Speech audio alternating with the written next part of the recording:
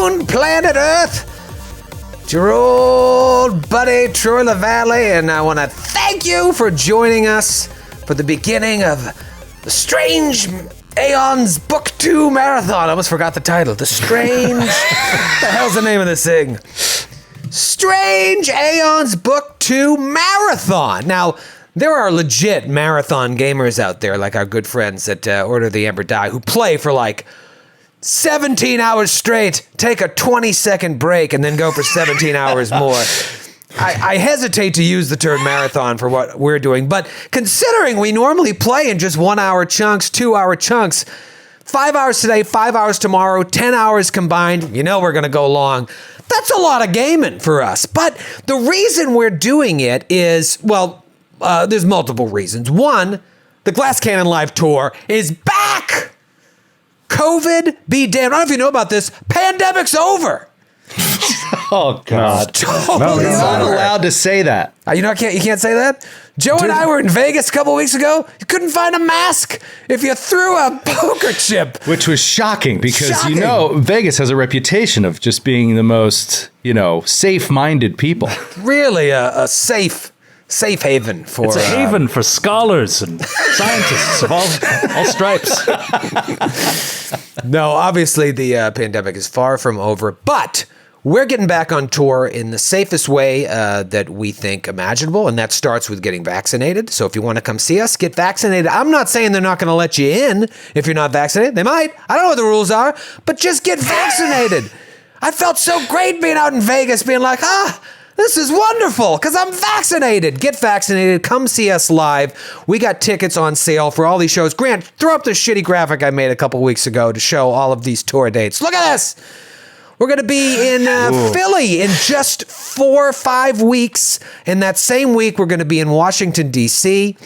And then we're going to be back in my hometown, or my home state of Massachusetts, in Boston, beginning of August, and then 2 shows in Atlanta during Dragon Con, 2 shows in Indy during Gen Con, and then Chicago and Columbus during Origin. I'm going to tell you right now, there are more shows coming to round out the end of the year that we're going to be announcing very, very soon. VIP tickets are pretty much sold out for all of these shows, with the exception of Atlanta Night 1, because they just forgot to put them up when the tickets went on sale. Otherwise, they'd be totally sold out. But VIP is pretty much sold out across the board. There are still plenty of general admission tickets left. Usually, they're going a little bit faster. I think it's because people are worried about getting back out. Listen, I'm not going to tell you to change your fears about those things, but if you're ready and you feel safe and you're vaccinated, buy those tickets.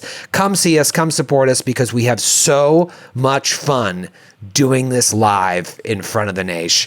And that's the other reason we want to play today, is because we just miss playing Strange Aeons. We want to just dive in, do 10 hours, play this, get back into the skins of these characters, get back into this very complicated, complex story, unique story too, where the PCs don't remember who they are, and just kind of gear up to get back on the road. So I'm excited. I've talked enough. Let's hear from Skidmore. Hello. That's me. I heard my name. Hello. The only Hello, man that Skid. dressed up today. You look great. I did. Yeah, it's not quite how I envisioned it. I got my wizard robes and the wig here, but I look more like if Estelle Getty were a federal circuit court judge than anything else.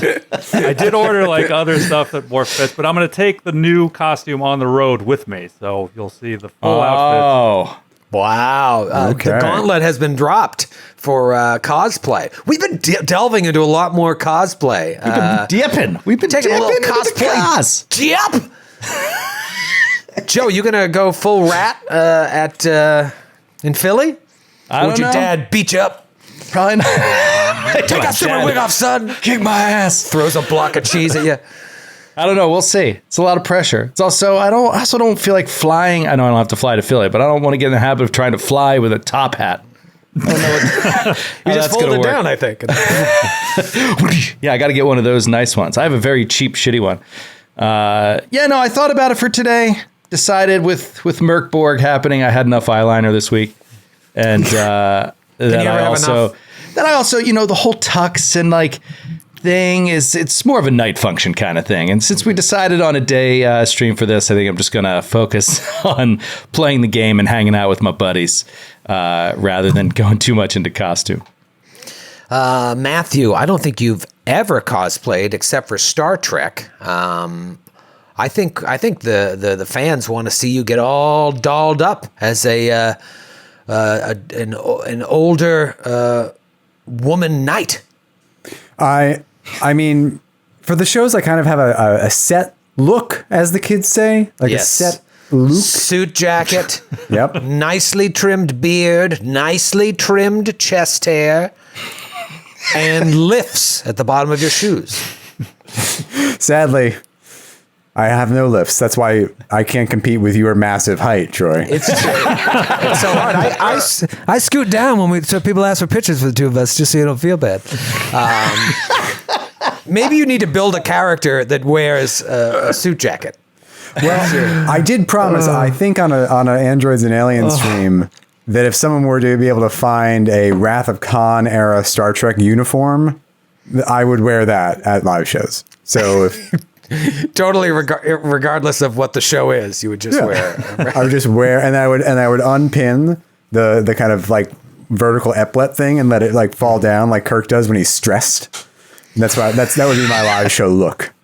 That you could only pull that off during Dragon Con, where everyone is cosplaying, or during Halloween, which I believe we're having a show on Halloween this year, or the Halloween weekend. So maybe you can do it. And spoiler alert, you won't have to carry that costume very far to the theater. I think you're saying too much, Troy. I've already said too much. Kevin, I'm going to get a text from our agent being like, dude, we said we weren't going to announce this today, but I get excited. Let's talk about Grant Berger. Grant, how are you, buddy? Good. I'm trying to look like I'm working catering right now with this black button up. I figured if Troy's going to wear a collar, I got to wear a better collar. Yeah, I had on a nice powder blue polo when he started just because I wanted to exude a calming presence to accentuate my natural calming presence. But it was too light. I just looked like the lead from that movie Powder. Sean Patrick Flannery. Yeah, it was too white. I was blinding the scene with my whiteness. But Grant, you look great. We'll try to get you out in time for your shift later. Thank you. Thank you. I live off tips, so I need to be there on time. But I didn't realize Ruby Foos was open again. It is. It is. Good for you. That's a good reference. I just thought I've had some good times at Ruby Foos. Yeah, except some bad mornings afterwards. Yeah, that's when true. I used to work at Caroline's Comedy Club, which was right next door to Ruby Foos, and so the cooks would come in after their shift sometimes and just be like, "Here's a pound of General Tso's that we were just going to throw out." And so like when you're just a poor bartender or waiter, you're just like eating General Tso's by the gallon. And I mean, it's just Ruby Foos. Nothing against Ruby Foos; they're very successful, but man, they really. The general does, he executes the von Schlieffen plan on your colon the next day. It's pretty bad.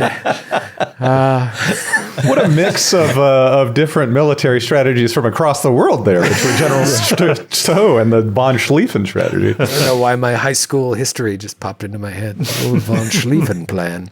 It's like a Dennis Miller reference. Von Schlieffen plan. The von Schlieffen plan on my colon.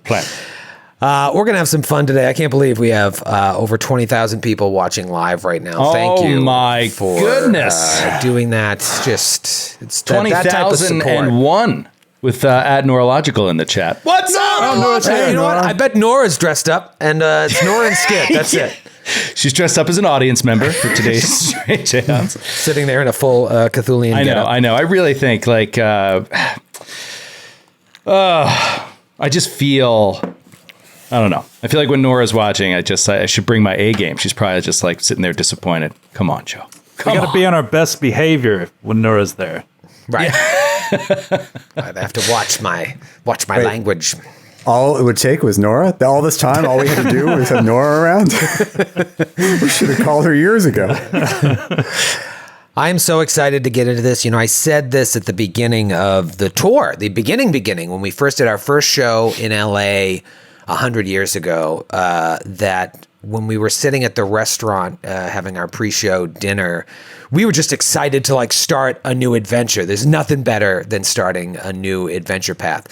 The second level of that, the second level of excitement, there's nothing better than starting a new book. It's like first day of school. Remember, like, you'd get your notebooks, your little Mead composition books, and you'd have them all laid out with your new pens and your new pencils. Like, I feel like I start a new Google Doc. You know, you guys probably adjust all your characters just so, make sure your dice are all lined up. I love starting a new book because it's like a fresh start. You can just, okay, we haven't made any mistakes yet. I think I've got all the information out that I needed in book one. Let's just It's like elementary school. It's like you have 1 through 6, book 1 through 6. So it's like it's each grade, or for me, college. You have the 6 years. You waited about 20 years before you finished book 6. Yeah, I took a little break. About 25 years. So I'm pumped, and this adventure path, we really picked a hell of adventure path. Strange Aeons is so effing good. And last book, you were sort of confined to the asylum the entire time. There were only 3 maps in the whole book. There was the dungeon where you woke up, there was the asylum map, and then there was the upper floors where it all ended. Now it's going to be a lot different. But you guys, do you have any idea what this book's about, or what you're about to get into? Only what I read. You read the book? You read the book? Only about half. synopsis. I didn't have time before we went live, but See, Joe, you'd think if you really cared, you would have read the whole book. I don't. Busted. No, I have no idea at all. No concept, which really worries me. But I mean, I think that that's also kind of intentional in that you're supposed to be an amnesiac. And that's one thing that I'm really not clear on. I think I'm going to need you to clarify for me. I sent it to you in email. You're still being vague. But basically, like, we found out stuff about ourselves, but like, we never really got all of our memories back. Right? I mean, we still have these, huge gaps? Do we remember our whole early lives, but just don't remember the last year? Or do we, you know what I mean? Like, where does the... So, you know, we'll get into it when we get into it. But basically, unlike most adventure paths, you really had to come in with no backstory. You don't know who you are. You wake up in a fugue state with no memory of who you are and how you got there. You have some information now as the adventure path has worn on, as you gain some information of how you got there, who put you there. But the only other information you have to go on are these visions, these flashbacks that we've been playing out that are both dreamlike, sometimes incredibly dreamlike, and other times very, very realistic. But there's no certainty as to how true even those visions are. But that's all you have to go on. So in my mind, when we play these flashbacks out, when we play these visions, it's you having this memory that you're like, I think this happened. I think I remember that. I will say by the end of book 2, you'll know a little bit more. But I think we should just jump right in. And Grant has been working on a cool little graphic for this. So for the first time in 2021, to kick off the Glass Cannon Live Tour, let's take it to the recap. Oh, nice. Woo.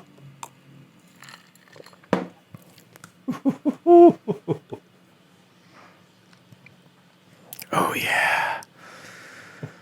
Oh, that's nice. Man, nice. That's real good. I appreciate that. That is red hot. Really good. That's how you recap. Dude, that was Good stuff. great. Joe, give me some dark music. Give me something good. Something that's like ominous and dark. Something that really sets the tone. That's often how I'm described. Yes. As a person. Ominous and dark Yeah. and a tone setter. And a tone setter. Okay, I'll try. Try. If it's not good, we'll sit here until it is. All right, noted. You can it's just not use the aura I'm giving off as That's your true. music. I can hear the symphony in in Matthew's tiny chest hairs rubbing against each other. What about this? Is that good?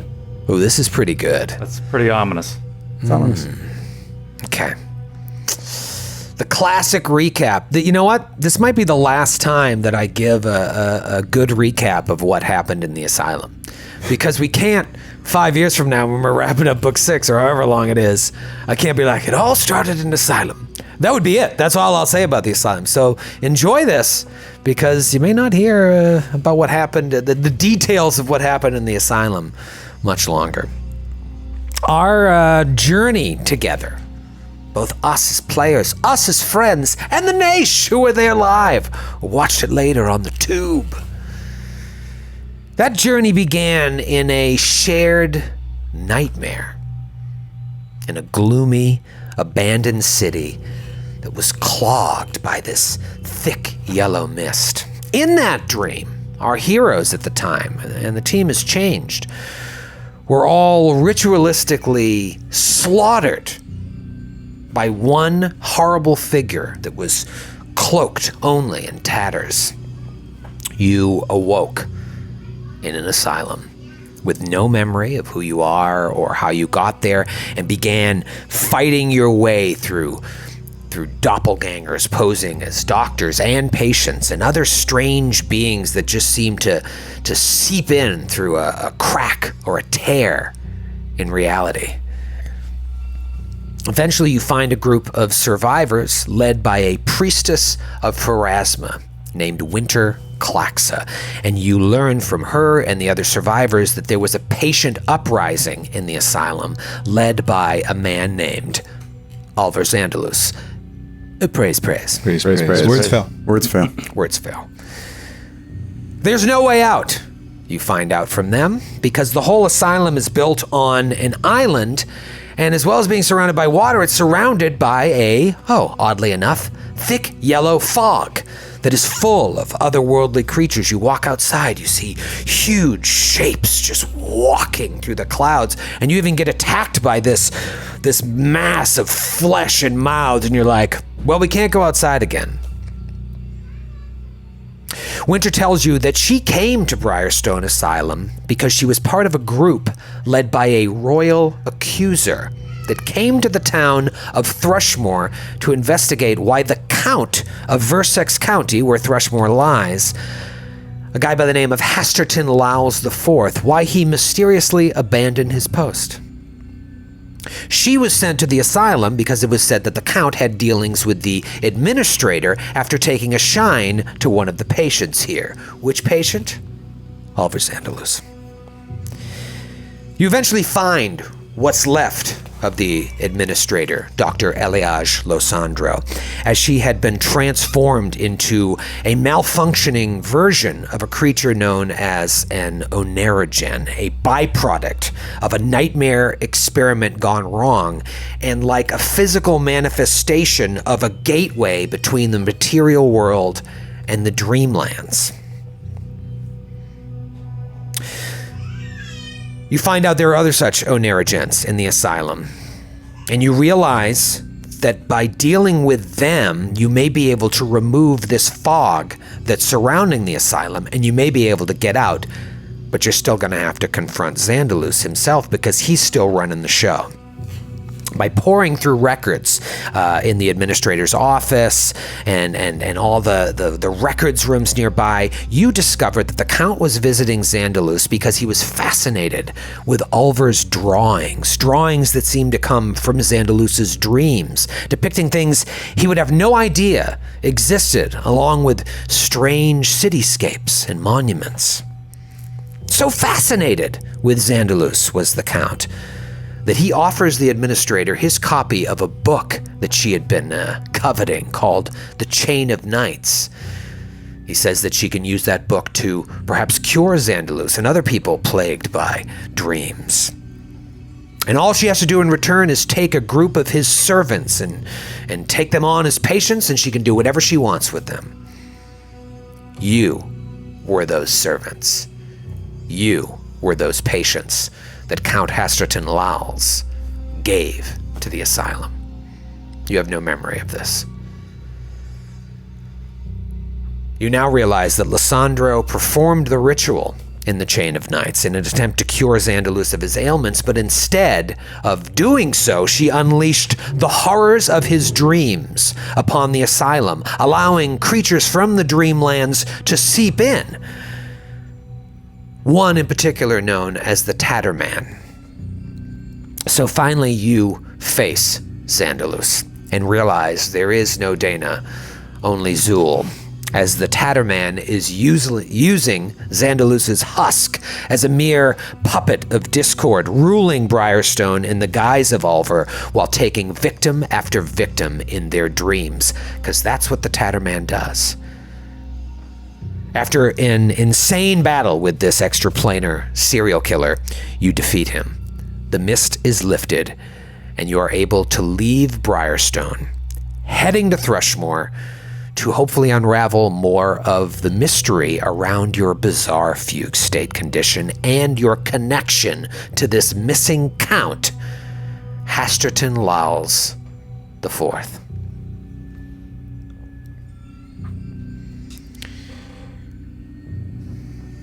It's fog, thick, yellow, gray fog, and the fog parts, and we find ourselves back in Briarstone Asylum, back in the chapel. But instead of winter and the cult of the log, praise log, Praise log. Praise. there is just one figure kneeling in the aisles. Camera shot just coming in from behind on this figure. And we see that it's a woman in her 50s, dressed in a simple tunic and trousers, just kneeling there in the aisle, murmuring under her breath, eyes closed. Healing flame, may you cleanse evil from the world and protect the denizens of these realms, and may you protect your sacred knights in whatever battle they may find themselves in. She is, of course, Sir Julie Andrews. Yes! As she says her prayer under her breath, a loud crash sounds from outside the room, followed by screaming, "Ah! Ah!" This insane-looking guy comes in. He's like, they're coming! Get off of me! They're coming to kill us all! Sir Julie rises on guard and looks out from the chapel and towards the lobby. Several orderlies are struggling to drag in a knight, a young man in armor that has been slashed, sundered, and otherwise savaged in a great battle. He's kicking, screaming, and swinging wildly at the orderlies. He's like, let go of me! Let go of me! They're coming to kill us all! And Sir Julie, from the chapel, she just stares. She can't move. She can barely breathe. Soon enough, the orderlies are able to drag the young knight into the asylum, and the sounds of his struggle fade behind the heavy oaken door. Days later, Sir Julie steps once more into the chapel and sees that same young knight, now dressed like her in the gown of a patient at the asylum, sitting peacefully in the pews. For a moment she hesitates, then takes a breath and takes a seat in a pew across from him. Sir Julie Andrews, Knight of the Dawnflower, 2nd Phalanx, 5th Battalion. The knight doesn't respond at first, then casts a weak glance over at Sir Julie. Mako Enol, Iomade, 1st Phalanx, 1st Battalion.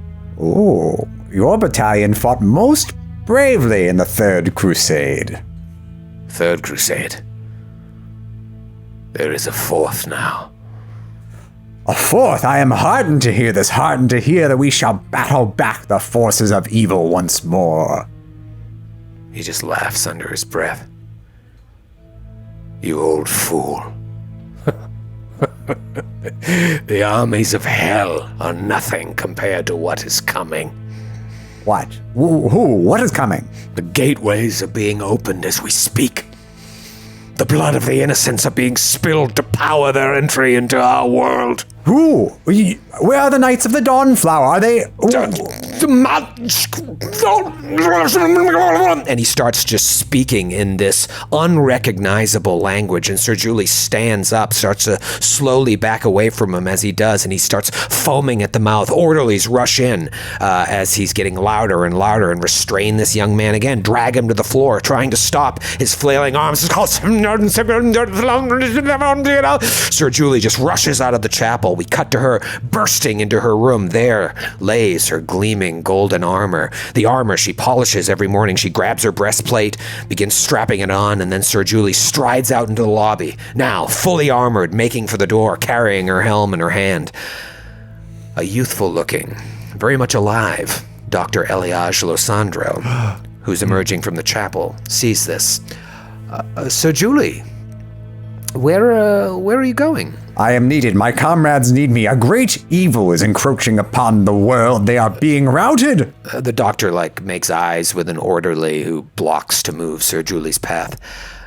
Sir Julie, you're not ready for There's the no outside. more time. Stand aside. Allow your comrades to do their work, Sir Julie, and allow yourself to do your own.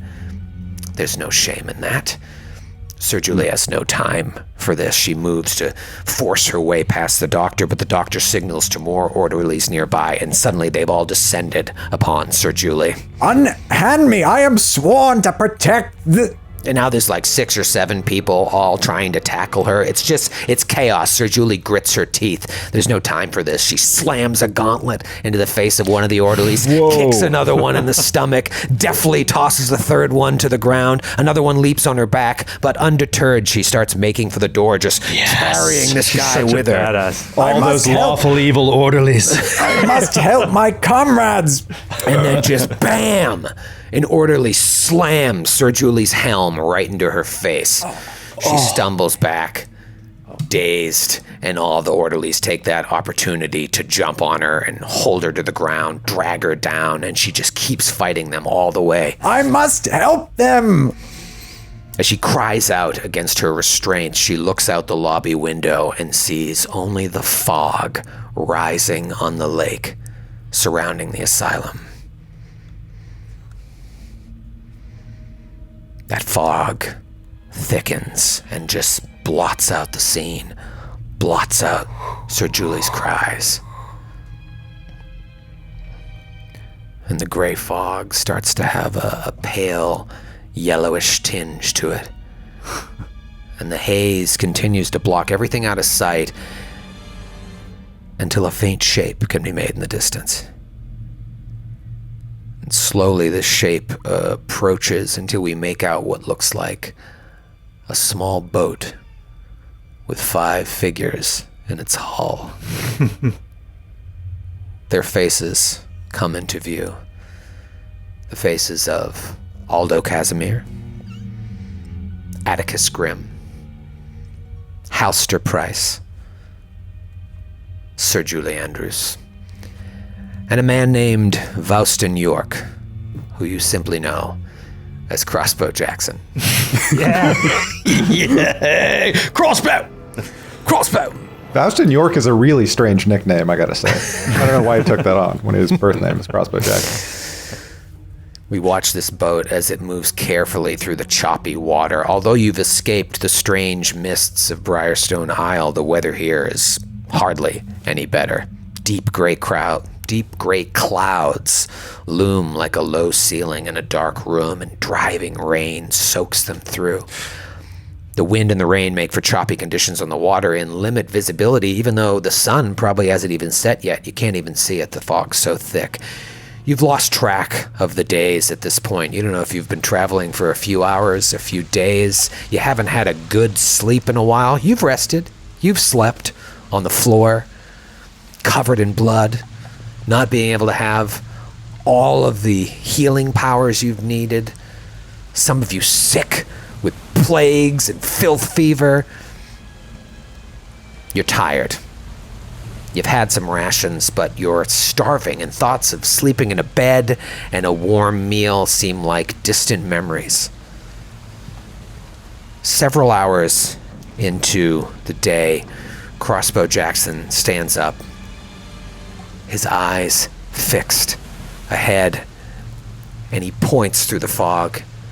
He's like, do you see those lights up ahead? It looks like there were lights glowing in the town's windows.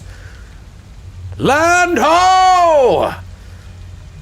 You look up and you're trying to see what he's seeing, and you're making your best perception checks through the haze, and you do see several disparate lights floating at various distances through the fog. And as you move closer and the fog starts to thin out, they are indeed the lights of several buildings of a town. Crossbow lets out a big sigh of relief at the sight of land, but the four of you know better than to think that this ordeal is anything but over. Crossbow turns to the four of you. It's like, what do you know of Thrushmoor? Very little, if I'm honest. But I'm also suffering from memory loss. Could have been there before, for all I know. You could be from there, James. Could have grown up there. I have vague memories of being in a city, a very crowded city. Is Thrushmoor very crowded? In a way. What does a Thrushmoorian accent sound like? Yeah, that would be a clue. Perhaps I'm from there. Yes. I haven't encountered this accent that I've got in anywhere else, so maybe that's a clue. They sound just like you and I. Although from time to time, I'm sure the GM will come up with something ridiculous. Fair enough. Forward to that. Always entertaining. They say that the town is cursed. Always has been. But, then again, welcome to Ustalav. Dark. Yes. I'm sorry to interrupt, but I'm a little bit anxious to find the offices of the Sleepless Detective Agency. We heard of it inside of the asylum, and since we're in the business of dreams and nightmares, without knowing anything more about them, they might be the best place to start. And Thrushmoor cursed though it may be. Well, it's funny you mention that, because Winter gave me directions to tell you. After I leave you at the shore, I'll row back to ferry her and the others back here as well, and she plans on taking the survivors of the asylum to New Chapel here in Thrushmoor. It's a chapel dedicated to Pharasma. If you don't find her there, she'll most likely be at the Sleepless Detective Agency, because that's where the accuser was headquartered when they arrived in Thrushmoor. She instructed me to ask you to seek her out once you get settled. What do you know about the Sleepless Detective Agency? I'd never heard of it till Winter mentioned it. We found a card for it, I believe in Dr. Elijah's office, so I don't know exactly. We just have their advertisement, really. No solid, firm details. Well, that would certainly be a place to check out, and Winter will be there at some point once I get her back. As for Thrushmoor, like most of Ustalav, there are dark forces teeming underneath the hills and waters of the whole land. Thrushmoor is a fishing village for the most part. Here in Avalon Bay, the fishing is good all year round, and even the few days of the year that the water freezes over, there's still good ice fishing near the port. But as for the people here, they're a superstitious bunch, and they have every right to be. Strange religions, and their wild-eyed worshippers abound. Now, where that kind of behavior might be hidden in more sophisticated towns, it's much more out in the open here. But no matter what, it's gotta be better than being in that accursed asylum, right? And you wonder, is it? Yeah. No, In all likelihood, yeah. I'm sorry, I mean, don't wonder. It is most It's certainly bound to better. be better. I've spent decades in that asylum, and it's pretty awful. It's pretty bad, I don't. Yes, I'd hate remember- to think it's any worse than what we just went through. You do recall you threatened to kill us over and over simply because That's we true. walked down the hallway. Well, I thought you were doppelgangers, and I had every right to be careful. Well, that was the thing, is it was infested with doppelgangers as well. Like, apart from being just a medieval asylum in a magical world, which is the worst thing I could possibly imagine, we also didn't know whether a person was a person or someone taken on the form of that person, which added a different, an extra layer of sort of ill ease. Didn't like it one bit. 1 star. You were going to kill them? I was. You know what? You've talked me into it. I'm sure this town is going to be better. Than I what think was it's happening in better. the I asylum. mean, you know, it's. I don't. I'm an optimist by nature, and I don't. You seem to be a little bit of a glass half empty sort of person, but Crossbow yes. Jackson, It's been a rough month. I believe it, but I think I've talked him into it. I think he's on board with us. coming looking around. forward to this new adventure. Who hurt you in Ustalav, Crossbow? Did you go to high school here? I didn't. I went to the rival high school. That explains it. I went to Thrushmoor Academy, not Thrushmoor High. see, there we are. Yes. No, I'm not from here, but I've spent some time here. Whenever I came out to work at the asylum, I would take the ferry from the port here. It's a fine town, but Ustalav's weird. Can you recommend a good meal for us? A good tavern for us to start at? Yeah, it'd be nice to get a pint or something after all those months in the asylum. Do you have lodging in Thrushmoor? A place to Oh stay? no, that might be the place to start. As far as I know, there's only one inn in town. It's known as the Silver Wagon, and it's connected to a tavern called the Stain, I believe. It's a fun place. I've hung out there with some of my coworkers.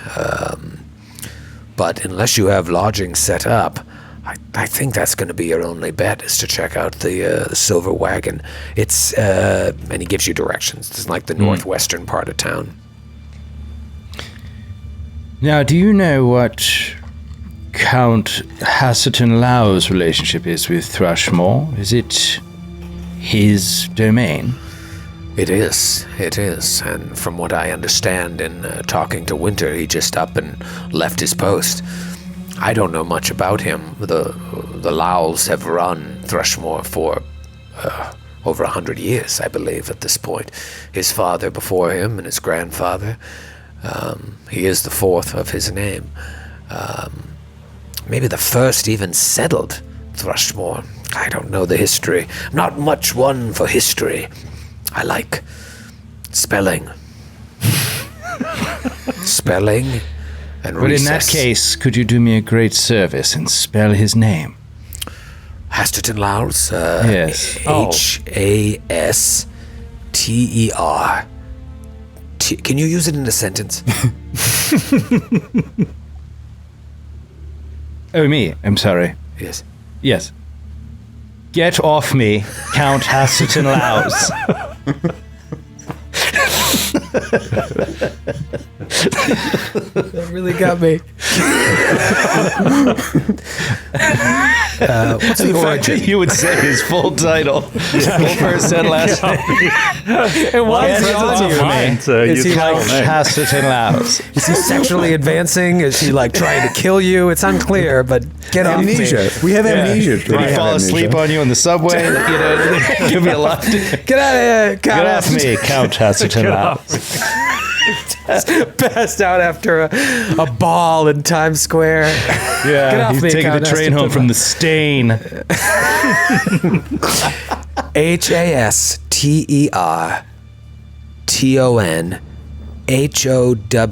HASTERTONHOWLS. Howls, not Lowls. Howls. Laos. Oh, I got it wrong. Shit. I'm so sorry. Oh, I wasn't reading it. It was Best Greek of luck origin, next not year, Latin. Crossbow. Get off of me, Count Hasserton. Laos is LOWLS.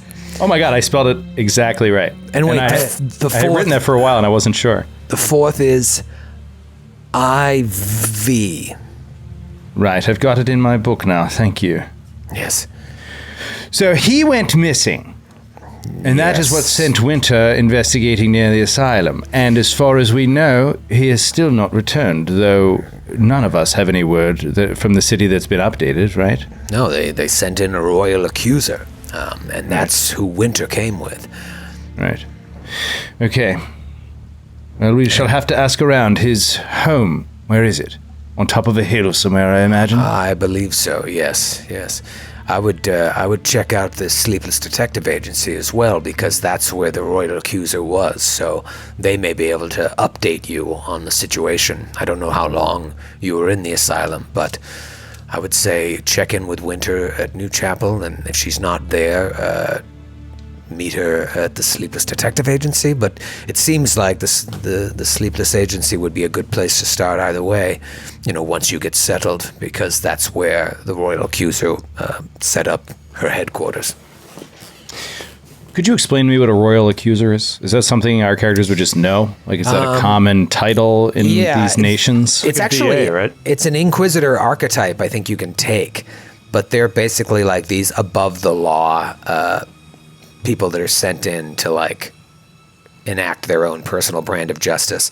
By whom? Like, well, in this case, they're hired? Are they like private detectives? Ustalav, it's like the Court of Thrun probably sent this person in to take care of business.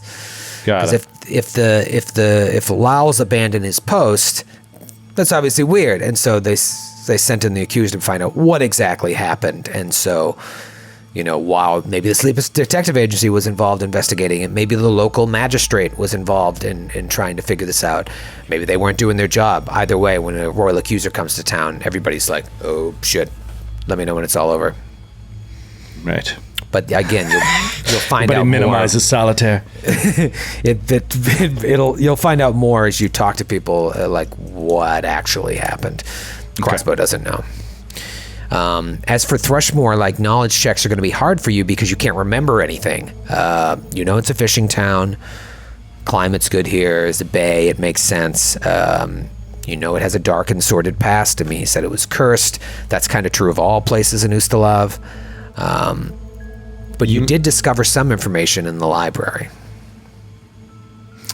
I tried to find what show you guys did your library checks on, and I couldn't find it for the life of me. But I want to refresh your memory on what you do know at least about the asylum, because it may lend some information about the history of Thrushmoor. Was this the witch? Yes, the witch. Okay. The asylum was founded about 120-something years ago with the support of Count Hasterton Lowes I and Rosenport's Sanctomacti School of Sciences, which is, the big school of... it's the big Cthulian school out here. It's like, what's the Call of Cthulhu school? Arkham. Miskatonic. Miskatonic, yeah. It's like right. the Miskatonic of Galarian. That the asylum was originally... Tarundalar in chat said Indianapolis was the library, and you thought that, but you just couldn't find it. Show 1 or show 2? I can't remember. I looked. I was skipping around, but I thought it was Indianapolis because I remember you made the joke that we're going to do this all in real time because it takes hours to find out this information. That the asylum was originally intended to be a fort positioned to protect Thrushmoor and trade along the Danver River from pirates sailing Lake in Carthan. The fort's construction was plagued by accidents, culminating in the apparent death of its overseer, a man named Captain Enoch Atherton. Come to find out, the captain didn't just die. His entrails were strewn ritualistically across the site when they found him a week or so later. So construction on the fort halted, and rumors began to spread that Briarstone Isle was haunted, and those rumors started to spread to Thrushmoor as well. So Count Hasterton Lowes I convinced the Church of Pharasma to perform an island-wide exorcism. It was successful, but locals across the bay were still saying they saw lights in the distance and the half-constructed structure, and then they started to see things around town as well, and these rumors continued to spread until they attributed the tragedy and the weird things happening around town to a local urban legend known as the Briarstone Witch. They claimed that she haunted the Isle, and she'd curse or kill anyone who trespassed upon her home. In fact, folklore attributes many disappearances and spates of bad luck in the Thrushmoor region to the Briarstone Witch.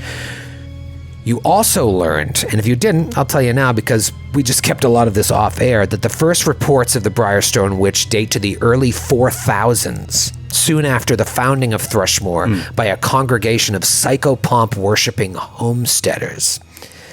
These tales, however, attribute many good works to the witch and present her as a figure who's helped the settlers survive their hard early years.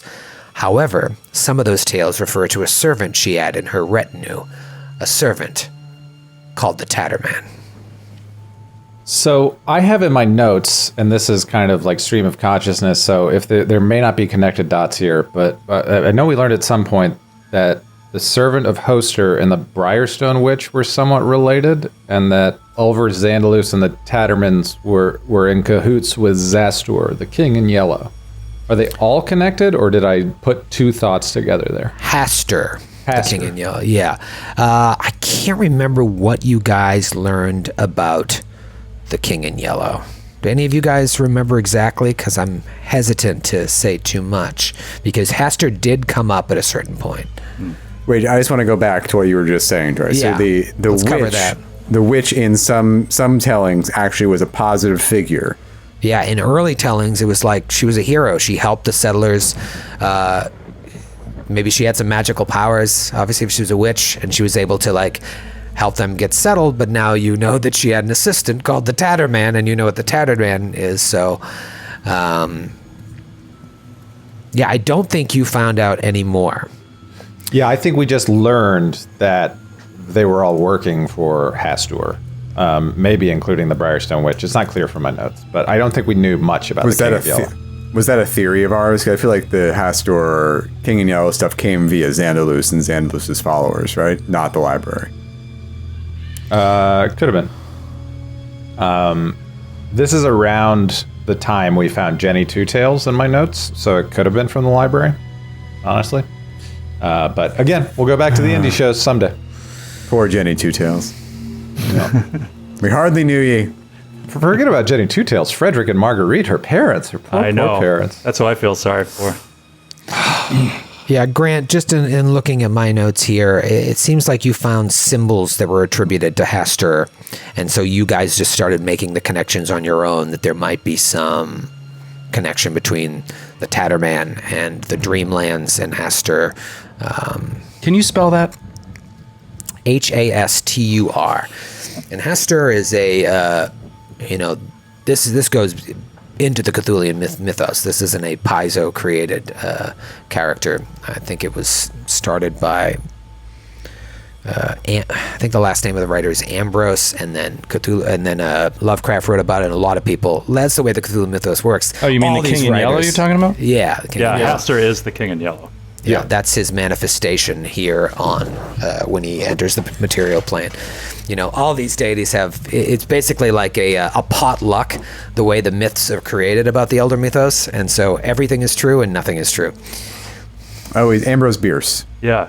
Ambrose Bierce, and then Sergeant Boondock is saying Robert Chambers. It's one of those guys. Robert W. Chambers. And I'm just going to read this whole thing. That way we know what we're getting into. Yeah. What's funny is I have a statue. I've talked about this before. I have a statue of the King in Yellow behind me, and I have the book of the play, The King in Yellow. And as Skids mentioned before on one of our streams, the whole thing about the play is like if you read the play, it causes you to go insane. And I think, if you see it. I don't know if you read it too, but like the first act is like super weird, and then if you stay for the second act, you go insane. I think. That bad, huh? And a lot of the Cthulhu mythos has to do with, the people who worship it on Earth, if you're reading Lovecraft, or on Galarian, and the Paizo thing, like, they're trying to find a way to get them over from their realm into our world. They're trying to find passageways. And so a little bit of that, you saw that because they worship them, they think that like they'll come here with a snap of their fingers like Thanos, just wipe everything out and let them be their prince or their princess because they help them get over.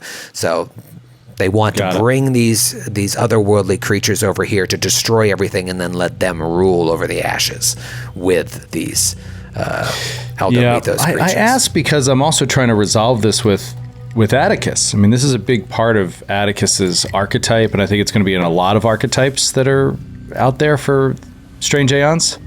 But it's hard for me to even wrap my head around. But it's like this compulsion to study the elder mythos, and it doesn't say, you don't have to define why you're doing it. I just sort of like, that's the way my brain works, is like, I want to know why I'm doing it. Yeah. Because it is so unbelievably dangerous, not only because it could destroy the world, but also because you risk insanity at just the knowledge of it. And so, but you still press on as this wizard archetype. And I love it, and I want to keep doing it, but I just want to try to understand, like, why do cult followers try to do this? What is their motivation? There's It's the power in truth. it. They Yeah, see it there's as truth. Yeah. Like, There's this is the great power. reality that, like, we all live in. It's like, it's the same drive Right. that anyone who seeks religion or science or anything, it's like they're trying to get at the truth of the universe, and this is how they see it. This is what's actually going on. I love it so much, and I don't know why. I can't verbalize why I love it, but like it all started probably with True Detective, because I'm not a horror guy. I don't watch horror movies, don't enjoy them. The first season of True Detective might have been my first real exposure to the idea of the King in Yellow and Carcosa and Hastur and this true, Lovecraftian. A way to tell a Lovecraftian tale in a modern setting. Now, obviously, here isn't modern, but by the end of book 2, you're going to have a much better understanding of how this all works, because Great. it's just a part of the fabric of this adventure. So that's what I think you know, and it kind of accentuates what Crossbow was saying, in that, like, oh, this land's cursed. Everybody's superstitious. It's haunted. Probably people that still believe in the Briarstone Witch. And that's what you're walking into. You're walking into a very fearful community. Great. Is there any additional role based off of Halster's involvement, even though he's lost a lot of his memory, with the Church of Pharasma being his deity, that he could do based on the exorcisms or the place of Pharasma within Thrushmoor? We can also wait till we get closer to the monument or church itself you mentioned earlier. Yeah, New Chapel. So if New Chapel is the place of Pharasma worship, there could have been an Old Chapel. Maybe Old Chapel was Pharasma as well. But what specifically were you curious about? Just to see how involved it is within Thrushmoor, if the citizens have any superstitions around it, if that helps inform how strange they are. Yeah, you'll know more when you get in, Okay. Because of the memory lapse. But yeah, it's for you as a Pharasma worshiper, it's a positive sign that there is a chapel dedicated to it. Now, if there's a chapel on every corner dedicated to every god, you're not going to feel as special. But even the chapel at Briarstone, it was a pantheistic chapel, but Pharasma was the main one behind the altar. But there were little things to everybody, so there's a good chance you're walking into an area that like holds Pharasma as supreme. It was also Pharasma worshippers who exorcised the island Right. in the first place, so chances are they're the number one. I think it's Desna in particular hates like the Elder Mythos gods. It's like, get out of here, because Desna's all about travel, but not that kind of travel. Get out of here, Aston Laus. So, yeah, the last thing I'll just remind you about is Winter. She's a sister of the Maiden's Choir Cathedral in Califas, which is also in Ustalav. She came to Thrushmoor with royal accuser Omari to investigate why Hazarton Laus abandoned his post. Royal accuser, think of it as like an inquisitor. It's pretty sweet. And like I said, I'm pretty sure you can play this archetype if you're an inquisitor. You can be like a royal accuser in training. And even though they work for the state, accusers, they often involve the church. And so Winter was brought along most likely for her healing abilities. If they thought there'd be trouble, you want to have a cleric with you. She was sent to Briarstone to investigate Laos' cult connection to the asylum. But just the fact that the royal cruiser was brought in lets you know things are not right here in Thrushmoor. So eventually you come ashore. Let's go to roll 20. Let's take it to the limit. Past the point. Michael, row your boat ashore. Hallelujah. Just trying to get some good vibes in before we get into what will inevitably kill us. That would be a good song to play under this scene. Like as you're arriving. Oh, now it's creepy. Oh God, it's so creepy. All right, let me get that yellow mist up there, Grant. I like that. I got it up there. From the mist, we're going to take it to a little image of what this town looks like. Oh. Oh, little town. Quaint. Quiet village. Quaint, right? Little town. Oh, little town of Thrushmoor. Yeah. As you're hopping off the boat, you see the town. Mostly wooden buildings, shingled roofs, dirt roads instead of cobblestone streets, smoking chimneys. It's very hilly. You can see some of the larger buildings and monuments are built upon the larger hills in the distance. There are some people about, and they look at you suspiciously through narrow eyes, but you quickly notice they're kind of all looking at each other that way. So it's not just because you're outsiders. Maybe you get a slightly narrower look, but everyone is just eyeing each other. So there's a tension in the air, for sure. You start to walk around. What's your plan? Where do you want to go? The inn, the detective agency, and the ancestral home of the Laos. Those are three. And Winter, New Chapel, just to get rendezvous with Winter eventually. And our characters are starving, so I think the need to get to an inn would be like way high on the list, right? To get some supper in our bellies. Gotta hit up the stain. Do we have any money? Lodging. We do. We found money. Yeah, we have plenty found of money to money. buy a meal with. I mean, no. Could I borrow some of yours? You stole money from plenty of dead guards. Yeah, I mean, you guys should have some money. The problem of doing the show live, I don't know how much bookkeeping was done. At least 95 gold in between all of us, which should get us a room to stay in and some food. Okay. Oh, Where'd you the come up with that cheapest number? Because inn is Writing down 96 45 gold or 50 gold on 2 different encounters for the loot we got. So, yes. I definitely have. You idiot, Joe. You dummy. I just thought it was a funny number because I have 93 gold for me personally, which I think is accurate. I think that we split gold. Like if it was coin, I'm pretty sure we split it live during the show. So we're like, just do this because we knew the bookkeeping wasn't really going to happen right. Well, then maybe it's 95 gold for me then. Because if we split it that way, maybe there's an odd number. So maybe we each have 95, 93, somewhere in there gold. Yeah, that sounds right. You know, it's weird. You went through that whole first book, couldn't go to a shop to buy anything, couldn't go to a shop to sell anything. So you have the opportunity to do that here, but you got bigger fish to fry. So your plan is to go try and find the silver wagon or the stain. The stain has rooms too. Crossbow made it sound like it was all part of the same building. Great. Maybe they have live music tonight. It's funny you should mention that. They do. But I'm getting ahead of myself because... Billy Joel? Billy Joel? Live tonight at the Stain? Soon enough, we're going to be in there saying, man, what are you doing here? It's a pretty good crowd. Who's still up? It's actually a pretty good crowd for a Saturday. We shuffle in. Manager walks up, gives us a smile. Oh, we could do this for an hour and a half. Yes, we could. This is right in the wheelhouse of our dad humor. So you start walking in the direction that Crossbow gave you to go to the Silver Dragon / the Stain. And as you walk around, you start to notice something particularly eerie. And you saw like remnants of it when you first walked into town. You didn't think too much of it, but as you start to see it a few more times, it just like strikes you as odd. There are these half-drawn murals on just random walls, like not graffiti, because there is some artistic merit to them, although that's not the thing you notice, like, what beautiful art.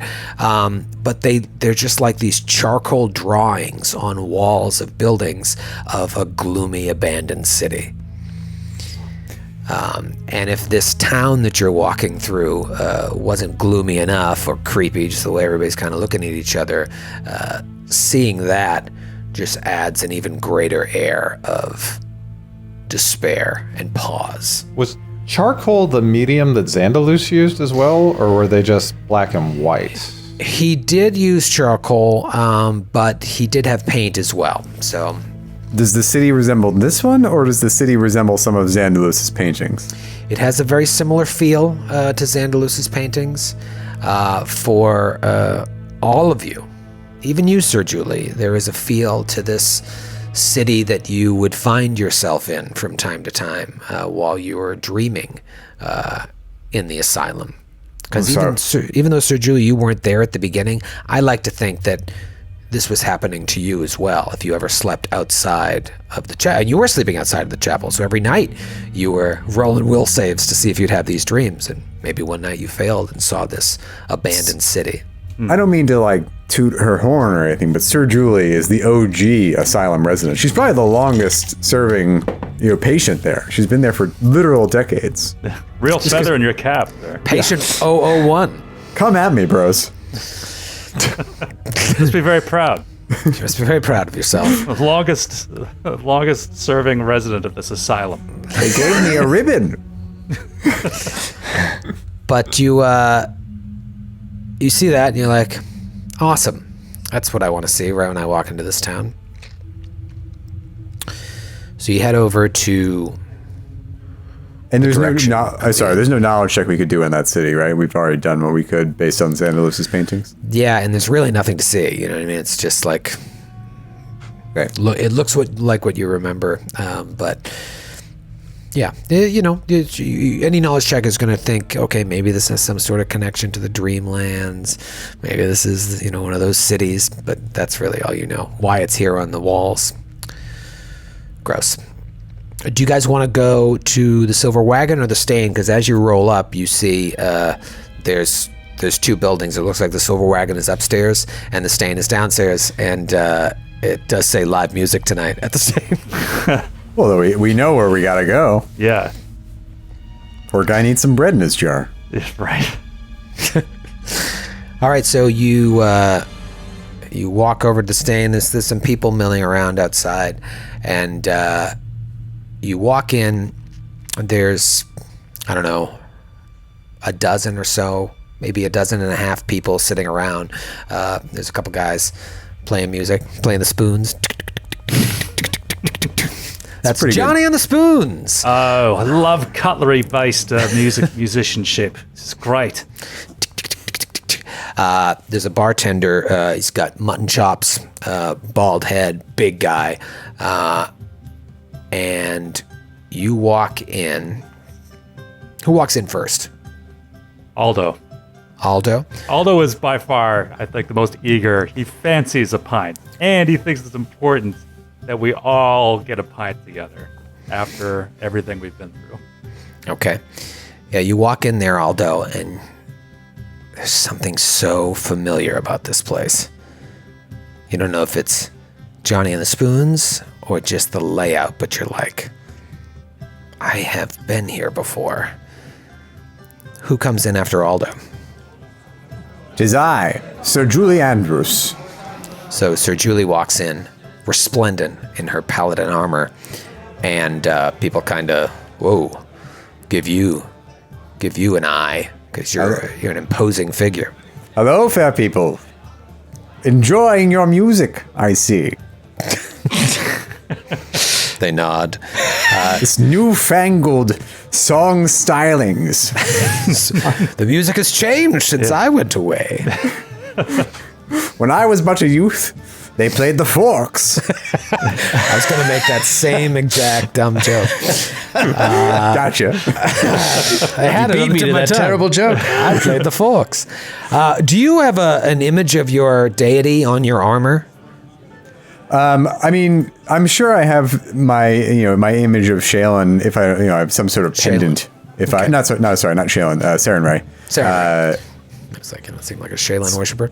All right, so I was just curious. I didn't know if you had it like emblazoned on your armor. Who's after Sir Julie? I think Halster is like gently elbowing his way through the crowd. He was a little upset, but not upset in an angry way, just like scared that he was losing sight of best friend. He really wants to be close to them. He's scared of being amongst all these people, and he only wants to be near like the one person that's been kind to him so far. So he's like, excuse me, I'm sorry, Sir Julie, let me just, as she's showing off to the crowd, he like ducks under her beautiful cape or whatever's hanging off the back of her armor and gets close to Sheila to get a drink. Aldo is like so excited about being here that he kind of loses track of best friend, and the minute he says, "Oh, there you are," and he throws his arm around him, like all 6'7" lanky arms. Says, "Come on, let's hit the bar." Yes, let's. That sounds like fun. That sounds relaxing. So you sidle past Sir Julie and make your way towards the bar with Aldo, and the bartender looks up at you and points a finger right in your face, Halster. And it's like, oh, no, you don't. Oh, no, you don't. You think I forgot about your ugly mug? You're banned from this place. Did you forget? What did you come to pay your tab or start another fight? They should have kept you in that holding cell at Fort Hale course for more than one night. If it was me, I'd have locked you up and thrown away the key for what you did to that poor fella. They say he'll never see again. Now get out and take your friends with you. And he comes around the bar and he's this big guy and he's like, get out. You get out right now. And starts kind of like, he's not being physical, but he's being physical enough that you guys are backing towards the door. What do you say, Halster? Halster says, "Oh, no, it's just the gray eyes. I often get confused for other people.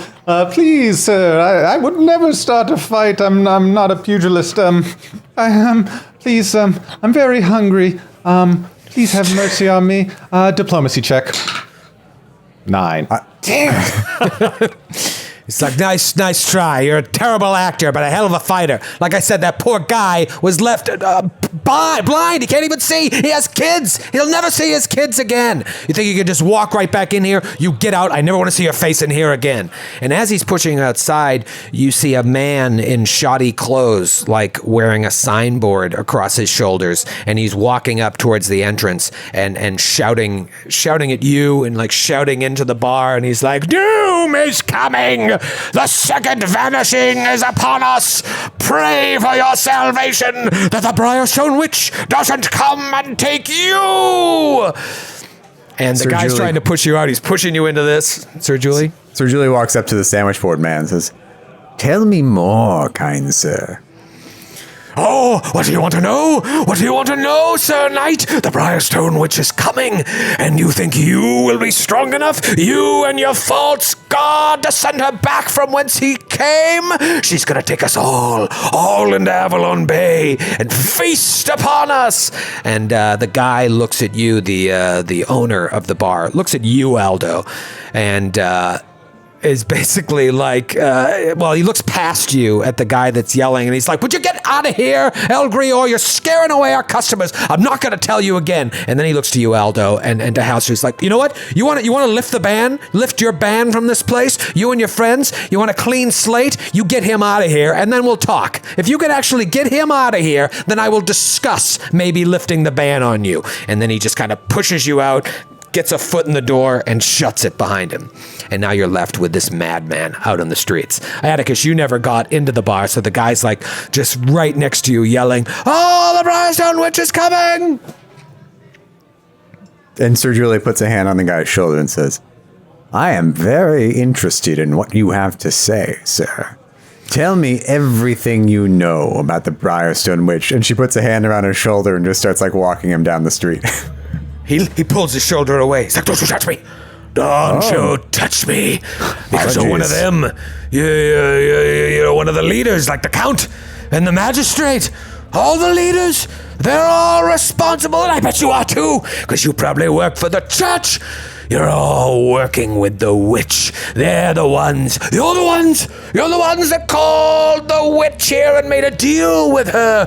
I bet you're gonna leave town too, like all of them did, because they're gonna leave. They're gonna leave, and then they're gonna come back after the deed is done, so they can have full run of Thrushmoor and all the spoils left behind. I know you. I see your truth. You're with them. You're with the magistrate and the count. You're gonna come here, and then you're gonna leave. And you're gonna come back. Don't you are you gonna touch my beetles? Don't you touch my beetles. I have them hidden away in my house. No, I've told her where the beetles are. She has come this night to steal my beetles. You stay away from my beetles, you sick pig. So Julie slaps him across the face. Now, that was for the pig comment. As to the beetles, I have no particular preference for beetles. If you like them, then you may keep them. I am more interested in what you say about the magistrate and the count disappearing. They left together? I've been a bit out of the loop. Oh, yeah, act like you don't know. Act like you don't know about the magistrate and the count, because maybe you want to be the new magistrate, or maybe you think you can be the new count. I had a dream, and I saw the witch rising from Avalon Bay, just plucking townsfolk one by one from their homes with her wicked long nails. Let me ask you this, Sir Knight, future magistrate or future count, when there's no one left here to rule over and I'm dead in the ground, do you believe in the power of dreams? You have no idea, sir, what the power of dreams have had on me and my friends. Your friends? What are their feelings on beetles? And Sir Julie turns to the others. What say you to the beetles? Oh, they're great. I'm more of a Rolling Stones sort of person. I like a bit harder rock, but no, they're great. Empty your pockets. Overrated. Empty your pockets. Lots I want to of people see say if you they're have my overrated. beetles. I can't abide it. No, they're great. You take that back, James. This one has stones. Do you have my beetles? What about you? Points a finger in Halster's face. I've just learned that I may have blinded a man, so if you know what's good for you, I might blind you too, and you won't be able to see any more dreams. So you stop talking about your beetles and start telling us about the missing people. He means it. When he gets like this, I can't control him. Oh, hold me back. He's like an NBA player trying to get in a fight. He doesn't really want to throw fists, but he's like, hold me back. Hold me back. You could take away my eyes, but I will never be blind to the truth. The truth that the witch has come and will come again and drag us all underwater. You think I'm alone in my theories? Just ask the fishermen. The fishermen saw the Briarstone Witch in a cave just outside of town. Soon all you mindless sheep. He starts banging on the window to the stain. All of you mindless sheep and ignorant fools will be believing, but it'll be too late, because you'll all be dead, and this night will be the one ruling over you. So you realize this guy's gone. Now, there might be some elements of truth to what he's saying, but to try and suss it out is hard because he's a raving madman. You also know that this guy that said Halster is banned from this place might lift the ban if you can deal with this guy. So how, if at all, would you like to deal with him? Diplomacy, intimidate, beat him up? Aldo's gesturing at Julie to, like, kill him. So it gets her attention, just like... So Julie receives the sign, and then says, "Aldo, I unfortunately I cannot do that. I am sworn to protect the good, sworn to protect the innocent, and I cannot enact violence against a fellow like this who is, a victim of his own psychosis." Is that what you meant? Sorry if I misinterpreted. No, I just meant really hammer home the point that everything's all right and he should go away. Not that's what this gesture meant, sir. Ah, yes. I never would imply What does violence. this gesture mean? The slashing motion across the throat. That was like, it's like, you know, where I come from, it's sort of like, a lot of people do it like that, against the cheek, but like where I come from, it's like, there's this thinking what to do, and then it's just like, hammer home the point. Tell him to go away. Ah, that I can do. Good sir, kind sir. We have no interest in your beetles. I have no interest in being a magistrate or a count. I am a knight of the Dawnflower, and that has always been enough for me, personally. Now, perhaps we can arrange a later time for you to show us exactly where you saw the witch rise from Avalon Bay, so that we may perhaps investigate ourselves and, do battle against evil if we must. How does, I don't know, midnight suit you? Time no longer exists. Well, I'm out of ideas. But you can roll a diplomacy check to try and calm him down so that you maybe can reason with him. If anybody else wants to aid, what do you say to him? I should aid rather than roll the check. None of us are good at this, right? Oh, well then I'll roll. I have a -1 to Afraid diplomacy. this is not our forte. I'm a Somebody's got better than that. +3, so I can roll the check. Oh, man. If you want to aid. All right. Well, If Unless you Skinner wanna Joe, roll, you want since to you're aid, talking. you just gotta tell me what you're doing to aid. Yeah, I aid. And be like, look at her, you can trust her. Look how impressive she looks in her armor and everything. I mean, she's religious as well. I believe her. I don't know about you. I aid as well. Atticus, I'm not going to aid. not gonna aid. Just watch this go down. All right, so +4 to this check. Halster, do you want to make a speech to see if he'll give you any untyped bonuses? Yes, there's always a place in the Church of Pharasma for those who love beetles. In fact, she is the patron saint of beetle collectors, and if you'll allow me to show you this literature on beetle collecting and their place in Pharasma's lore, I will... Oh, and then he puts him in a headlock. No, that's not diplomatic. He just wants to give this guy... He stabs him in the neck with a dagger. He wants to roll Diplomacy check. a heel check to do a full frontal lobotomy on this guy, basically. Intimidate is another option, but it seems like you're going the diplomatic route. He'll just continue to, kind of meander on about the things that he seems interested in to calm him down, to move him on, and hopefully that'll work. So that will be 14 plus 2 aids takes it to an 18. He's like, you would teach my beetles the way of Pharasma? Yes. Yes, her road is long and twisted, but many beetles have rolled their dung up it before, and many will in the future as well. It's a long and winding road, one might say. Yes.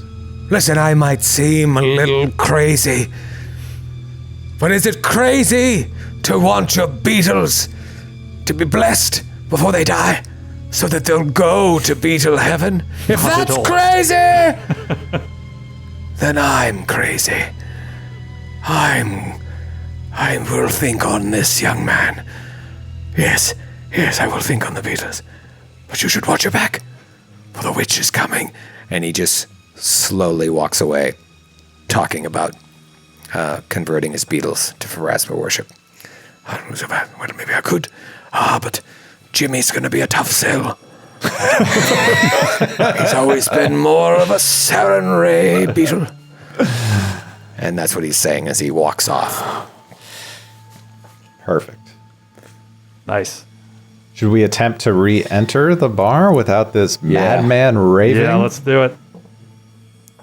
All right. I invite Back in. Jeepers. Well, Give it up for that guy. On the spoons. That guy on the spoons. All right, so you kind of start walking back in, and the proprietor comes around again, and he looks, and he notices that Elgrior is gone. And he doesn't talk to you, Halster, but he talks to you, Aldo. Is he gone? yeah, no, he's gone. He's out there. Oh, no, he left. No, he totally left. You won't see him again, at least tonight. Well, I don't know what you said to him, but thank you. As for you, you can't start any trouble in here again. Now listen, I deal with people that are overserved all the time, and shit happens. But what you did to that poor man, it's not my place to judge you, but you gotta pay your tab. And if you do, you're welcome to hang out here. But if you cause another problem like that, I'm gonna find somebody to take care of you. And that's a threat. Threat taken. Noted. How much is my tab? 95 gold. Damn it! Oh, no. Roll a. There's a massive bar tab. Yeah, Like a staggering bar tab. Did I That's like pay for Norm Peterson's replacement bar tab. eyeballs? Here's how we're gonna do this. Roll a D100 and divide it by 2. That's your bar tab. Okay. Oh my! In gold? Oh my god! Jeepers. In gold? That's insane. Dude, what if you roll a 10? 36, so 18 gold. 18 gold. So imagine that. What the hell did Halster, this teetotaling scaredy cat, what did Rack he do up. here? What did he rack up on that tab? Well, it's just casting doubt on what we learned in our flashbacks and our dreams. You were talking about this at the top. Some seem real, some seem more abstract and absurd and difficult to take as what happened in the past. But just as soon as he feels like he has any bearing on his being after seeing those flashbacks, which scared the hell out of him, he has more information to make him believe that he's not the kind of guy he is currently in the past. So you sit down and you pay your tab, and he introduces himself as Emin. What the hell's his name? It's got a good name. Eamon? Emman. Emin Gulston. I'm in Golston. It's like, name's Gulston. Emin Gulston. I guess you were too drunk to remember. You're welcome. You're welcome here. I appreciate you paying that tab. You can understand why I was so upset. 18 gold. It's no joke. People will come in here and rack up tabs of that nature and just walk out after a night in Fort Halecourse. You're welcome to hang out. You know what? First round and apps are on me. We'd do some apps. A round of apps would be lovely. Yeah, apps for the table. Apps for the table. Yeah, do you have some sort of sampler that you can, a little bit of everything? You want to do the sampler? All right. I think we do. Aldo, do we sampler? Yeah, no, simpler. I could go for a bloomin' onion, actually. Can't explain the urge, but I could do Yes. that. Sampler would be great, too. Yeah. Anybody have any allergies? No. Not that I know of, but we don't know. we don't know. That's the We could all be allergic to shellfish and peanuts, and you would know. I don't- yeah. Best way to find out the sampler platter, and then you That just sounds like a D100 roll to me. Oh, yeah. I'll bring Start out the vomiting. somebody out- get an EpiPen. Small shrimp cocktail for me. It's like shrimp cocktail, lobster tail, peanut satay. It's like, all right, It's a Thai seafood. almond crusted mackerel. All right, here you go. And I'm sorry I got so mad. No, I it's have all kids right. It's too, all right, and I if- don't wish to take more of your time. It's very busy in here. I completely understand. But if you could humor me for a moment, I wasn't there, at least to my memory, or perhaps I had too much to drink. But when exactly did this whole incident take place? Do you remember? How long ago was it that my beef-headed friend here started this brawl? couple months ago, I think. Yes. Well, he's done a lot of soul-searching since then, I can assure you of that. And what started the brawl? Do you remember? This one. What is your name again? Halster, but you can call me this one if it's easier for you. This one was way in his cups, and he was buying drinks for everybody sitting around him. He had several young ladies at his table. He was maybe trying to impress them. I don't know what. And I think someone made eyes at one of the ladies. He didn't like that. And he just walked over to him with a mug of ale and smashed it right into the guy's face, completely unprovoked. Right. His eye popped out, landed on the floor. Ugh. Doesn't sound called, like you at all. I got the guard here. I went outside. Luckily, they were nearby. They took him off, hauled him off to Fort Halecourse for the night. He spent a night in the tank, and I went to check in the next day to try and get my money, and they had released him after a day of being in there, probably because of your associations. Somebody said you were one of the Count's thugs. Oh, yes, of course. Who was the fellow that's now missing an eye? Oh, I didn't get his name. You know. Has he I been should in try. since? No, he can't find the place. Christ. I would. That's just lazy improv. And mean, too. It's just mean. I Give didn't him find our him. best if you see him. I should try and find out where he is. Just maybe if you'd want to make amends. Yes.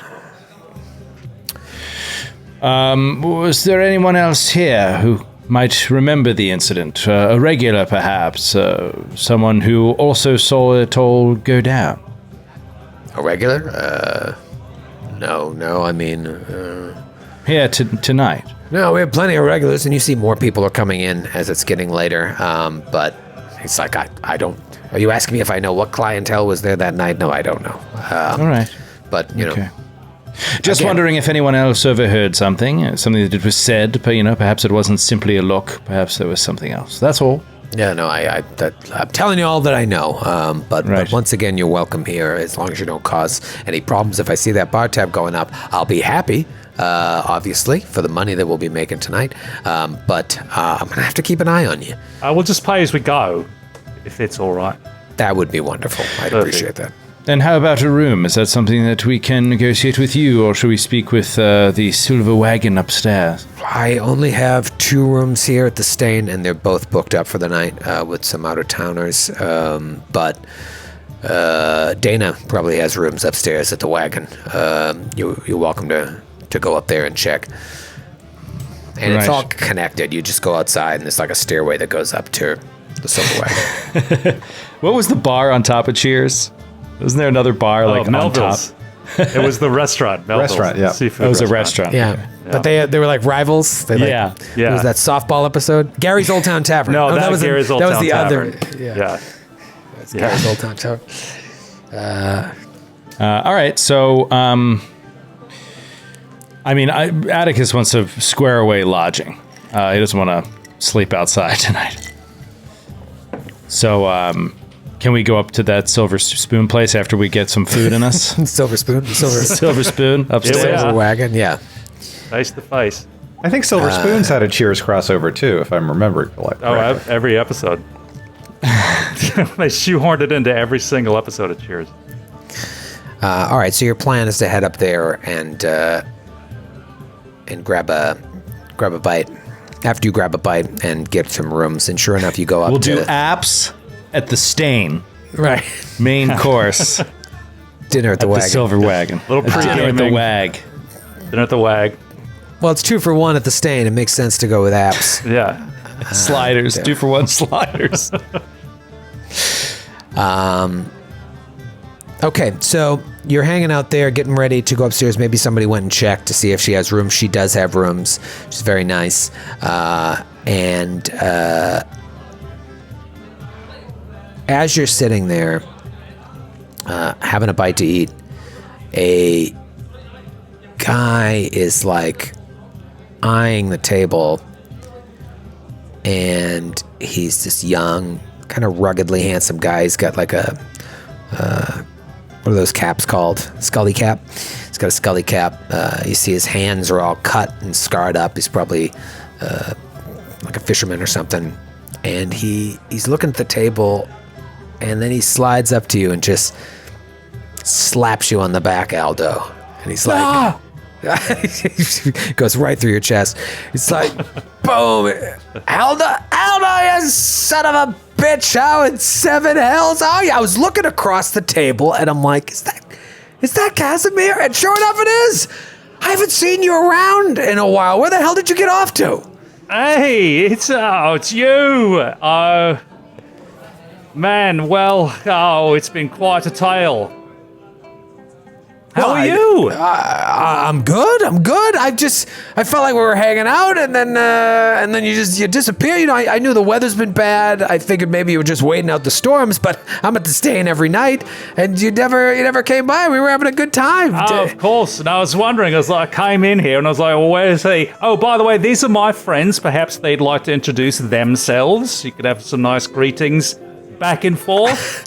Classic. I do that move all the time, and I hate when people don't pick up on it. I know. It's like, you fucking better respond to this the right way. Here's one of my friends here. He points at Julie. Hello, my name is Sir Julie Andrews, Knight of the Dawnflower. Nice to meet you. Nice to meet you as well. And what's your name? Points to Atticus. Atticus Grimm, a pleasure. Atticus, he's like, you... Something about you. You look so familiar to me. And so do you, tall guy. What's your name? I'm House to Price, but be careful when you look at me, because I might blind you, apparently. All right, I will. I feel like I drink too much. I feel like we all hung out. But Aldo, I remember. Aldo playing cards, drinking, going to those parties.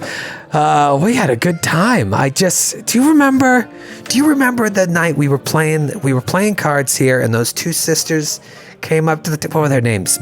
Betty and Sweaty? What were their names? Betty and Sweaty. And then we went to that. Oh God, we had some good times. It's good to see you. Oh, hey, it's great to see you. Let me ask you. I'm sorry, I didn't catch your name. No, wait, hold on. I'm sorry. Aldo jumps up to hug him, and then he fakes a seizure. He starts like, and just falls on the ground and starts writhing, and then goes unconscious. The guy's watching him and it's like, whoa, is your friend all right? Is Aldo all right? Aldo! Atticus will come over top of him, start slapping his face, lightly. Aldo? Nothing. Remember, I'm talking to the guy. I fall over, and what does he do?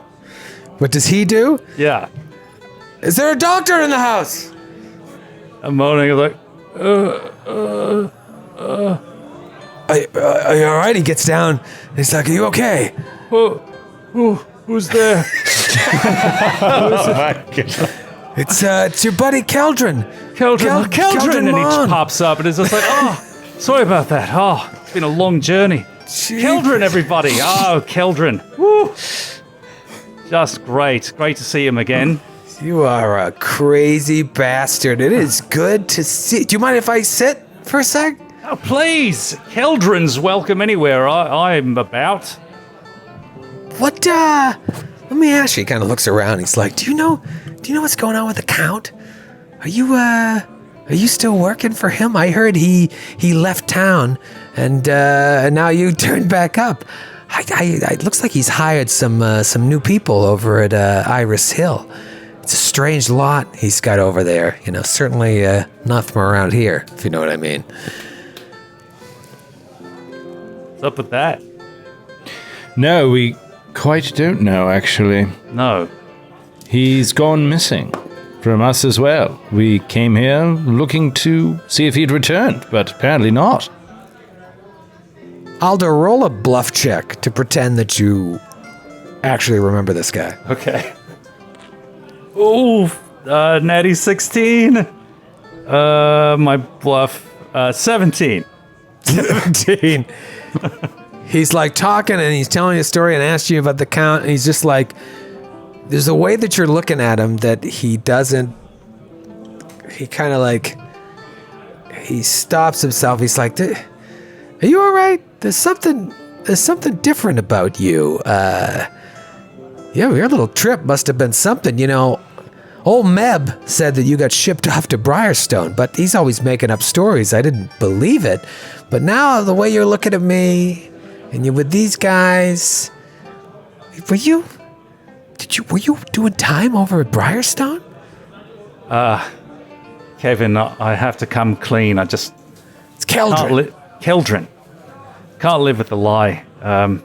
Yeah, we were in Briarstone. No shit. Know what they did to us, but to be honest, I don't think I've been the same since. My memories of you, cherished as they must have been, are so hazy now that I just can't remember much of my time before. That is fucking wild.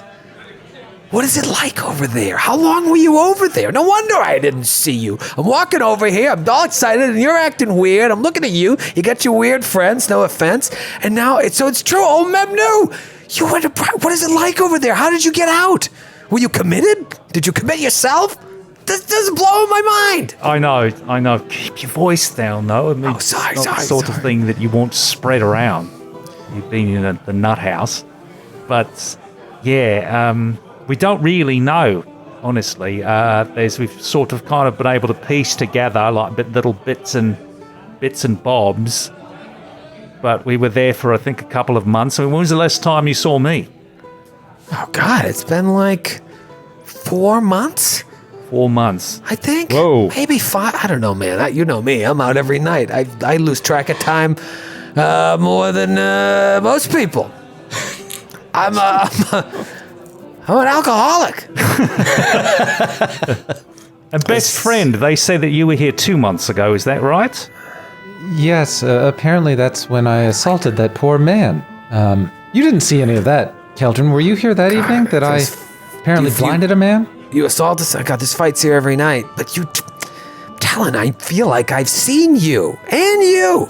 Not you, madam, but, Oh no, I've been in the asylum for more than 40 years. Wait a minute. Were all you locked up? Are you all nut jobs? I prefer the term, crazy person. I don't think that's preferred either. This is wild. Let me tell you, things are weird here too. You might have been safer over there. There's people disappearing left and right. You mind if I grab some of this peanut crusted shrimp? No, please. He takes a bite. He's like, there's people disappearing left and right. The leaders of the town are just leaving. These weird murals all over the place. And then there's all these, then there's these like new people about. They look like rich out-of-towners. I think, what do I know? But I think they're here to make a move now that the Count's away. So, they think like, the Count's gone. They're going to come into town, shake the right hands, and then they're going to be the new Count. I don't know. But, if you're still working with him, I'd watch your back because he's not a popular figure here in Thrushmoor. And I don't know. It's just not a great place to live. Be honest, I was thinking about leaving. I was thinking about leaving yesterday. I was wasted. And I was like, I'm leaving this town. I'm never coming back. But then I woke up and I forgot. I forgot all about that. I forgot that I said that. I swore a blue streak that I was going to leave. But now I'm here drinking. I'm glad I came because I'm seeing you and your friends. But listen, you just got out of the asylum and now you're here drinking. I don't want to take up any of your time. I'm just going to take one more peanut crusted shrimp and some of that almond mackerel. And but we should hang out. Do you have my number? How do people communicate? I don't know. Give us a crow, I guess. All right. Send a raven. Here is my address. Come visit me if you ever want to see me. But yeah, it's good to see you. I'm glad you're all right. I was worried about you. Old Meb says asylum. I'm like, it's not in the asylum. You were. And he starts to walk away, and then he stops, and he's like, I remember. Yes. And he leans back and on the table, turns the chair around. He's like, yes, it was going to drive me nuts. I'm glad it's early in the night and I can still walk straight. The last time I saw you, he points at Aldo, you were with him, points to Halster, and this little guy points to Atticus, and some old lady, not you, and a green fella. Like, maybe an orc. Oh, no. Was he a loser? He looked like a real loser. Did he look like he'd go down in one hit? He looked like if a strong wind would knock him out. Yeah. I thought those guys. You know what, Sir Julie? Or ferocity. I expected more from you as a paladin. I'm just trying to get more info. I saw you guys. It looked like there might have been a couple other people with you too. I was over at the docks, and I was talking to this lady of the night, as it were, and I swear I saw you over at Worm's Hook. Over by Pier 19. Nobody goes over there, obviously, and so I was shocked to see anyone. I keep looking over there. I'm looking like, the hell's over there? I'm trying to talk to my date, and I'm like, is that fucking Aldo? Is that all? And who the hell is he with? It looked like a group of you were down the end of the pier stuffing like a bundle up underneath the end of the dock. I'm watching you guys and I'm like, listen, I know you were crazy. You and I did some crazy shit, but I didn't think you were that crazy to head down to Pier 19. And I certainly wasn't going to leave my date to try and stop you. What the hell were you thinking going over there? Well, boy, maybe I that's don't one of the know. reasons we were thrown in the asylum, was that sort of behavior. Well, that seems like a strange cause to be thrown in. I don't know. You're lucky it ended up dead. How does one get to Pier 19? Oh, you head down to the water, and it's right between Pier 18 and Pier 20. Oh, okay. You can't miss it, but you don't want to go down there. What? You're looking at me like I'm crazy. Do you not know what goes on down at Worm's Hook? What? Or the rumors? No. What? Well, about a year and a half ago, they found those 3 anglers just melted right down by the pier. They say kids go over there and stuff, like trying to be brave to show off, but then another guy went missing. So that's why nobody goes over there. Just was crazy to me that you would go, you're down there, it's like you and a couple other people. I saw you shoving something up under the dock. I'm thinking to myself, what the hell is he doing? I don't know, maybe the rumors aren't true, but they found 3 melted bodies over there. So, I don't know. Urban legend, I guess. Welcome to Thrushmoor. That's what we do here. Anyways, I've taken up enough time. You hang out with your friends. You have a good time.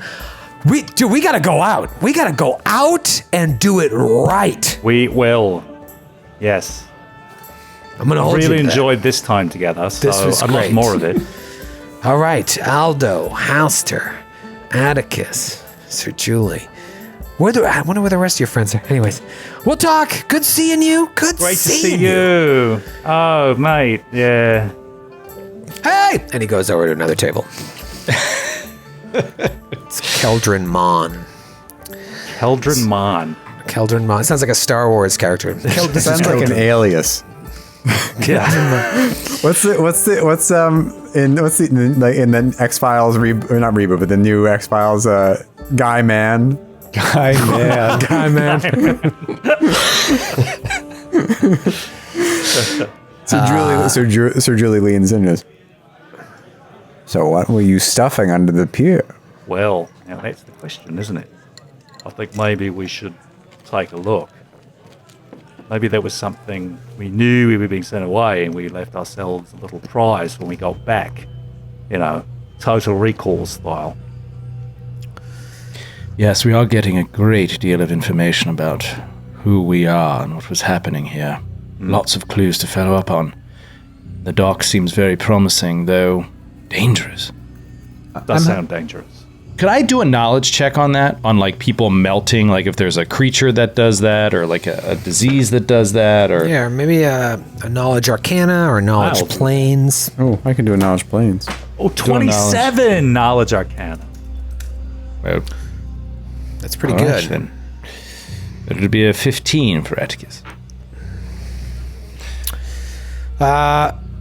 There are lots of creatures that have abilities like that, whether it be like creatures that shoot fire, or if it's some kind of a monster.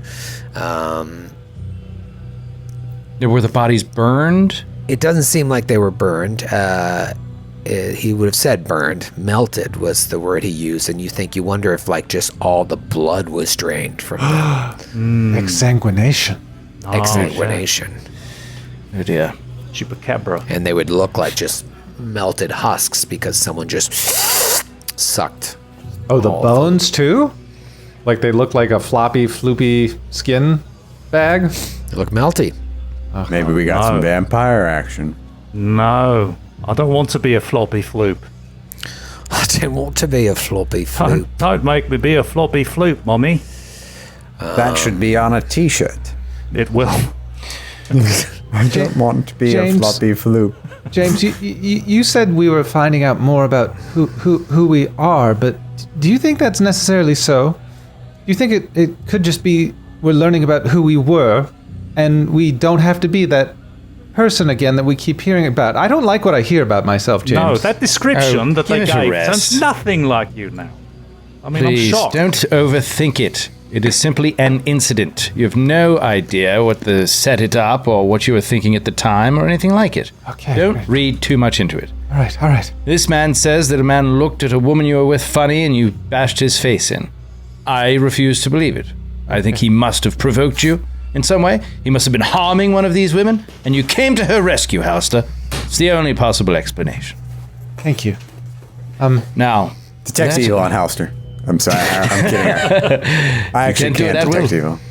Hey, so I was listening back to our last marathon, and I just want to make sure, I can't remember if we talked about it, but your archetype, does it prevent you from having any auras that help us? Yes, that is Okay. part of my archetype is the auras only affect me. Okay, it's very selfish. Actually, it's a psychological baggage, but thanks for bringing it up. Well, sorry. I'll just Thanks refer to for- you as a crazy person from now on, as is your preference. I'm surprised all the treatment you received over the decades didn't help you with that. Well, it might have helped, but their tactics were fairly medieval. Yeah. Did their tactics at the asylum move from a science-based treatment method to more of a magical treatment method during Julie's stay there, or did that changeover happen prior to her arrival? Do you know, Troy? So if Julie was there from the beginning, you know from looking at the records of Briarstone, they started out with a little bit more Scientific medieval. rigor? Medieval. They started a little more medieval and using magic, and then they were like, let's get away from this and focus truly on science. So what Lysandro did with the Chain of Knights was going backwards, but she was desperate. She was desperate to try and save Xandalus. Maybe for selfish measures, maybe not. Maybe she just wanted to get published. Can we go check out this pier? You got a lot of information here, you know. So you know that Winter's going to be back hopefully tomorrow. She might already be back, and she's either going to be at New Chapel, where she's going to put the survivors, or she's going to be back at the Sleepless Detective Agency. You think? You don't know. The Sleepless Detective Agency is another place that seems like a great opportunity to get some information. They're a professional organization. Get some information on what the hell is actually happening here without just talking to drunks and guys with signboards on their chest talking about beetles. Now you hear from Keldrin Mon that you were possibly last seen shoving a bag up underneath this pier that's linked to another urban legend in the town. And the last bit of information is you find out that Halster blinded a guy in a bar fight after running up a tab worth 18 gold. But you got rooms for the night. What do you want to do? Can we go check out the pier? Yeah, I'd like to go check out the pier under cover of darkness in case there's anything valuable that we hid for ourselves. Whatever it is, I don't want to be seen looking for it.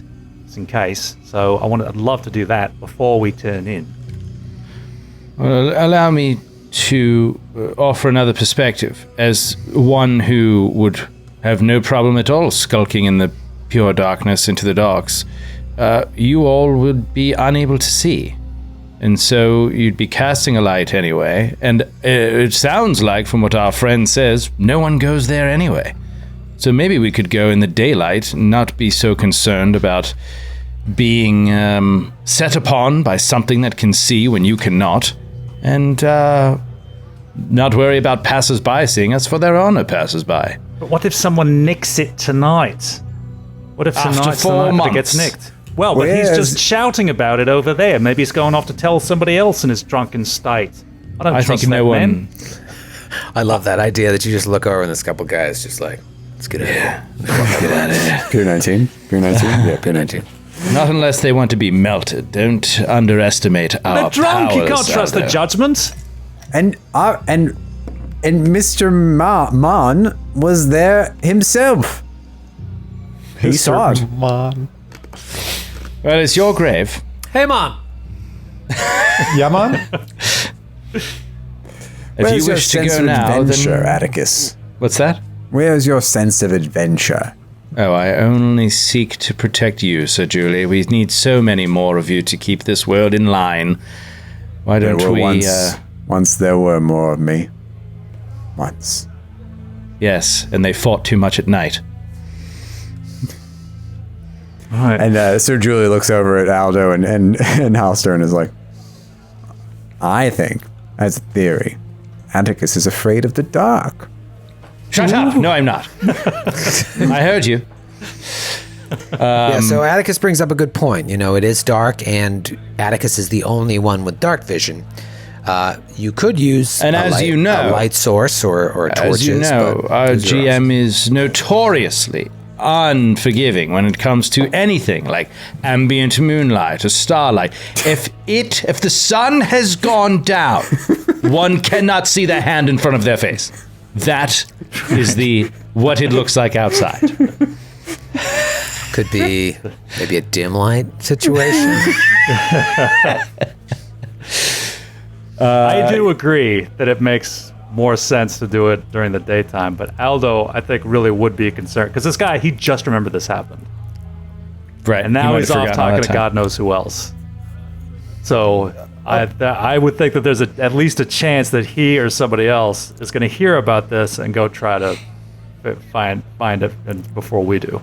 But Halster says, theoretically speaking, anyway, I don't see anything wrong with being afraid of the dark. Or lighting a candle by your bedside. Don't try to defend him, Halster. We know that you are not afraid of the dark. It's just Atticus. Okay, good. But again, no judgment if he were. I, however, am immune to fear.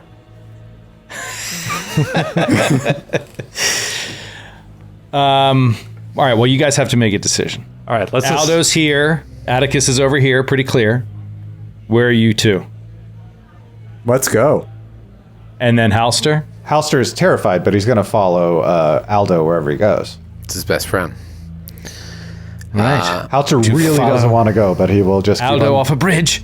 He jumped off a bridge. Okay. All right. So you're going to head to the pier. Let's do this. And Halster will cast light on his shield, his +1 heavy wooden shield. Okay.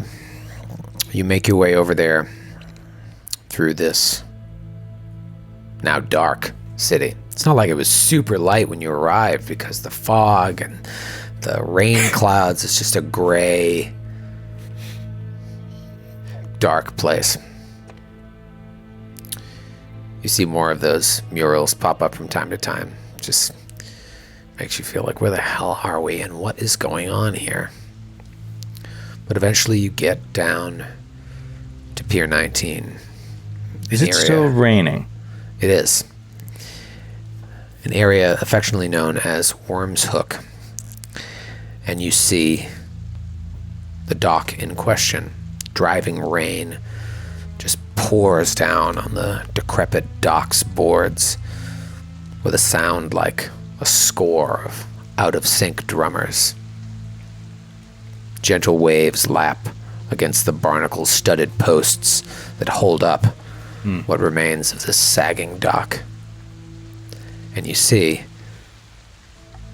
Atticus, I'll say, can see what looks like a metal pail just resting, sitting at the end of the pier. There's a gravel path that leads from the road that you traveled to get here to the pier, and there's a nearly collapsed shack sitting at the edge of the water nearby probably a bait house that looks totally abandoned, perhaps after the rumored events that happened in this area. The pier stands about 5 feet above the water and stretches about 60 feet out into the channel. Let's go to roll 20. Let's just go to roll 20, check it out, have some apps. Oh dear. Atticus is going to cast Mage Armor on himself. Okay. Obviously. Takes you 4 hours to get from the gravel road to the beginning of the pier. That's wildly inconvenient. Oh! Speaking of 4 hours, we're level 4. Oh, I didn't my roll God. any H-Piz Yeah, off, oh dude. my God, we didn't even I don't even know what Aldo's abilities the are. level. We got to, you know what? Let's talk about this. I didn't have it on my list. I was just like, remember to talk about the level up. Can I just say how fun this is? This is what we used to do before we had a podcast. We just played on Saturday afternoons. This is just fun. Yeah. I'm really enjoying this. Let's talk about level 4, because God, in the heat of that last marathon, you guys leveled up after barely defeating the Tatterman. 4th level's a big one. You get some ability score boostonies. Atticus, you're the one chomping at the bit. What'd you get? Yeah, let's go, because I think I'll probably be the most boring. Wizards are, generally pretty boring. It's all just kind of spell-based. So they're so interesting, though, when it comes to how spells work. I mean, the more I dig into it, the more I'm like, oh my God, it's so interesting because it's all about study and money. Like you can just buy spells. You have to just take time to learn spells. It's very unlike other classes and how they work. He doesn't get anything really. I mean, except the ability score. I just did intelligence, but it took me from 18 to 19. Okay. So at 8th level, hopefully, if I make it that long, I'll have a 20 intelligence. But Or you'll get a headband, and then at 8th level, you'll be 20. What do you have now? 19? You'll be a 22, which is sweet. Yeah, it'd be sweet. So, I guess that's it. I got a couple new spells, but literally 2 new 2nd level spells that I added to my spell book for free. I'll bring those up when they come up. And remember, we got the Chain of Knights. So that's another thing I'm saying is like, even as he's going to this dock, like he's got the Chain of Knights like under a fold in his suit coat that he's wearing. And he's just like constantly sort of like touching it to make sure that it's still there. He's very frightened of its power, but also doesn't want to let go of it at all. And that book, as I delved into it after our last marathon, has 5 spells that are 5th and 6th level. So they're just like really powerful dream-based spells, including Nightmare, that are well beyond him right now, but he's got them. And I guess that's about it. Yeah. That's it. So you didn't get access to any higher level spells. You just got more 2nd level spells. Yeah. Next level, I'll get 3rd level spells. Yeah, But 4th level, I'm still at 2nd. It's a little game changey. All right, let's roll for hit points. What are you, a D6? Oh, yeah. D6. Oh, and we have a special camera on my dice tray this evening. I don't know if you want to use that. It is a Strange Aeons Marathon, which means we have new visual innovations to bring you. We have the fresh, brand new Joe's Gonna Roll cam right on stream. Yeah. All right, D6 for HP. Let's see. All right. Oh, Ooh, I got Can a we 3, see it on the buddy. stream? Oh, 5. can we see it? Oh, you can see it? Good, Yeah. good. Yeah. All right, 5. Excellent. So you got a 5. Excellent. That's great. I'll take it. What about old Aldo Casimir? You've got an interesting situation here. Yeah, I realized that I didn't like the archetype that I was. I was mad scientist. I was the mad scientist archetype. I think it was one of the things that was voted on. I like the name, but I realized that the powers that it gives you, the one that I had was this, it was an ability to, like, you use one of your extracts and it gives you an extract of a level higher than the one that you took, but it's random. Yeah. So it's like, I'll never use that. I will never ever use that. Like, it could be fun, but like I don't want to. So I wanted to shift from that to being more of a bomb-focused, like regular alchemist. I just want to be regular alchemist. So the problem is that if you want to retrain, you have to retrain 5 days for every alternate ability that you have that your archetype gives you. So at 3rd level, I have 1.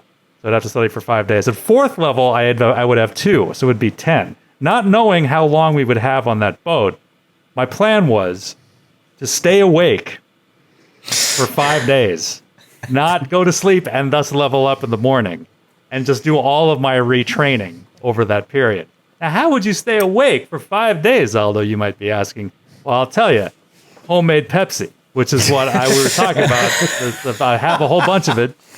So I'm just jacked up on homemade Pepsi and no sleep for 5 days, going over my book, studying how better to make bombs. And so that is my new thing. I have a couple of different discoveries now, and I got rid of that stupid power, and I don't have the other one. So I'm good now. You are good now. So what is the effect of not sleeping? Are you like shaken? Fatigued. Yeah. Fatigued, yeah.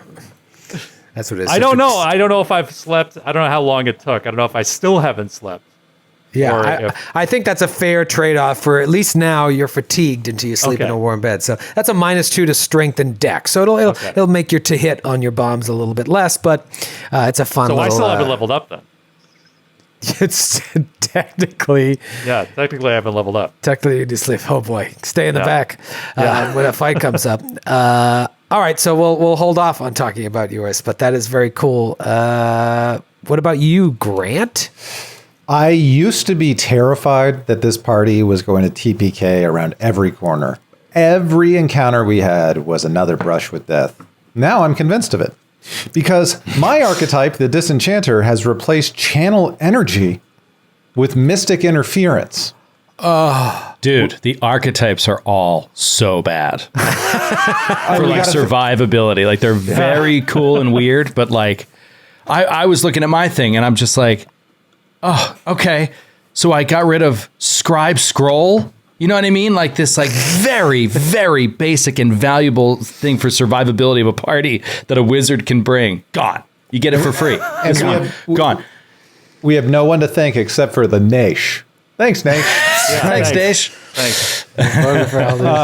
Yeah, so I might want to do the same thing if he has enough spare Pepsi, but I'll tell you what Mystic Interference does. It allows you to spend 2 of my fervor points, which are very useful, to give everyone within 30 feet a +1 bonus on saving throws against spells and spell-like abilities for 4 rounds.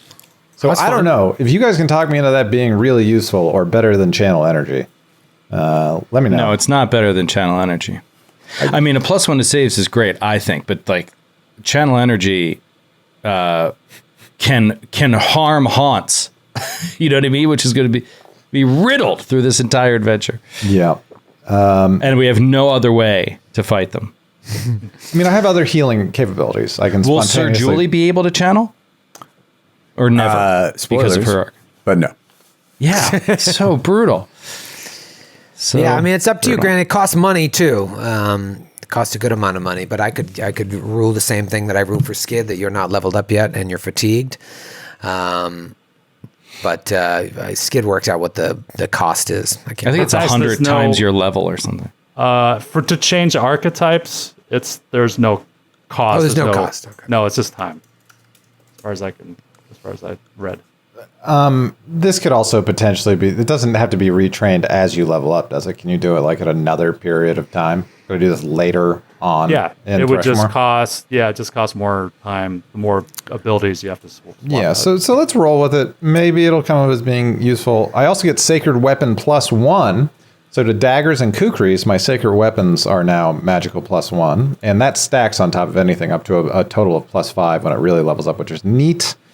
I have some really neat new spells. Went through the spell book and found some new spells that will also come out in combat, but that kind of go along with some of the flavor and the kind of eerie evil that you see in a bunch of Halster's flashbacks. So that'll be neat to show that side of his character, and it made sense to do it now. You ready to roll HP? Yeah, let's roll some HP. There is a cost for retraining, by the way. I think it's like 400 gold, but we'll figure it out later. Figure out how you guys pay that. What are we rolling? A D6? D8. D8. Nice try.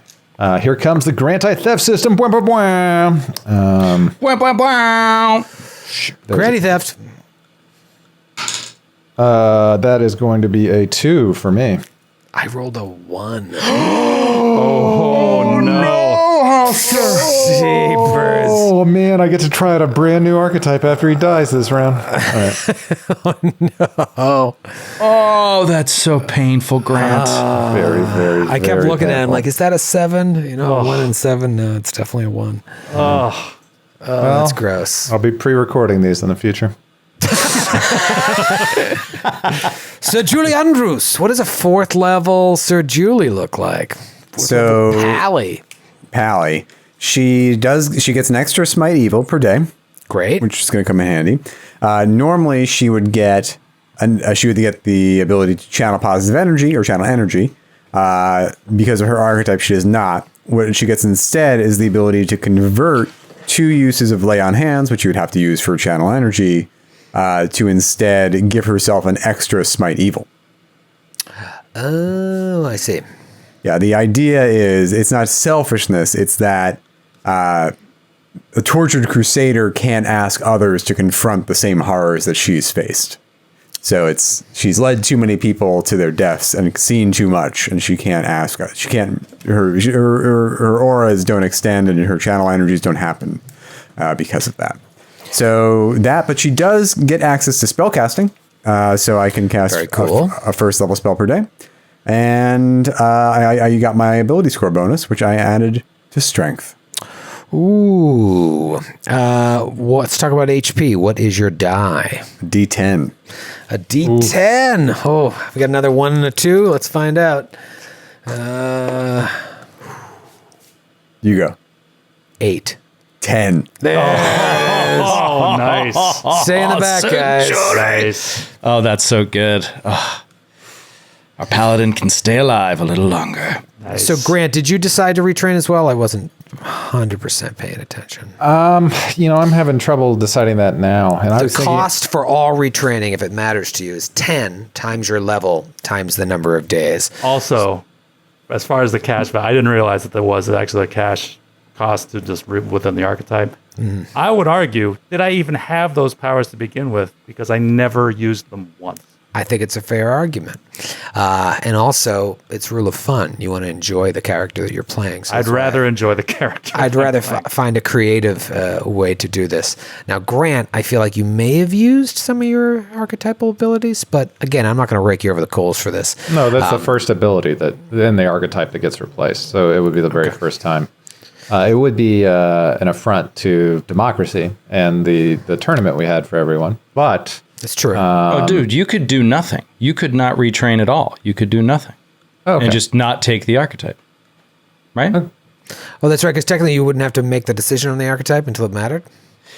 I mean, Again, yes this is and so no. like nitty. Yes and no, but I know for retraining, it's just about when an ability replaces an ability is when it matters, when like the money comes in and stuff like that. Yeah. Here's Yeah. why I want to go towards deleting the archetype. It hasn't shown up yet, but also it's not just about having fun playing it. It's also just about being useful in circumstances. Yeah, for sure. And I think we get frustrated when like our characters can't do anything, and it like ends up making like things become a slog when they shouldn't. So if you're cool with it, I'm ready to delete it. Yeah, I would say just go with my blessing. You can change it, but just the penalty will be you're fatigued and you can't level up till tomorrow. We could die here. You could die here, and then you don't have to worry about it. You can just And I We go have the HP. We're Schmaldo retired. Schmazamir. I will say that the 2 HP is a bummer, but given that I rolled 8, 7, 8 on the first 3 levels, it's evening out to a decent amount. Oh, yeah. And So then- you're not that far behind as a total character, yeah. Right. And then the other thing that's tough for me is I ended up I had 2 scores at 16. My con was at 14.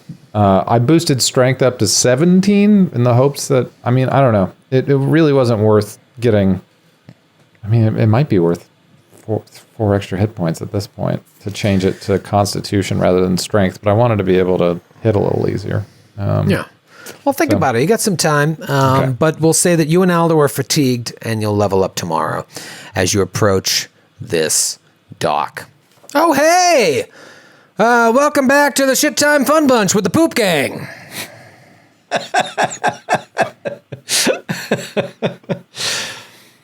I got a Kit Kat. It's a key lime Kit Kat.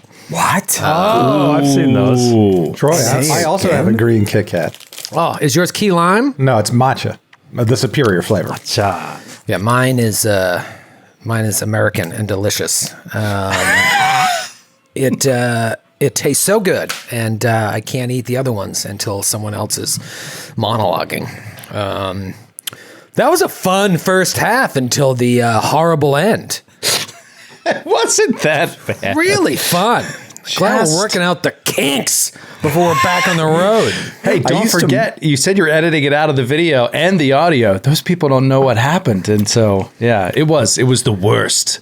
Yeah, I used to mock Joe when he tried to use Instagram, but really Joe has managed to evolve, and now Troy, you're the old man who gets mad at the cloud whenever technology doesn't work. Yeah, well, the thing is like I only have myself to blame because I take zero time trying to learn it. But the problem is like I just try to use the basic functions because I don't want to use all of the other nonsense. And then you change the basic munchkins. You change the basic functions, it just drives me nuts. But we figured it out. But you realize everything that you're saying is not helping you in the argument against you're like an old man using technology. Like, that's exactly what my dad says. He's like, all I needed was the basic function. I didn't need all this other stuff. And why can't I the basic functions? I think we just had a breakthrough. Troy just admitted that he had only himself to blame, and I think that is a large step for today. Listen, I'll admit that I'm not spending any time to try and learn it. That's fine. I don't have time. That's why. But in this case, there actually was a change that fucked it all up, so it's not my fault. It's my fault that I didn't learn it, but it's not my fault. It was a glitch. No, it's not a glitch, but I think this part of you guys have been thinking that like, oh, Troy's just saying that they changed it, and they didn't. He just can't figure it out. No, they changed it. It was already garbage, and they made it even more difficult to navigate through the garbage. I feel like I was thrown in a landfill, and they said, find your keys. Sorry, I don't mean to be disrespectful. Like such a specific reference. Has this happened to you before?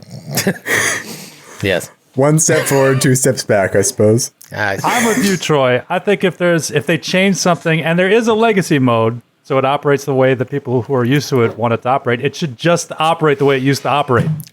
And the solution was turn off both modes. That was what we discovered in the break. But anyways, I digress. We digress. Can someone talk for a while so I can eat these Kit Kats? No. We learned a ton. There was a ton packed into 2 hours before the wheels fell off. You know what? I will say, if you want someone else to talk, I'll do some talking. I'll do some talking right now so you can eat some lime Kit Kats, key lime Kit Kats.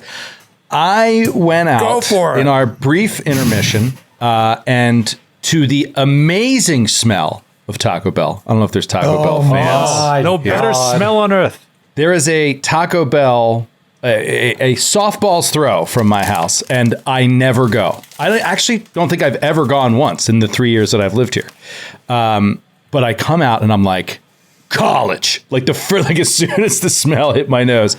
And here, my wife had the kids down at a park, brought them back, and decided to go to Taco Bell. Like, I don't know why, but I was just like, did you go to Taco Bell? And I'm like, what is left? And she was like, I didn't even think. I thought that you were going through until 5. I'm like, did you not give me any Taco Bell? I'm like, I'm coming out so hungry.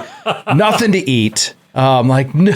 It was just torture. An empty bag of Taco Bell in the kitchen. That's the worst. It was terrible. But I did find myself, and this is where I'm getting back to why that first part was so good. I found myself just like unloading to my wife, like what's happening in the story. And like, she really doesn't care about this shit at all. But I couldn't help myself. I was like, it's so fun because it's like you walk into a bar. It's just like, no, not again. Not when you do. And it's just like, what was I doing here? Who was I? And then somebody else being like, well, I saw you guys down at the docks. And so I'm telling her, I'm like, so now we're going down to the docks. We're going to see what happened down there. And she's like, wait, you just got to the docks? You don't know yet? I'm telling you, she was That's into exciting. it. It's a cool story. All right. All right, that makes me feel like we can do another couple hours. Okay. Your sheer excitement. Thank you for letting me eat those Kit Kats. They were delicious. God, What they is were good. is it just the chocolate that's key lime flavored, or is Oh, it baby. also the filling? It's basically got a lime coating, and the inside has got sort of the cream. It tastes like a key lime. You close your eyes, you think you're eating a crunchy key lime pie. Troy, you let me know in 20 minutes. I always have problems with lime flavored candies. Bad aftertaste. You let me know if you have an aftertaste. Oh, I thought you were going to say if your asshole starts leaking. That's my problem with key lime. 15 minutes after I have a key lime pie. I don't know what it is, but it just starts leaking. Anal drainage right We've into my talked about it shorts. before. It's the second slice of key lime pie. That's why you never have the second slice. or it's Runs just anal right through liquid. me. So if you start sitting in a puddle of Troy in about 20 minutes, let me know. All right, we're going to play a little Pathfinder. Yeah, you learned a ton in that first beat. A lot of information. I like that. I like to throw a lot at you. Now you decide where you want to go. Atticus was a little like, I don't know if we should go to the pier. It's night, but this town is dark and crazy anyways. It's not going to be much better in the day, or maybe it will. But you decide, you know what? I want to know what's in that bundle, if it's still there. So you go to the dock. Let's go to Roll20. Yeah, what I'm happy to see is that it's very well lit, so we don't have Yes. anything to worry about based on the map. So Based on Yeah, that, it's it is great. the middle of the day. I would try to do something to make it dark, but I don't know how to use this program. So there the four of you stand. the funny thing was, it looked perfectly dark, and then you changed it. It was very like atmospheric. grayscale. Yeah. Yeah. I guess that was what I needed to do. All right, we're going to take another quick intermission. And, fucking nonsense. All right, so this so can you pier guys we're move looking yourselves? at. This is Pier 19. Yes, I can move Atticus. Yeah, Yeah. that's Worm's Hook. 60. Okay. Oh, Atticus taking a quick dip. Somebody else moved Atticus. That was me, as is tradition. This is the shack that looks all but abandoned, totally dilapidated, starting to cave in. And then you've got this pier jutting out into the ocean, and you see a little rusty old bucket at the end. Atticus can see that. What do you guys do? Well, I suppose we go check out where we were stuffing something up under the dock there. Oh. Would you like to head up there, Halster? Or Sir Julie? I'm wearing heavy armor, and I suspect that if I fall into the water, I will drown. So I shall bring up the rear, though perhaps we should take a listen into the shack to make sure we're not set upon by things behind us. Sir Julie, we're not going diving. We are going to the very edge of the water. You're not going to drown. I live my life by code, Atticus. And one element of that code is, if you can fall in the water, you will fall in the water. And if you're wearing armor like I am, you will drown. I was hoping Sir Julie was going to say, I live my life a quarter mile at a time. Yeah, let's check out. Let's take a listen in at the shed, see if there's any boogeyman inside, and then move on to the dock. Sir Julie is happy to lead the way unless Halster wants to go first. You're more than welcome to lead the way if you really know no fear. I mean, it doesn't make sense for Halster to be right on your side, right next to you, in fact. Immune to fear. Yeah, because you're immune to fear. He's taking your lead as example. So yeah, we'll slowly approach the shack, rolling perception as we go. And Aldo is going to pop an extract off of his bandolier, shake it up, drink it, cast shield on himself. Okay. 20 on perception for Sir Julie. Okay. You listen near the shack. You don't hear any movement, anything within. Only thing you hear is the sound of the water lapping against the shore and against the sagging wooden planks. Is there a door on the shack, or is it like, is it so broken down we could see in if we got close enough? No, there's a door. It's actually broken, laying on the ground, because it looks like the ceiling kind of caved in and crushed the opening of the door, which would have popped off the door. So you take a look in. It's nothing. Looked like there's a little counter where things were sold, but you don't see anything or anyone. Just shingles lying on the floor. Can I detect magic? Yeah, you detect magic on the shack. Wait, no, I don't even know if I can yet. Oh, No, I cannot detect magic. you don't detect magic on the shack. Atticus can. He will detect magic. Do I Nothing. detect the presence or absence of magic? Absence? Absence on the shack. What about yeah. over toward the dock? How far does your range extend? 60 feet, dude. 60 feet. Which okay. would be about halfway up the dock. A little less than halfway up the dock. Nothing. I detect no magic here. Go on, Halster. You're fine. As we, I shall wait for you on the shore. I really keep on getting screwed into going by myself, even with the frontline fighter now. This is incredible. As Halster gets within 15 feet of the shack, the light emanating from his shield begins to fill in the umbrous gaps within. Does he see anything else? No, you just look down and you see the water lapping. The deck is kind of like swaying, or the pier rather is swaying a little bit from the waves. Okay. Then Halster will approach the edge of the dock. At the water's edge, don't know if it's high tide now in the evening. Maybe we just see the edge of wetness at the sand and the waves lapping at our feet. Was a river, isn't it? It's a tidal river. It's affected by the moon's gravity. Clearly. This is right into Avalon Bay. So this is a bay, and the water is all the way up, about 10 feet in. You don't know how deep it is. Okay. Hauser also has a +2 to swim in his heavy armor, so not great, but as long as it's shallow, he'll raise his shield up towards the bottom of the dock where it was told to us by Mr. Mon that we were stuffing a bag. You don't see anything there, but you do remember that his story said he saw you guys at the end of the pier. Oh, so maybe we go... Oh, at the end. So, yes. Well, Sir Julie, I assume you could step back.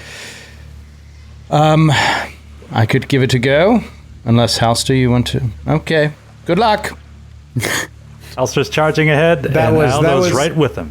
That was the equivalent of Joe pulling out a wallet, an uncle that pulls out his wallet to pay at TGI Fridays. He never was going to be there, no matter what happened. I'll get the next Beat me one. to it. Oh, too slow. Oh. I'll go to the far end of the next dock.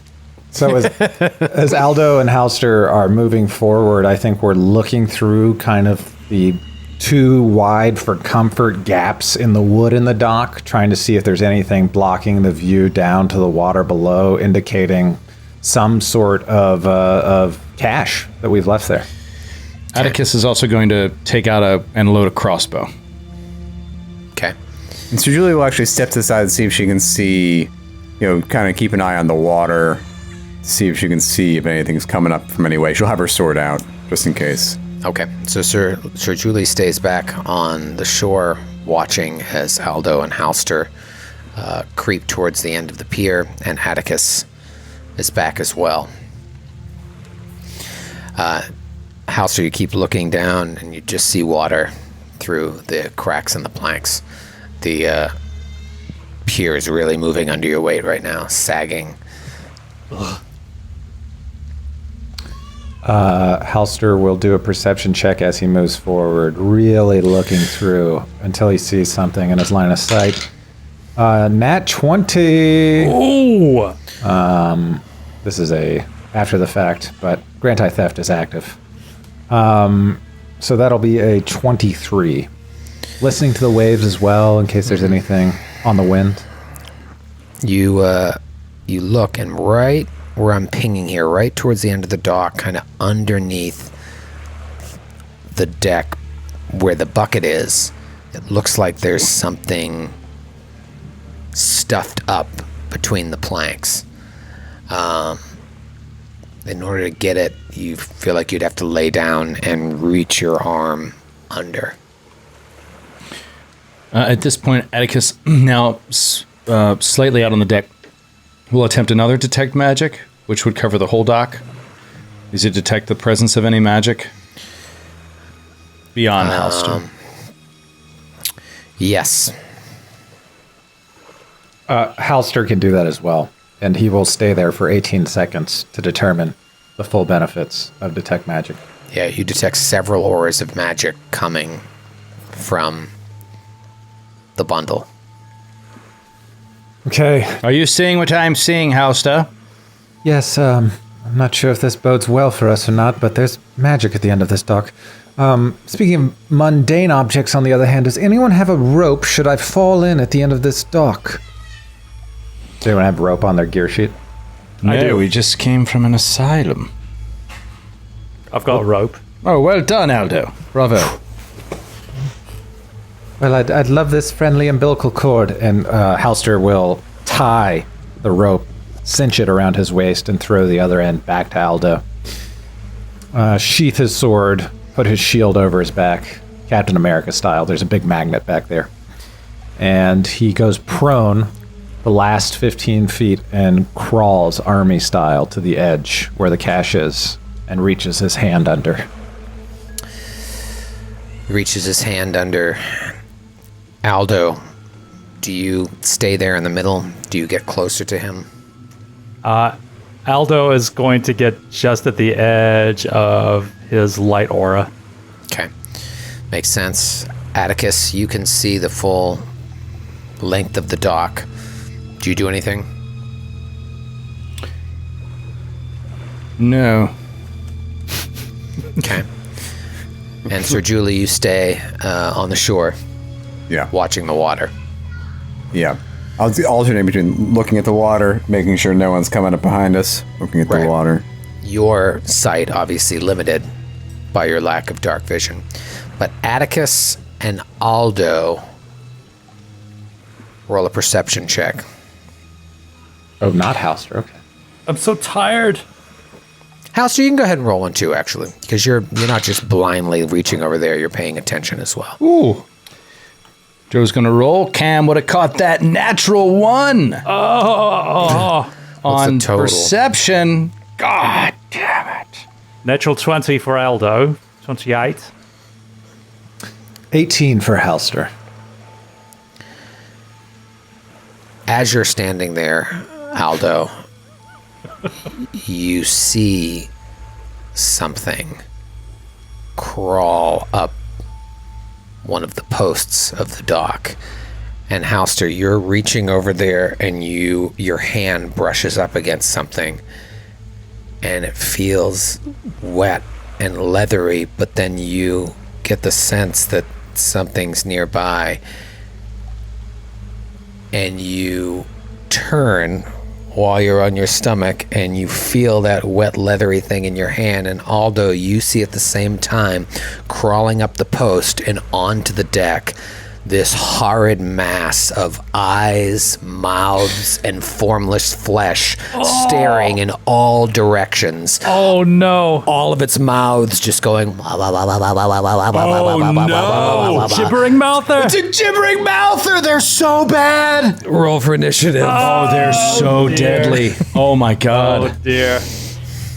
Oh, dear. I'd say man. the biggest issue is Aldo and Halster are still third level, and Atticus and Sir Julie are fourth and very far away.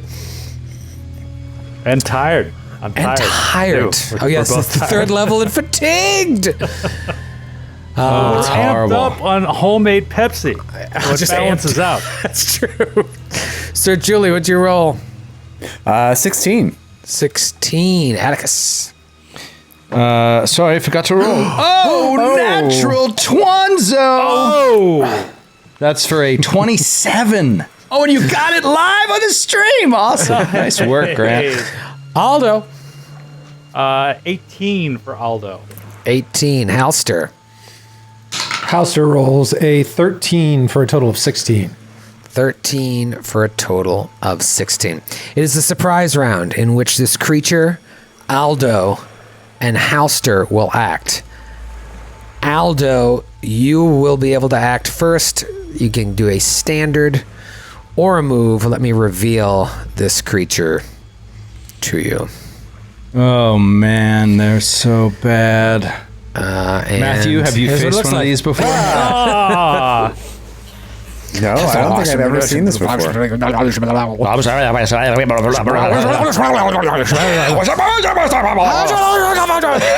That's exactly what it sounds like as it comes for you, and it's so terrifying. Aldo, what do you do? Aldo. Oh, man. Okay, so he's actually in a unique position with his current 3rd level abilities and position on the dock. He yells, "Fire in the hull!" and pops a bomb off of his belt and tosses it at the creature's spot. That is a 13 against touch AC. That is a hit. Okay. Oh, thank God. Okay. That is 15 points of fire damage. Awesome. Awesome. 15 points of fire damage. Amazing opening salvo there, getting that bomb off. Halster, what do you want And to do? I'm going to move down the dock and run away from this thing. It's Big surprise long round, leg. so you can only do the standard. surprise round, sorry. Yeah, Okay. that's okay. You rolled high enough. You feel like you're going to be able to get out of there before it does too much damage. Halster, what do you do, mover or standy? Halster feels very trapped at the edge of the dock. The question is, if Halster was unable to level up, was he able to memorize any new spells? Even level yes. 3rd spells? Well, when do you get 3rd level spells? When you level No, up? just the spells I had at 3rd level. Am I able to? Yeah, no, you would have had time to rest, just you Okay. wouldn't get the new stuff yet. Then, as a standard action, Halster panics and says, "No, not again!" And you see 2 barbed chains materialize out of the dock and whip out at this gibbering mouth. He has cast barbed chains, and instead Ooh, of making Barbed chains. instead of making a trip combat maneuver, because it seemed like this thing is floating. Was that true? No, it's kind of just moving slowly. It's like Like an ooze amorphous. on the ground. Like, The picture makes it look like it's floating, but yeah, it's just kind of blobbing along the ground. All right, well, these chains are going to just do standard attacks then. Here's the first one. 12 to hit. 12 is a miss. Second one, 17 on the die for a 23. 23 hits. All right, Nice, that nice. will be D6 damage. 2 points of damage. Is that slashing damage? Let's chains, see right? what type Or with bludge? chains. Pierce? Slashing damage. Slashing Slashing damage. damage. Oh. All right, so you notice that it has no effect on the creature as the second chain hits, and it doesn't do any damage. Okay.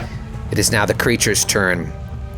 You can take free actions during a oh, this free action is so unbelievably overpowered. That's a free action. little free action during a surprise round. Let's see if Sir Julio, you're right at 60 feet. Everyone roll a will save. All right. As it starts gibbering, a cacophony of maddening sounds. Catch it on the Joe's Gonna Roll Cam, where you'll see the live Natty 18. Natty 19 for Sir Julie. Natty so 19. 25. The 2 who matter least in this moment. Yeah. What about Aldo and Halster? How's a natural 1 suit you, mate? Oh no, we need Aldo. And Halster? 10. Both Aldo and Halster are confused for one round. Oh, no. roll of the dice to see what they do. Could be damage against themselves, damage against their allies, or maybe they'll be able to attack the creature, or just babble incoherently as this maddening sound like an earworm gets into your brain and you're like, ah! That was its free action. I believe I can take a 5-foot step. So it will 5-foot step, and it will then take one attack on Halster as one of the mouths bites out at you. Natty 19 for a 26. That'll hit any AC I have. Couple things are going to happen. First is going to be the regular damage, which is 1 point of damage. Not bad, am I right? Then the free attempt to grab is going to be a natural 20. So one of these mouths just grabs onto you, and as it grabs onto you, it starts widening. It is round 1. And it is Atticus's turn. God, I hate this. You think that the wizard can fix everything, but not at 4th level.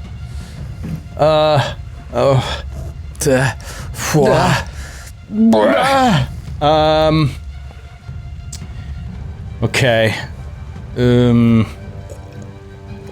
Let's see. Oh, now that it's all up with Halster, this is super bad. At least you're 4th level.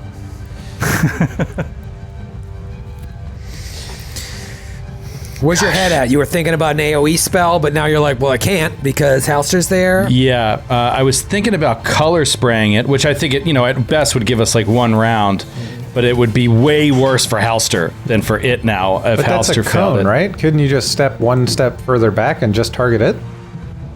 I mean, not with this dock and the way it's located. I can see no cone that doesn't hit you unless There's an edge of the cone. Actually, I I'm could 5 stand foot next to further away from Aldo, it. Yeah. but that's a full round away.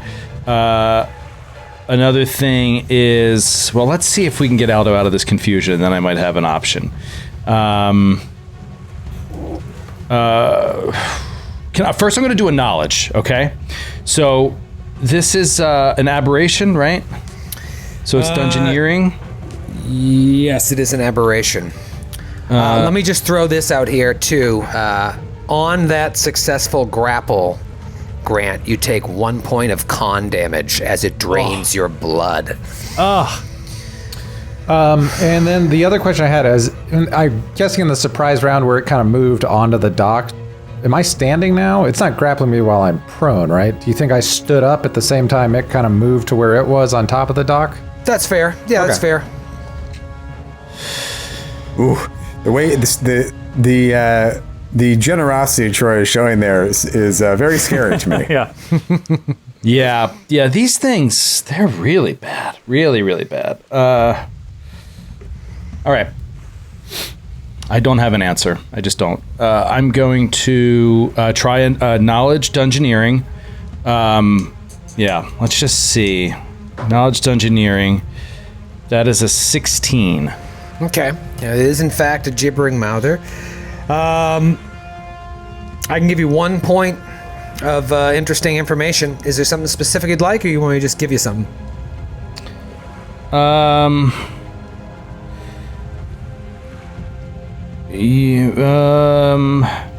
about how it reacts to mind affecting things?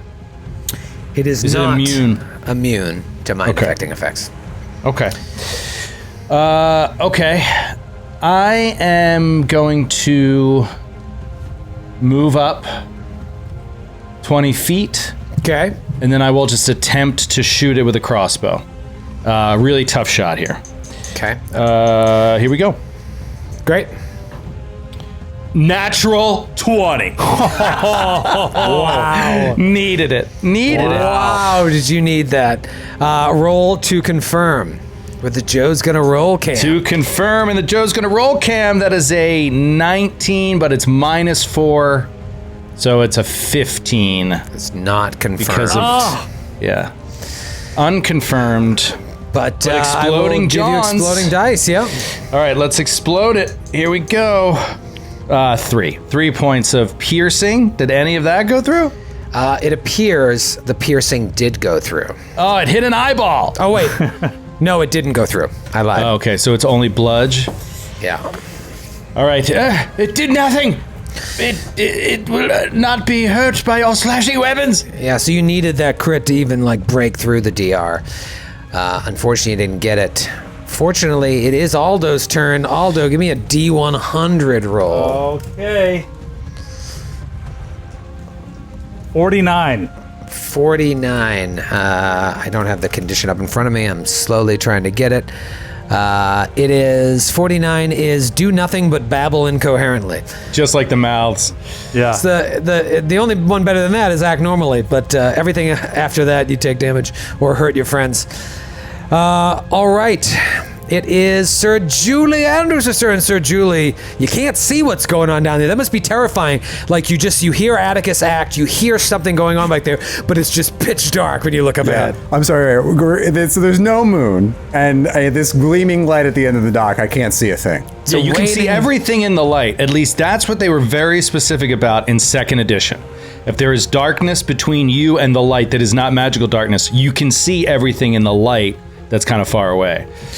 Yeah, I would say, think of this in terms of if this was realistic and not a game. You see shadows moving, like you can see in the pale moonlight silhouettes of things happening, but you can't see you couldn't draw this creature from memory. I mean, that doesn't make any sense to me. Yeah, but that okay. doesn't make any sense. I'm like, hold imagine on. standing on the beach. I don't mean to attack you, but I just want you to imagine you're standing at the edge of a dock at night, and just at the very end of the dock is a floodlight. Just on the edge of the dock. But I can't see anything. No, it's that's not how I picture it. So all that matters is how I picture it. And you look down there, and it's dark. You're 60 feet away. But there's a giant shield emanating light in a 20-foot radius. Tell me what you want to do, and I'll tell you how it's going to work. I want to target it with a spell. You can't do it. If I'm going to move, and then I want to target it with a spell. All right, then you got to get from the same distance Atticus is. Okay. So, Sir Julie will move and sheath her greatsword as she goes. Can't do that. And I can't do that? No, it's a separate action. That's a move To action. sheath is... Oh, right, I can drop. All right, for now, she'll just hold on to it. And then she will reach out and cast a spell on the creature. Please roll. A will save. 4th level Pally. Isn't this your first level of spells? Is this My first level of spells. level 1 Pally spell Saudi? Yep. Please roll a very important will save. A very important will save. 13. You got it exactly. He's so good. It would have He's so saved good, Matthew. everyone's lives. You know what? If you could have seen it better, you might be able to pull my that God. spell off. But it's really fucking dark. Preposterous. All right, that's your turn. That's Sir Julie's turn. Halster, even you get to go before the creature. And let me tell you, good buddy, big turn. All right, here comes the confusion die first. 87. One away from 86. Would have been real that would have been bad. fun. 87 is attack nearest creature. So There you you can go. attack. Oh, Grant. Excellent. Grant Eye Theft in action. You do have the Learning- grappled condition on. Learning about the piercing and slashing and seeing 2 attacks fail against it. This is a time for Halster to use his heavy shield bash. Blah, blah, blah. Bludgeoning damage on the way. Hopefully this will get through. Heavy shield bash? 21 point. Well, hold on. Let me throw Question: on. Can you use heavy shield bash while you're grappled? I don't know. It's not a. It's a one-handed It's weapon. a one-handed weapon. Yeah, It's it a is. light. I don't know if Does it have it's. to be a light weapon? But it makes I sense think to it me that only someone needs would. to be one-handed in order for the grappled. Okay, then you're fine. Yeah, I mean, so that's a total of a 19 to hit with grappled on. 19 to hit with grappled is a hit. Yes! Oh crap! Smash it! All right, might as well get the damage on screen too. Here it comes. Gosh, dang it! Right out of the box. Perfect. Gosh, out of the box again. Oh, out of the box a third time. That's so this unlike is you. unprecedented. No, it's One not. point of damage. 1 point of bludgeoning damage. Bludgeoning damage. It is the creature's turn. First free action, it gibbers again. Atticus and Sir Julie are immune, but Aldo and Halster need to roll again on it. Oh, I'm so glad we're immune. I didn't remember that. That's good. Yeah. Because it's a free action. It seems so awful that it can make everybody confused. But the one nice thing about it is the confusion is only one round. Yeah, But you're again, it immune can for keep 24 doing it for hours. free, so it's kind of tough. I don't know. For the record, there's actually the spell light sheds an additional area of with a 20-foot radius of dim light. So it is. Here's the thing. I live out in the country. There's no street lights. I can't see 60 feet in front of me. Well, if but there I'm also were blind. street There lights, was a street there's a light, street which light this right is, here. then you could. there's a That's what street we're light on my saying. shield. I'm But just also telling by you. the rules, there is a 20-foot radius of dim light around the other light.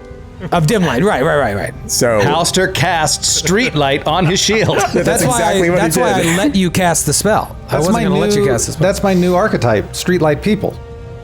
Street light. Street light. All right, what did you roll, Halster? 20. 20. You're fine. Aldo. 6. God, so Aldo is still confused. Aldo, The creature get your shit together.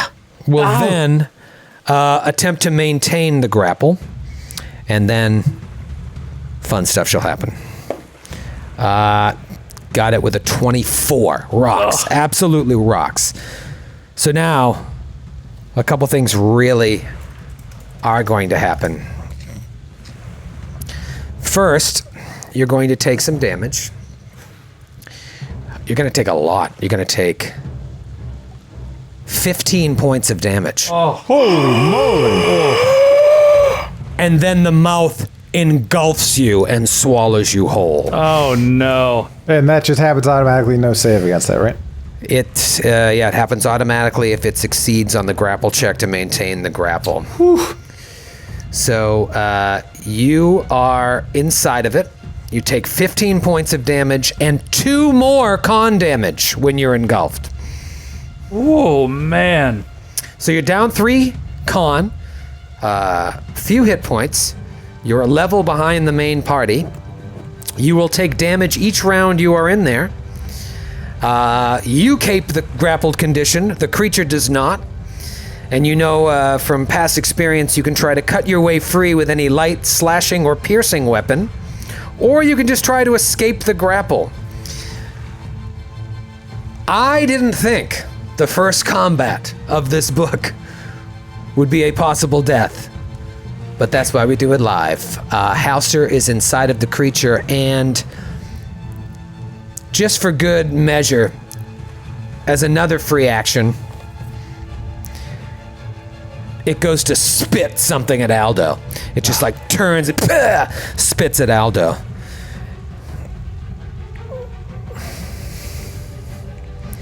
Here we go.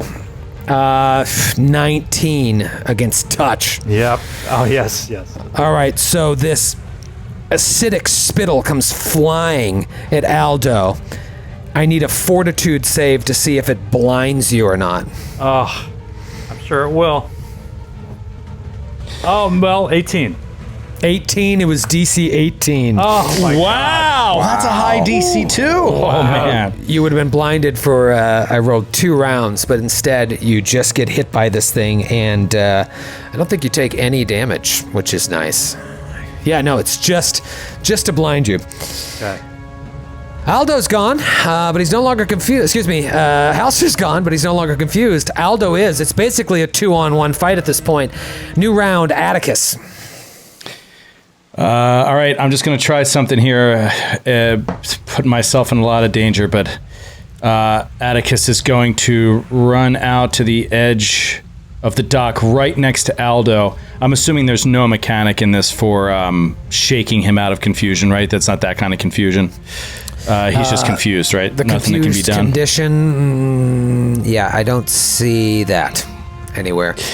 All right, I've got it prepared, so I'm just going to say, what the hell? Atticus is going to fire off a color spray at it. Oh, And by the way, just- sorry, I will say, because the creature spit at you, Aldo, you can now attack it as normal. Oh, right. So that Okay, was cool. foolish of the creature to do that because that's part of the confused condition. You now know you can attack it. Sorry, Okay. Joe. That's okay. I just need a will save. A will save. All right. Natural 20. Is that good for a will save? Just really hitting the rolls when they Dude, count. I mean, that's so fucked. This is how characters die. When like one person starts rolling rocks. And when the creature is immune to slashing and piercing damage. Yes. And we're on a dock. But hey, at least you have the light of the moon. It's a beautiful, beautiful way to die. Okay. That's that. Do you want to move at all? I already Just did. did. I had You to move did. up to do the spell. There you go. There you go. Save or suck. There you go. Never have to wonder about why my stance is the way it is. All right, Aldo, per the confused condition, any confused creature who is attacked automatically attacks its attackers on the next round as long as it's still confused when its turn comes. So you can either move up to it and attack or throw something. What are you thinking? I'm going to say, "Hey, how dare you spit at me, you bugger!"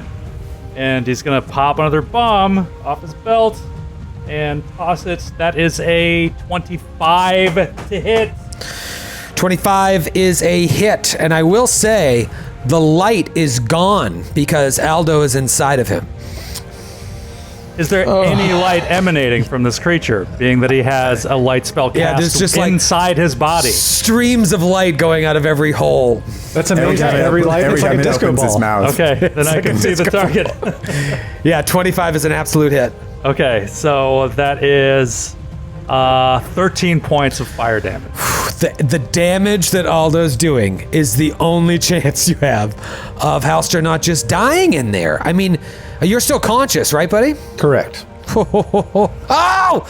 But for how long? Aldo, do you want to move at all? I'm going to stay right where I am. So, Julie.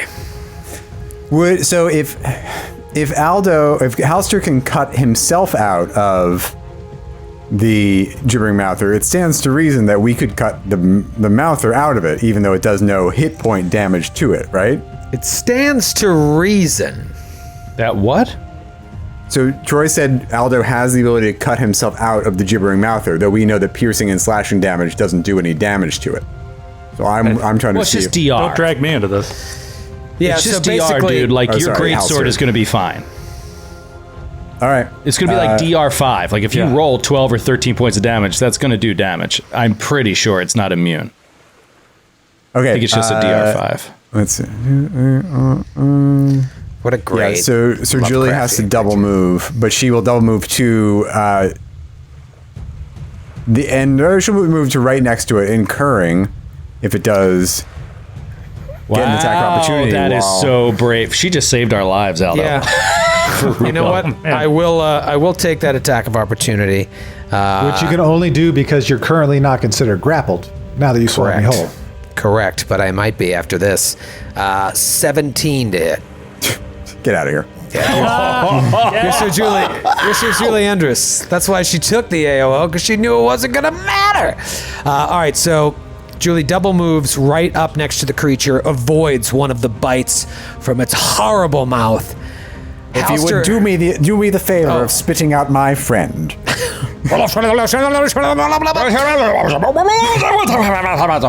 Halster, here are your options. They are few.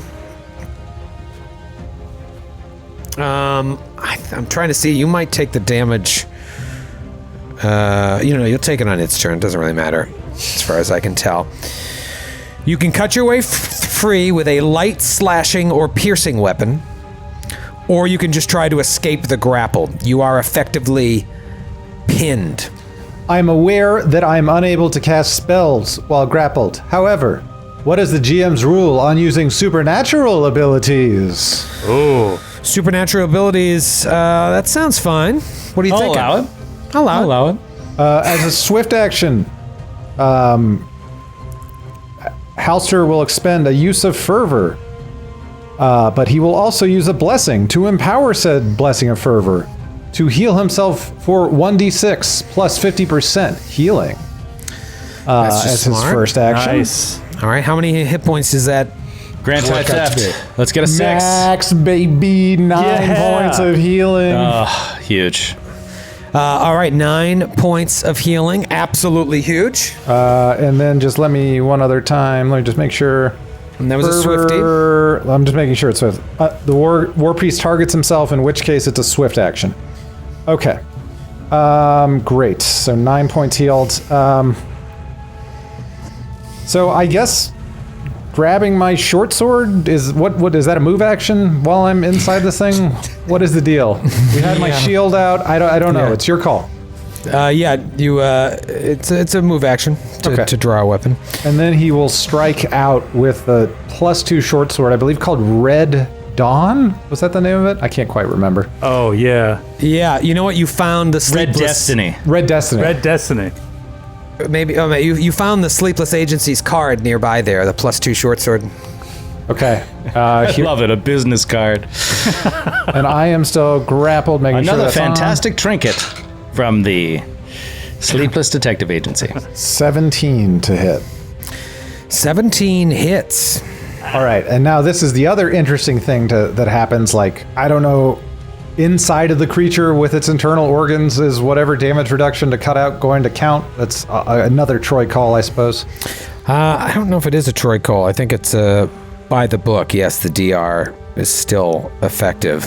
It says in the DR rules if you're swallowed whole by a creature, it's still effective. I'm going to say the DR does count. Interesting. Yeah. Yeah, I mean, it's not really coming from a hide. It's sort of coming from its, like, entire bulbous nature. Okay. Here comes the damage. Almost max. That will be 10 points of damage. 10 points of damage. All right, so you are able to cut yourself free. Amazing. Like a berth in the back of a New York taxi. It comes oozing out of it. Which is huge. So you just kind of like fall out of it onto the ground. And you notice that unlike the swallow hole ability, that hole seals right up. Oh, because it can just create mouth so it can, space. so it can, it can This is what swallow I was you trying again. to get at, Joe. Isn't it like a different? It's like a different number you have to hit to get out of a creature, right? It has nothing to do with its actual hit points. Isn't it? It has its hit points are like 1/5 of its hit points or 1/10. something. Yeah, it's very 1/10. small. Right. It has its own AC and HP. But yeah, you went enough to get out of it. I But thought you were unlike talking Swallow about trying Hole- to Yeah. cut him out, cut Halster out of the creature. I'm like, you just have to kill the creature. There's no cutting Halster out of it without killing the creature. I want to see a battle scene of Aldo with a bomb in his hand, Sir Julie flanking this thing, Atticus thinking about casting a spell, and just this light emanating from a shield as Halster's being birthed out in this ooze out of his gibbering mouth. That'd be so cool looking. That's awesome. On a dock. It is the Gibbering Mouther's turn, and he has 6 attacks. Yeah. 6. 6 attacks with all these little mouths. And he can swallow whole again, unlike the normal swallow whole ability. So the first one will be against Sir Julie, and that's going to be a 21 to hit. That is my AC exactly. Oh, Sir Jules, he's hungry. I should have smited evil last turn in case he was evil.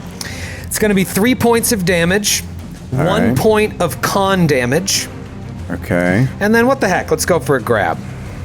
You're probably got a pretty high CMD.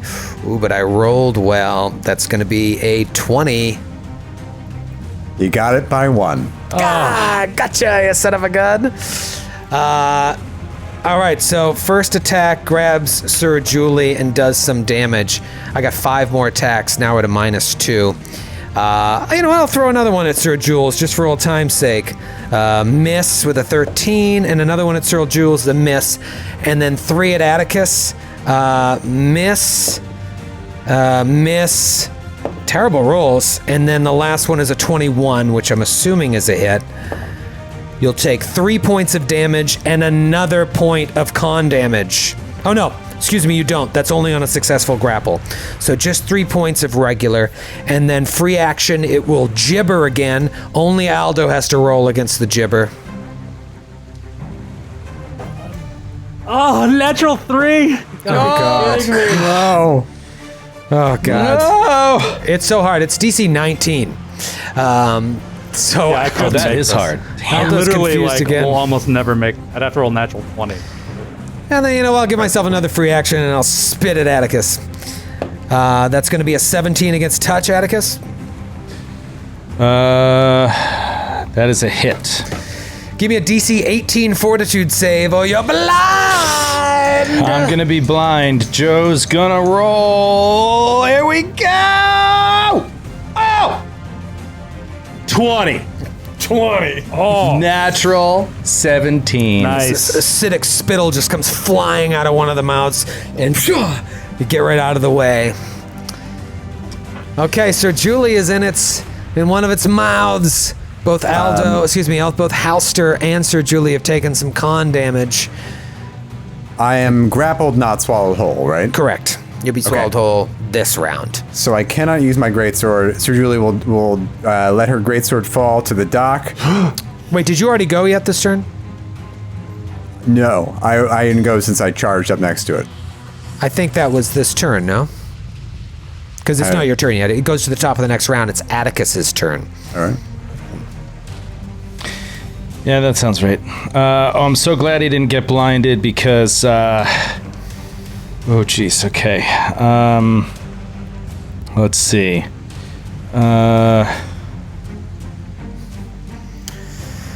Blind would have been so bad for you, buddy.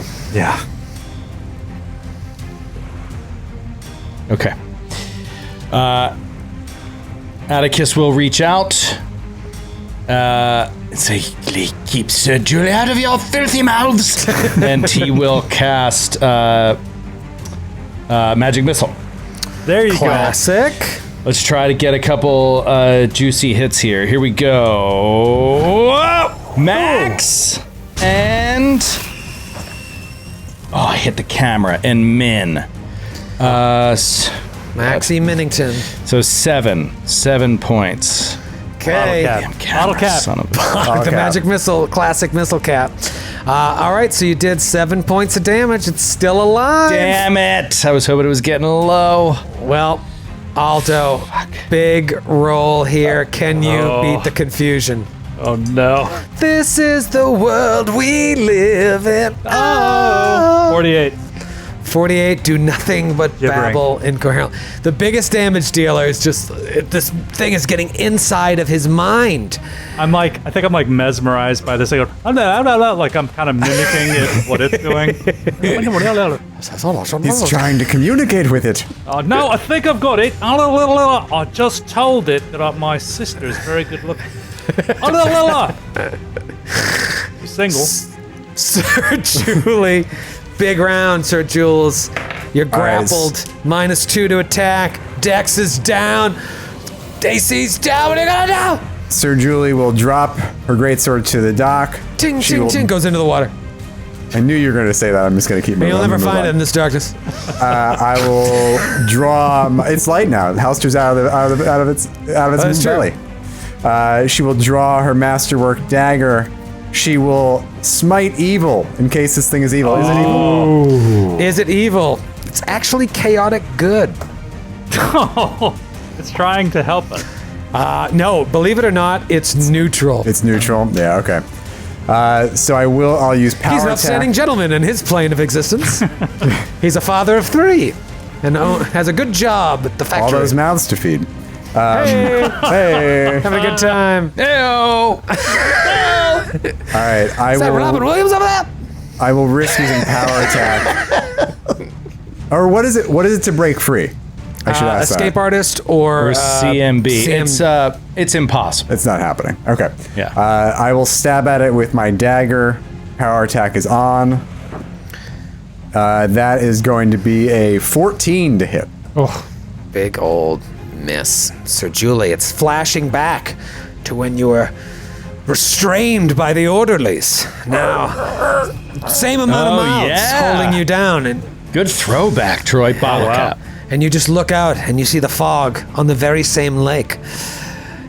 It is Halster's turn. Big round. All right, Big round. You're about to see how powerful Halster can actually be. He's going to expend a use of fervor to, as a swift action that uses no somatic components and does not provoke, casts divine favor on himself.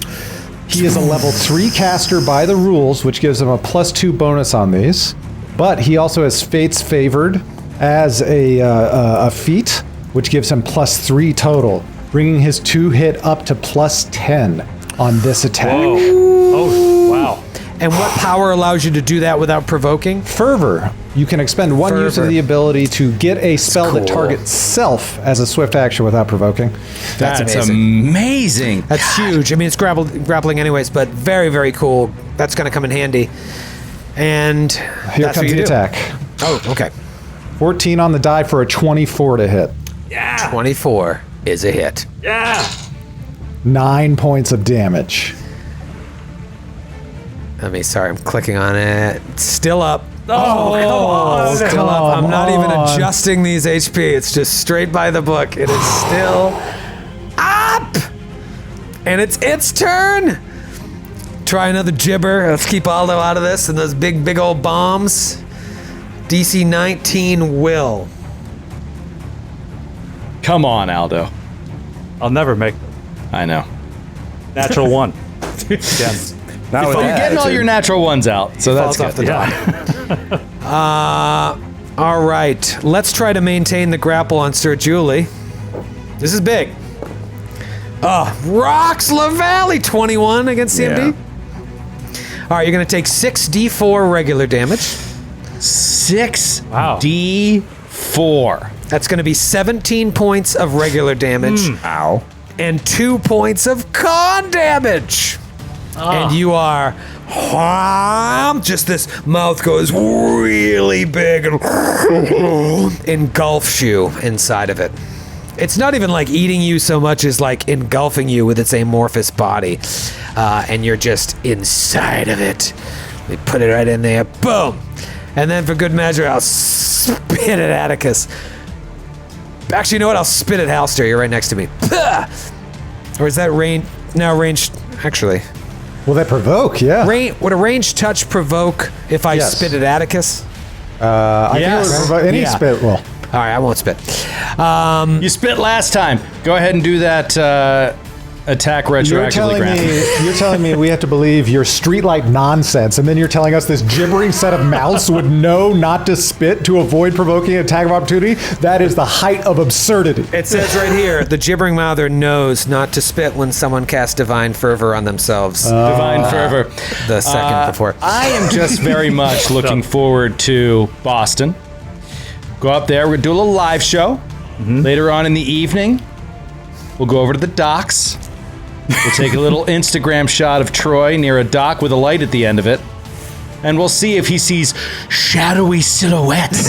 Or if he just sees what's in the light under the light at the dock. Is it possible there's clouds in front of the moon? It's not about the moon. Us and the light source? This is amazing. This is Giant Mythbusters for kindergartners. Gleaming shield. Is what it is. It's I Mythbusters for 4-year-olds. You're talking to somebody that reads like this these days.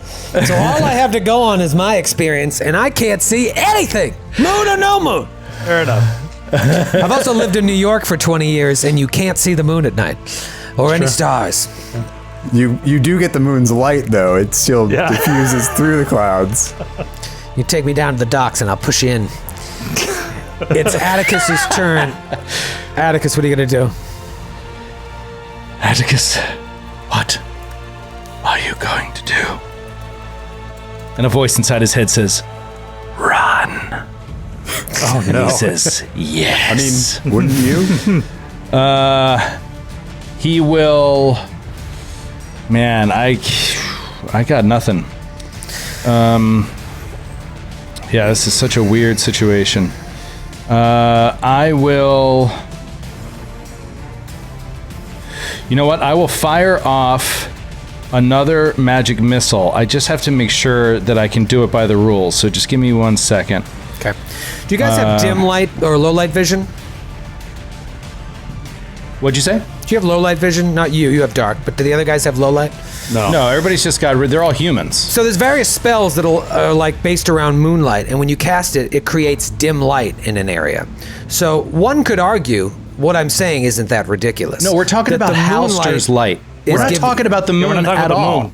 Halster has a light cast on his shield. That's the the aura you aura put on on my my shield. shield. That's Never why we keep once. talking about a street light. Never once during this entire discussion did I realize you were talking about Halster's light. I thought you were just saying the light of the moon. No, we're saying was That's enough why to see I it. screamed emphatically a moment ago that it has nothing to do with the moon. That's why, yeah, and even and when you that's said why- that, I was like, what is he talking about? And you were like, "There's no street lights around me," and we were all like, "There's the equivalent of a street light. It's the spell light." Again, the whole time I thought you were talking about the moon, and I'm like, am I crazy? It's just, I'll give him that it's dim light. I forgot all about Halster's light, and to Grant's credit, you have the big beacon on your thing. Yeah. Big aura. I've just got 17 tabs open. I'm not listening to what you're saying.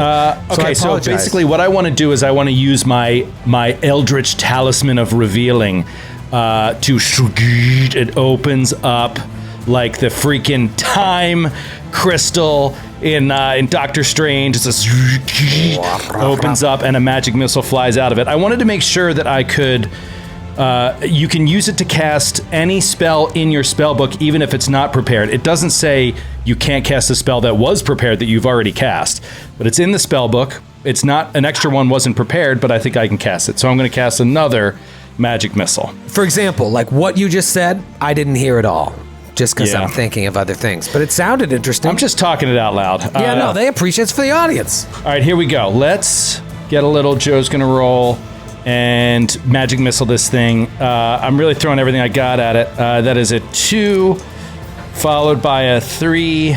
So that is another 7. 7 points of force damage. And that kills the creature. Yes! Oh, the arcane bounded object. However, Sir Julie is still trapped inside of it, so for her to avoid taking another 64 and 2 points of con damage, can you cut her out? Halster, get her out of there. Can I cut myself out? It's Aldo's turn. Aldo is confused. Roll a d100. 51. 51, deal 1d8 points of damage plus strict modifier to self with item. Skid's favorite. That's on the top 10 of things Skid hates. I in think this it's game. insane that I'm barehanded. I'm as weak as a brownie. And somehow I'm dealing up to 9 points of damage, or 8 points of damage. You could take more damage than if I shot you with a crossbow, point blank. With my own fist. I've tried hitting myself in moments of extreme frustration, which I'm building up to right now. And I don't think I've ever hurt myself that badly. But that's 1 point of damage, so it's not too bad. Oh, not too bad. All right, the acidity inside of its stomach is churning away. Sir Julie, cut yourself out and end this fight. Thank you. Do you have a light weapon? My dagger that I have in my hand. Perfect. I'll leave power attack on so I can make sure I hit that damage. Okay, that should do it. That's a 22 to hit. You got it, and you get out of there. Sir Julie just like saws her way out of it. Like out of the side, you just see like, and she peels back and is like, "Did we get him?" And it just slinks off the dock into the water. He got. Good fight. Hell of a fight to start book 2. I used my entire complement of first level spells. God. Would we? That's the thing. It's like you take Aldo out, and now it falls on me to add into the damage dealing, which is like he's not a damage dealing wizard. He's not a blaster wizard, and so it's like I got to use my bonded object. I got to do all this. If Aldo isn't confused, it's like boom, boom, boom. We're fine. You know, Be it's over 3 rounds. right. If I was leveled Huge up difference. and I wasn't confused, yeah. Would we conclude that based on my injuries and Halster's injuries, that the gibbering mouther would have produced the so-called melted bodies that were found here? Yeah, it would just sort of spit out someone whose con had been entirely drained, just like. Yeah, because while you're inside of it, it's just draining your con, and then all that we left would be this puddle. But yeah, you guys both, Halster and Sir Julie, took 3 points of con damage on top of all this other damage, but you seem to be out of danger. And there's a leather sack. A leather sack of lesser restoration potion. Oh my God. And normally you'd say, we'll see you next week. And we have so much more planned to do. It's amazing. Solid 90 plus. All right. We do have a wand of lesser restoration, by the way. Do we? Oh, great. Yeah. We found it with 7 charges. I think we may have used a couple, but I think we still have some left on it. You gain 1 that's huge. point per rest, Per right? rest, yeah. So might be probably worth using. How much damage did you take? 3 altogether. 3, okay. So yeah, you just need 2 to be healed and you're fine. Yeah. All right, who's going to grab that thing at the end of the dock? Atticus will walk by. Halster's just like beaten, bleeding, lying at the end of the dock. He's like, thank you for drawing it out, Halster. And then he'll climb around him and under the dock. Hey, I was going to get that. I will. Sir Julie should will lay on rest. hands herself. You should rest. If you're telling me that it's not going to be unbelievably treacherous, Troy, he'll crawl like down and around and pull up the package. Oh yeah, let me retcon my turn before this combat started. If you're telling me this won't be unbelievably treacherous when I reach down here and that a gibbering mouth stalker won't attack me, I'll reach down and grab my bag too. Gibbering mouth stalker. Whatever the hell it's called. Good. It sounds scary. That's I am good. the gibbering mouth stalker. I may be jamming several different enemies. That's gonna be the title of your memoir. Gibbering mouth stalker. The Grant Berger story. Atticus, you go flat, you go prone, you reach around with your little rat hands, and you brush up against the same wet leather, and you dislodge it and pull it up. And it's a package. Here it is. Take the strings off of it, and you open it up. And Aldo, you're shaking off the confusion, shaking off the self-inflicted damage, and you're just watching Atticus untie the package, and you're like lost for a moment, taken back to a strange memory, and you're watching the strands being pulled, and the strands start to turn into dozens and dozens of naked bodies writhing all over each other in an opulent room. There's wine stains on the floor and the walls, and there's just bodies everywhere copulating.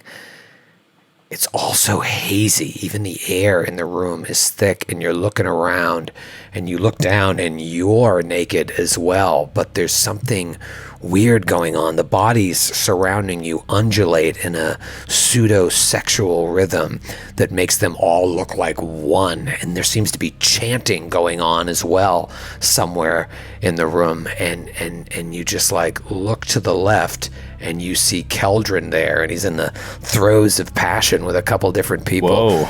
And he just like looks at you and slow motion nods and smiles like, Ew, creepy.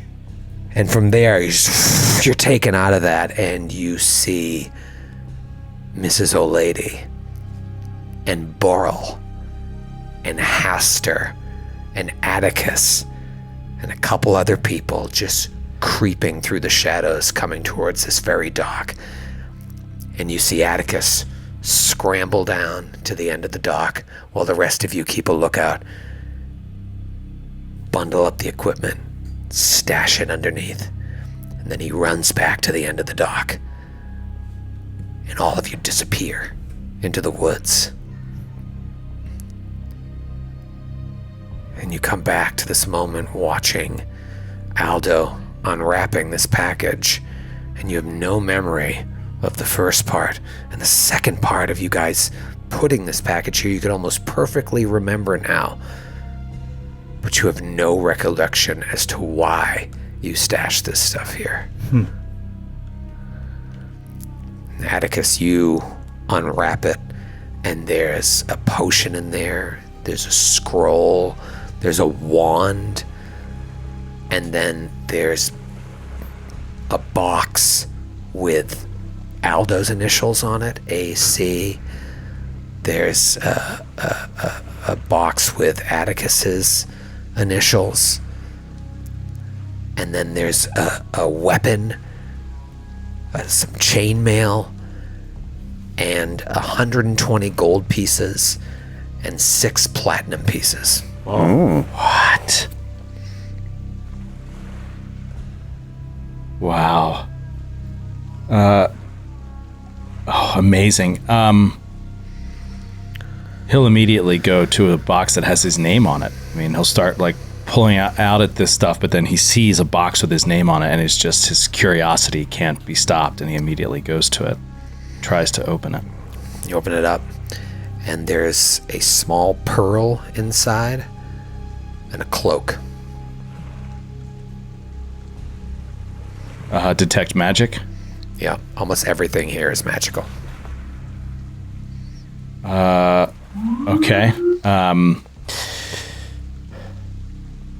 Well, he'll start spellcrafting stuff. Yeah. In the interest of keeping things popping, just give me spellcraft checks, those of you who have them, and then I'll let you know what you discover. 22 for Aldo. dear. 12 for Sir Julie. Fail. You only got a 14. Rolled a bad roll. 9 for Halster. Okay, so luckily Aldo is going to be able to suss most, if not all, of this stuff out, and Aldo recognizes the pearl as a pearl of power, and the cloak is a cloak of resistance +1. Ooh, Nice. nice. Holy shit.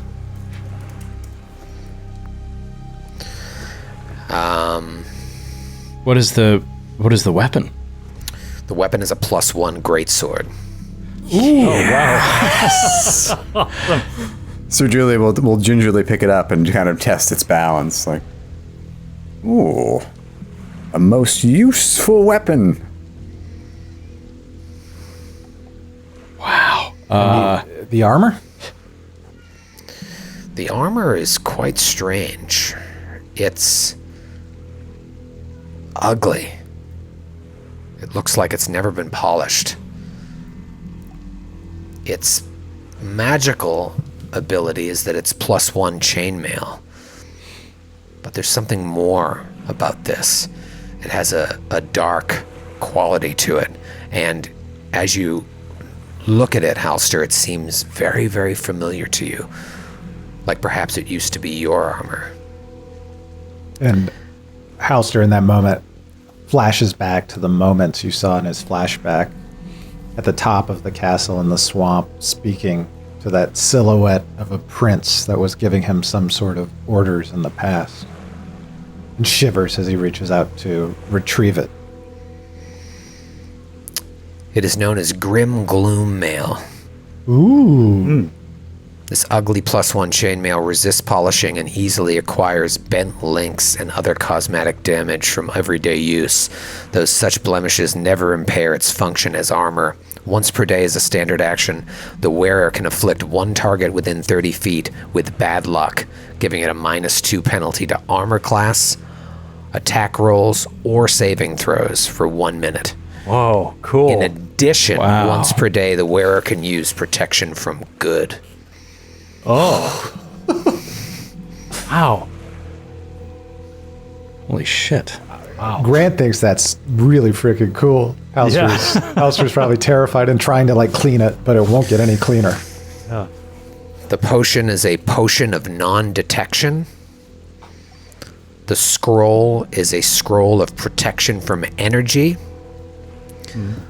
The wand is a wand of death knell with 18 charges. Death knell. I know that spell, don't I? And then Aldo, you're handed your box. You pop your box open, and inside is, you recognize it immediately, a boro bead, muleback cords, Ooh. and a jar that just says Vegemite.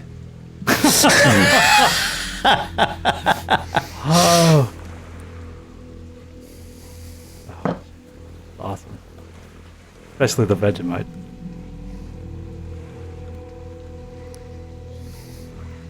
Why was this stuff put here? You don't know. Some of it seems for you. Others, maybe not. What was the potion? There was a scroll of protection from energy and a potion of... Potion of non-detection. Death Knell is an anti-paladin spell. Wow. Also Witch, which is, I think, I've seen it on the spell list for that reason. Interesting. Oh, you know what? I might have the wrong list selected. Okay. Oh, I know what I did. Okay, never mind. Ignore that.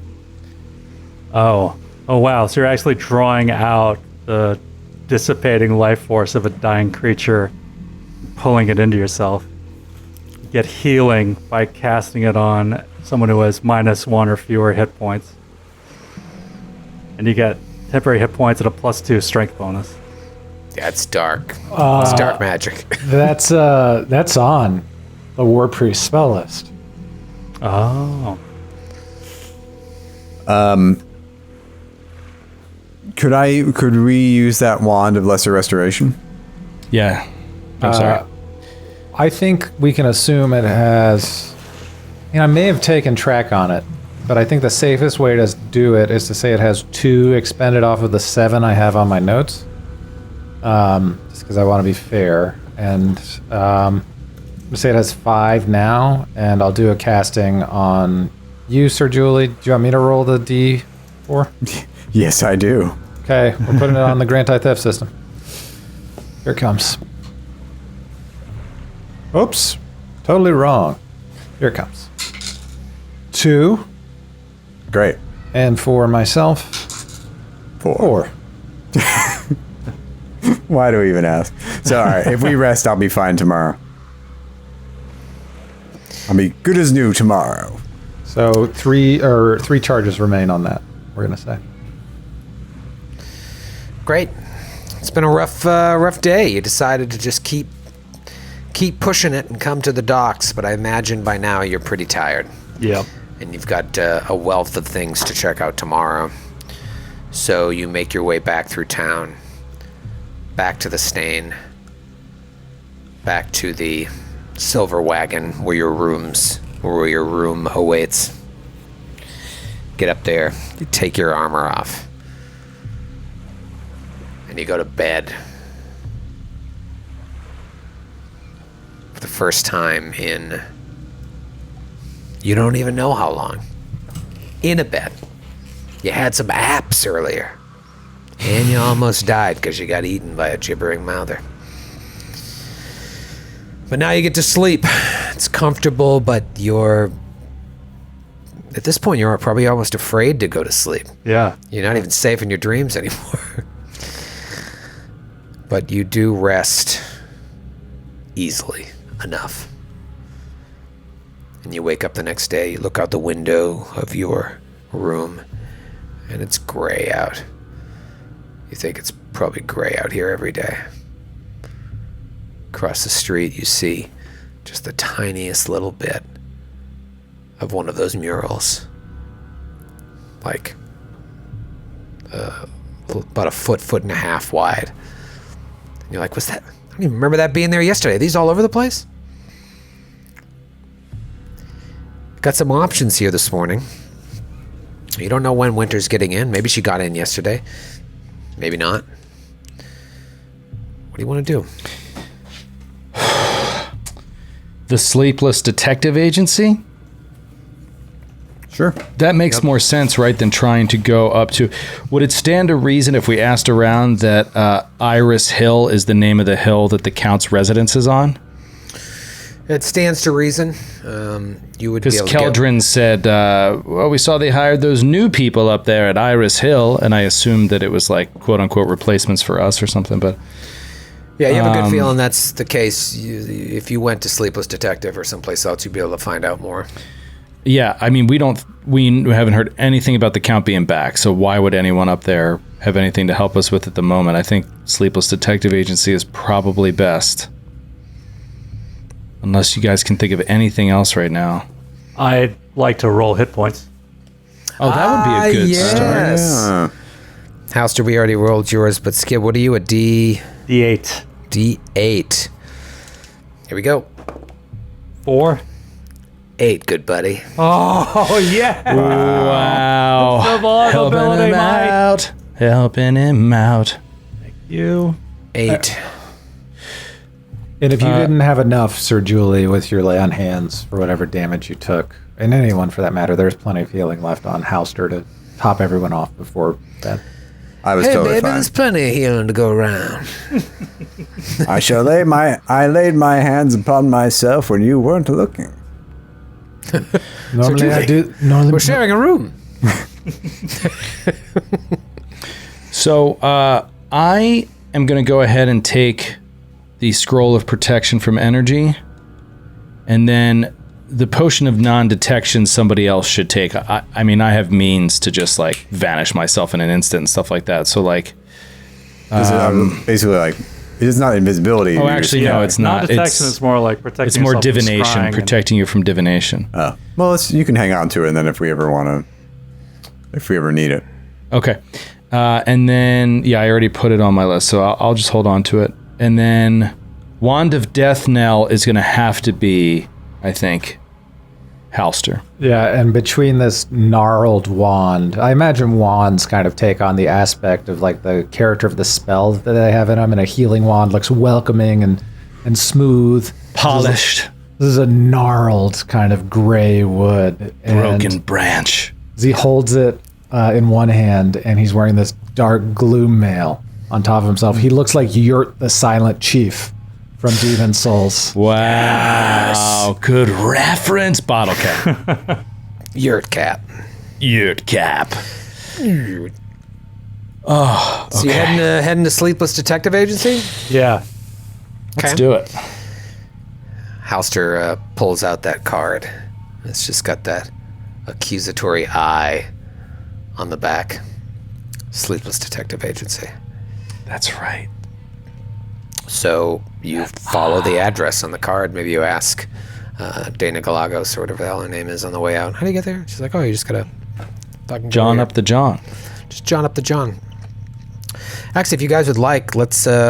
You've walked around a little bit. Let's look at a map of Thrushmoor. Alrighty. Sweet. Oh. Beautiful.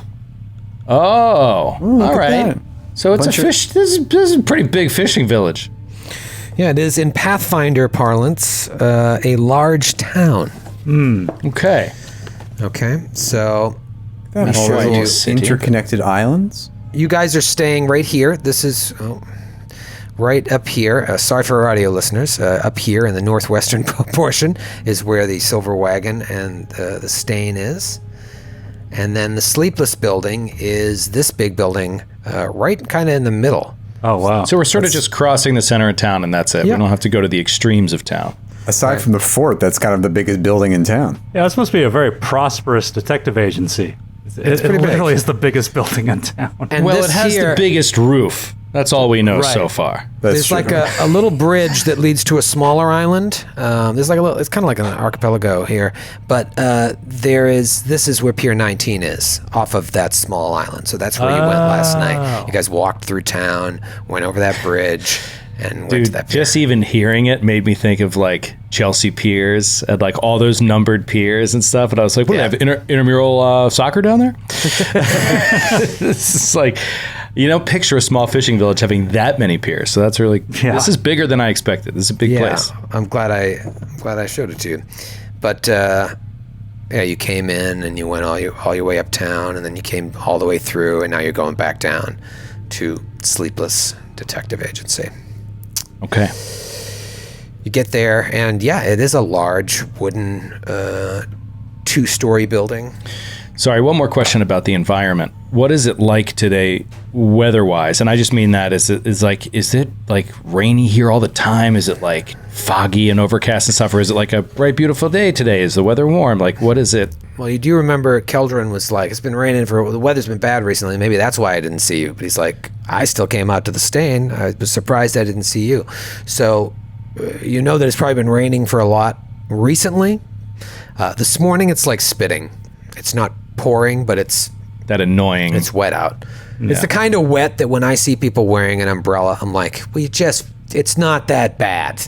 Put your umbrella away. Wearing an umbrella? It's a fashion statement? I see people wearing umbrellas. I'm like, Whenever I'm like, why did you stitch that into your clothing? gosh. It's foolish. Now you understand why I'd be mad.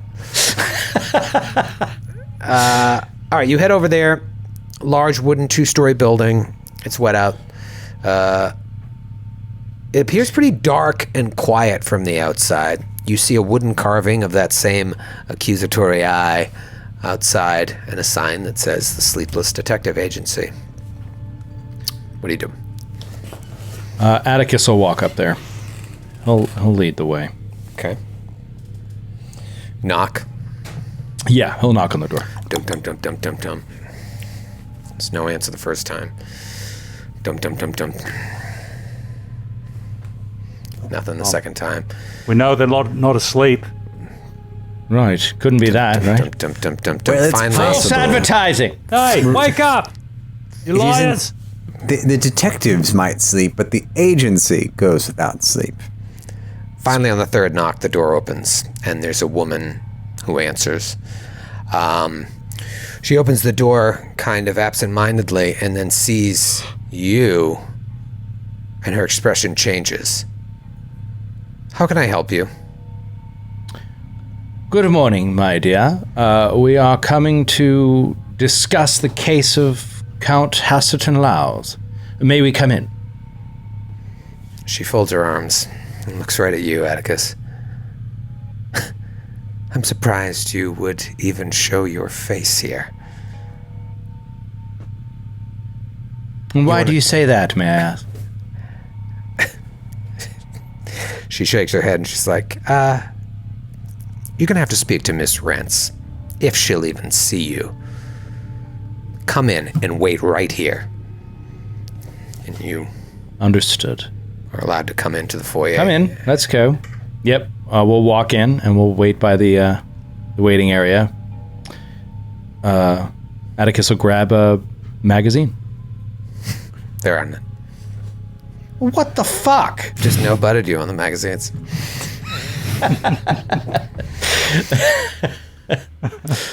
She's just kind of like eyeing you as she walks down the hallway. You, Atticus. And she leaves. And a minute or two later, a tall woman approaching middle age. She's got a long black coat with double buttons that run all the way down from top to bottom. Purple scarf, short reddish brown hair, pale skin scattered with freckles across her cheeks and the bridge of her nose. And it's got like a tiny hat with lace that could be pulled down over her face. She just slowly walks down the hallway towards you.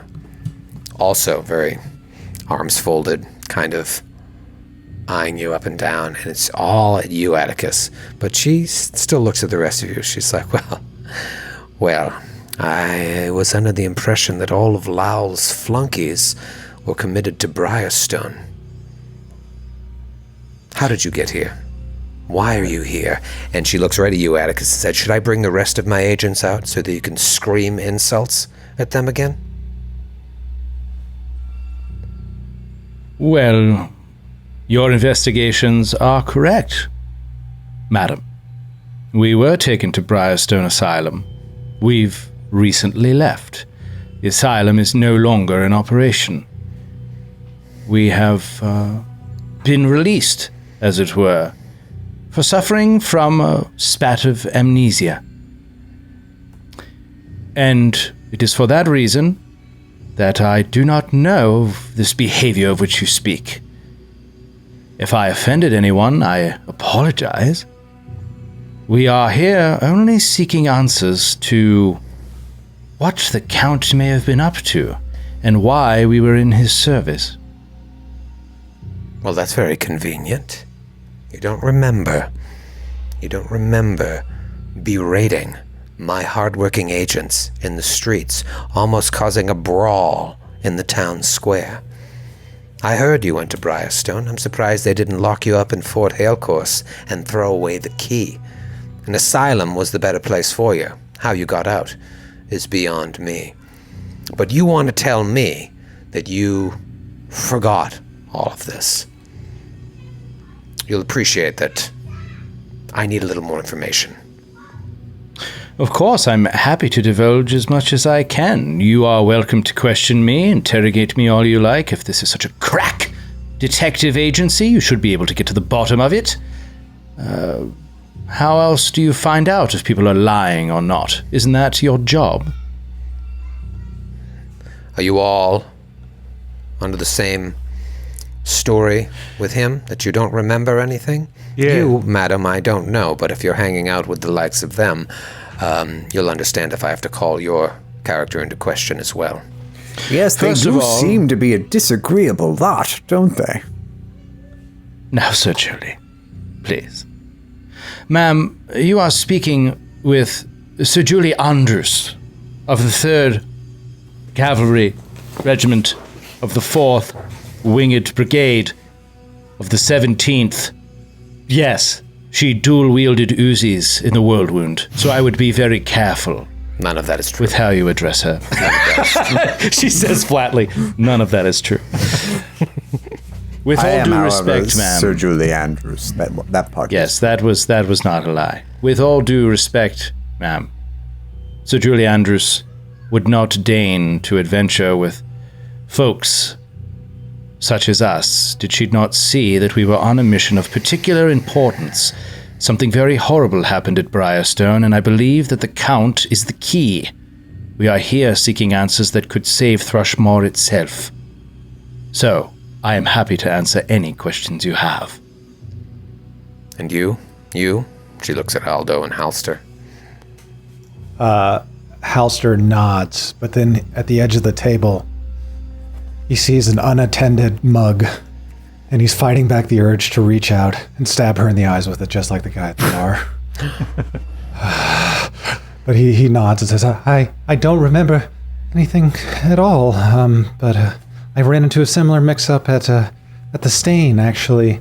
The proprietor there said that I did something I don't remember doing and was very angry at me, but we made things right, and I think, oh, no. Did anyone else? Still a lot. Can you hear me? Yeah, I can hear you. Yes, Did we're you see live. all the lights flicker in my house? Yeah, Wow, that was bizarre. Wow. I didn't see the lights flicker in your house. I was perhaps. worried you were having a stroke. You were like, wow. Whoa. Started looking No, around. I thought the power was about to go out here. And I thought the Perhaps stream it's stopped. just an eldritch nightmare creeping into your window. That's terrifying. But yeah, we made things right at the Stain, and I'm sure we can make things right again. Please listen to us. Listen to us and believe us. She stares at Aldo. Aldo sees the reaction that Halster is about to have. Like he sees that flicker in his house. No, over his face. Like this happening. He like puts a reassuring hand on his shoulders. He's just like, no, we're all ready to help. We're there's no secrets here. Whatever. We just want to get to the bottom of things, as I'm sure you do. And your memory loss, does this extend to your relationship with the Count as well? Oh, no memory of him. Couldn't pick him out of a lineup. Yes, I'm afraid it does. He could walk in right now and none of us would know him. You could we be the were- Count, for all we know. Yeah. Are you? She Scooby-Doo unmasks herself. Oh, I knew it. And he goes, ha, 1, 2. We did discover, without any question at all, definitive proof at the asylum that we were in the service of the Count. That is all we know. That is what has brought us here. You have to appreciate if I have a hard time believing any or all of this. That's not to say that you're being false, but there's a lot going on here, and I need to be cautious. Your reputation precedes you, and it's a bad one. Of course, if what you say is true, and you are looking to help and get involved, actions speak louder than words. She turns from you and she's like shaking her head, talking to herself. She's like, this town, I don't know what you remember, but this town is falling apart. The leadership has collapsed, abandoned their posts, shut their doors, and somehow the responsibility of putting it all back together has fallen to me and my skeleton crew of agents here at the Sleepless building. I don't even know where to begin. What do you know about the state of Thrushmoor these days? Anything? Nothing but what we see in the streets as we walk it. It looks rather gloomy. Your friend, Count Lals, has always been a peculiar man. This is not something that is unknown around town. His family has run Thrushmoor for over a century, but his focus has always been on his scholarly pursuits instead of what it should be, running and maintaining Versex County. I guess you could say the trouble all began when people started disappearing. There was a rash of kidnappings, which, while strange, is not altogether that rare here in Ustalav. But when they started happening here in Thrushmoor, a group of concerned citizens went up to Iris Hill to seek support from their count, which is when they were informed that he was gone. And his assistant, left in charge of the state, refused to help, advising the citizens to just wait for her master's return. So then the townsfolk headed to Fort Halecourse, the seat of our magistrate, to see if perhaps he could step in and protect the town. The town constable, Constable Cecil, tells them that Magistrate Paget had left town for some unknown reason, and when asked to at least set up a night patrol to protect possible future kidnappings from happening, she tells them that's impossible. Her orders, she claimed, were to keep the fort safe with the few militia members who remained, as the rest of the mercenaries had evidently fled their posts after weeks of unpaid work. The townspeople were sent away, and that's when my door began knocking off its hinges. Now you must understand, we are not a government agency, nor a charity, we're a business. And now the town's coming to me, begging the Sleepless Agency to take charge of policing Thrushmoor, because the leader's gone, the magistrate's gone, and now the coffers are running low as well if we can't even afford the militia that we had. So now I'm obviously concerned, knowing that these men left for no apparent reason, and it seems like no one cares enough to take care of the financial issue, and to top it all off, it becomes known that a royal accuser is coming to town to investigate. So this accuser, Omari, rather than going straight to the church, straight to Newchapel, she wants to keep a low profile, and so where does she go when she arrives? Right here. My doorstep.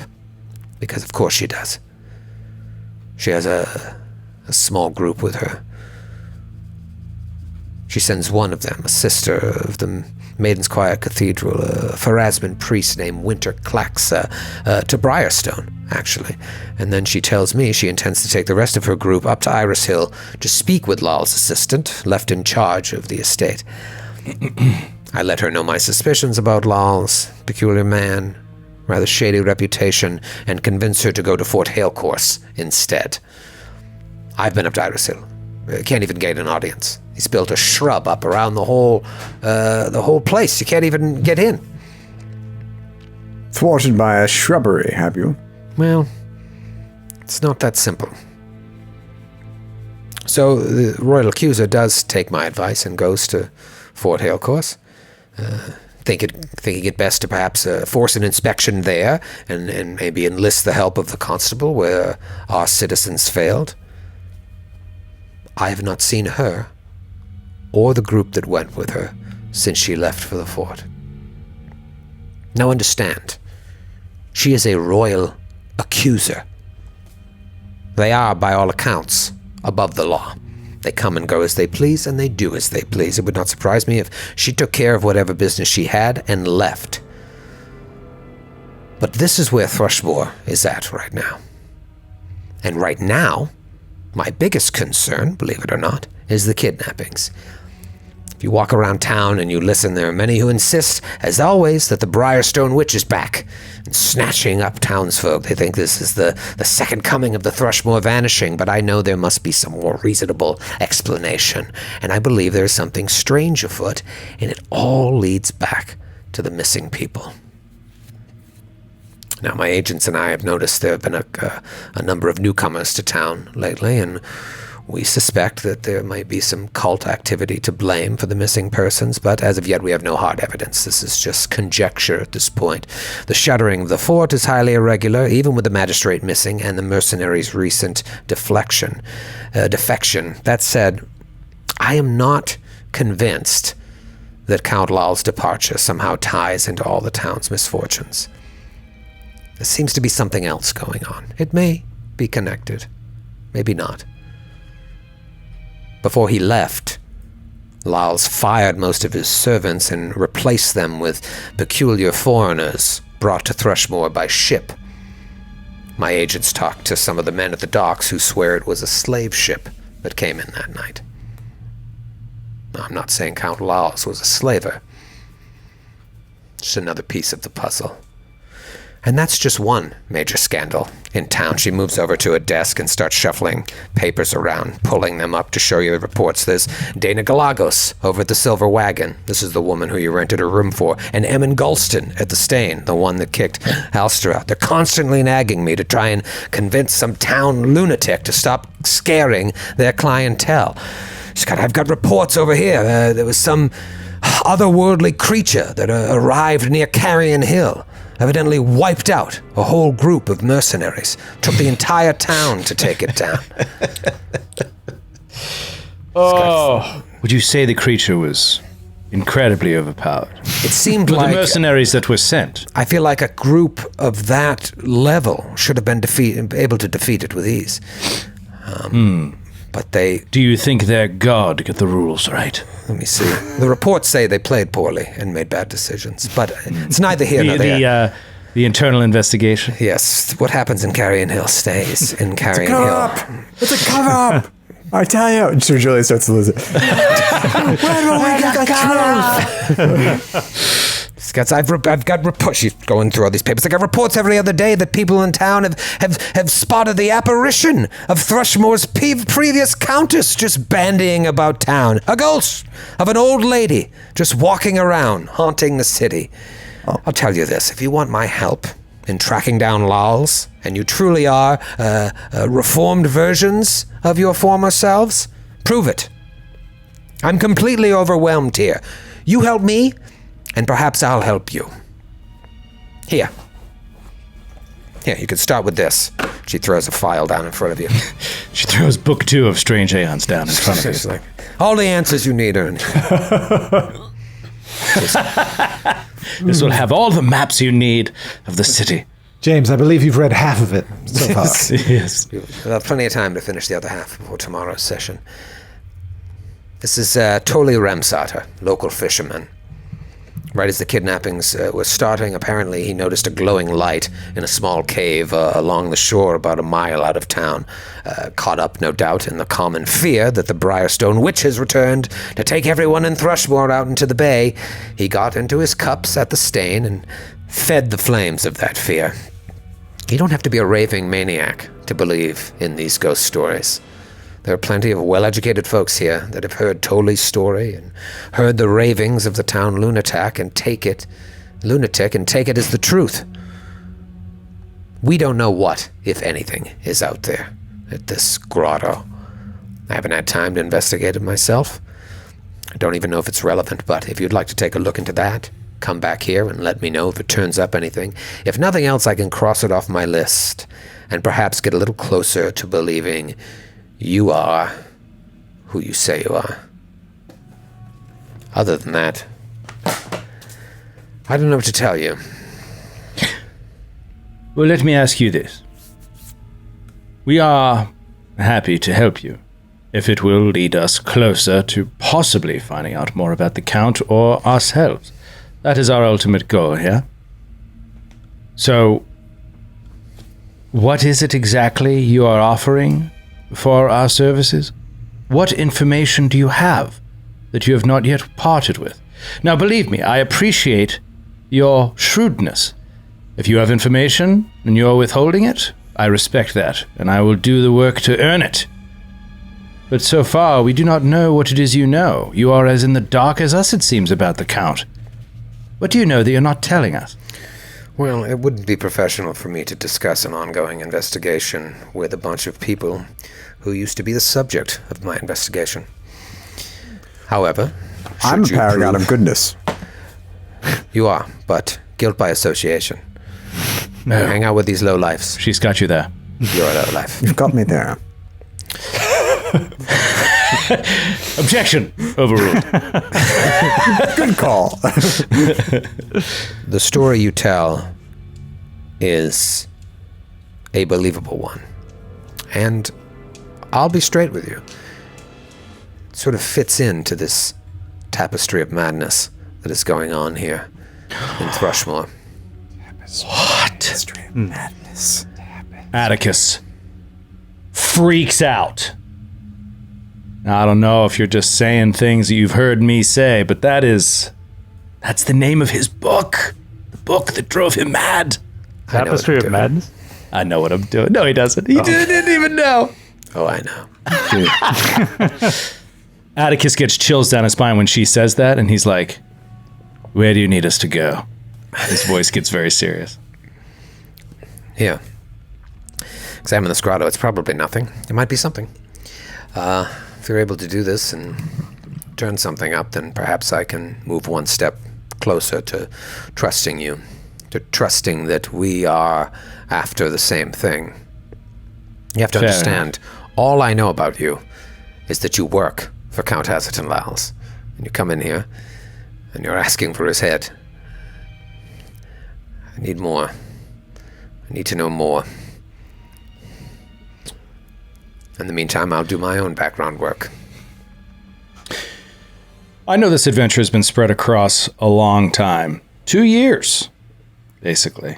More than 2 years. And so I just want to let people know real quick that don't know or don't remember, the Tapestry of Madness is a book. And now these are all, again, it could be dreams, could be memories, but in the flashbacks, the Tapestry of Madness is a book that Atticus stole from a baron in Ostalav. That book. That he then tried to use to get better at illusion magic in order to compete because he was falling behind, and it was like a dark magic tome. And in so doing, he may have unlocked certain things like mind swap, which he attempted to use on a human that was another illusionist in order to get out of his rat body and try to move up in society. A lot of dark and dangerous magic within the book. Now, he doesn't have the book on him now, but it's just something in his dreams. He keeps seeing the Tapestry of Madness, this book he once owned that led him down a dark path. Was that book also the subject of Matthew's Mrs. O'Lady flashback? Or I think it was. different? Yeah, I believe that was the book that her son-in-law and his business partner were trying to sell to a halfling crime lord. Yes. And Fanny Wellfleet. So, yeah, her saying that is not, it better not be coincidental or I'll be angry. You better start writing, Lavallee. Retcon that into the story. Well, if anything else, just her saying it and using that turn of phrase makes it feel like it's all connected. Yeah, that turn of phrase was no coincidence in Atticus's mind. So he's going to move forward with this cave about a mile outside of town. Is that what it was? Yeah, about a mile outside of town. She gives you the directions. It's well beyond where Pier 19 is. And a fisherman saw it or something, like from a boat, and saw a light inside the cave? Yeah, in fact, it's on you'd have to go along the shore to the east. It's the opposite way out of town. But we don't need a boat. We can walk along the shoreline. You can walk along the shoreline, yeah. Okay. What do you say? Shall we do that? Might there be evil there? There is always evil, Sir Julie. Everywhere. Then you may count me in. Good. Like her. I feel a sense of reassurance just being around Sir Julie, and I myself am also enthusiastic about this new opportunity to wreak havoc. All right, cool.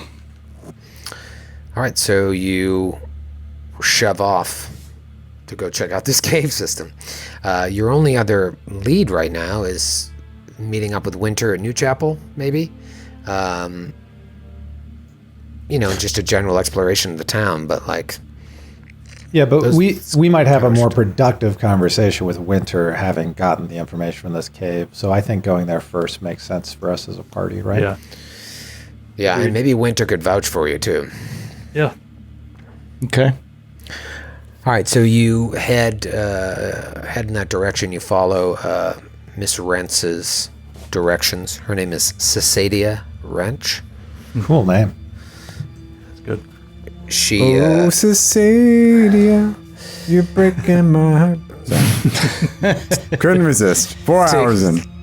takes you about an hour and a half to walk a mile out of town along the shoreline. And as you're walking away from the town, the shoreline begins to split with the water, and you start going up a ridge, and you're separated from the water a little bit. And you're just walking up this rocky ridge looking for an opening, and you get to a point where you're about 8 feet above sea level when you see a small cave mouth opening into the limestone face of the water's edge, partially obscured by vegetation. Thing is, like, you can go back down and like swim to it, or you can just try to climb down, because that'd be a long swim. You know what the hell's out there. Also, you see like 2 rocks that are placed just perfectly. You might be able to do like a jump. Parkour. Yeah, basically, you could swim around, parkour, acrobatics, or climb.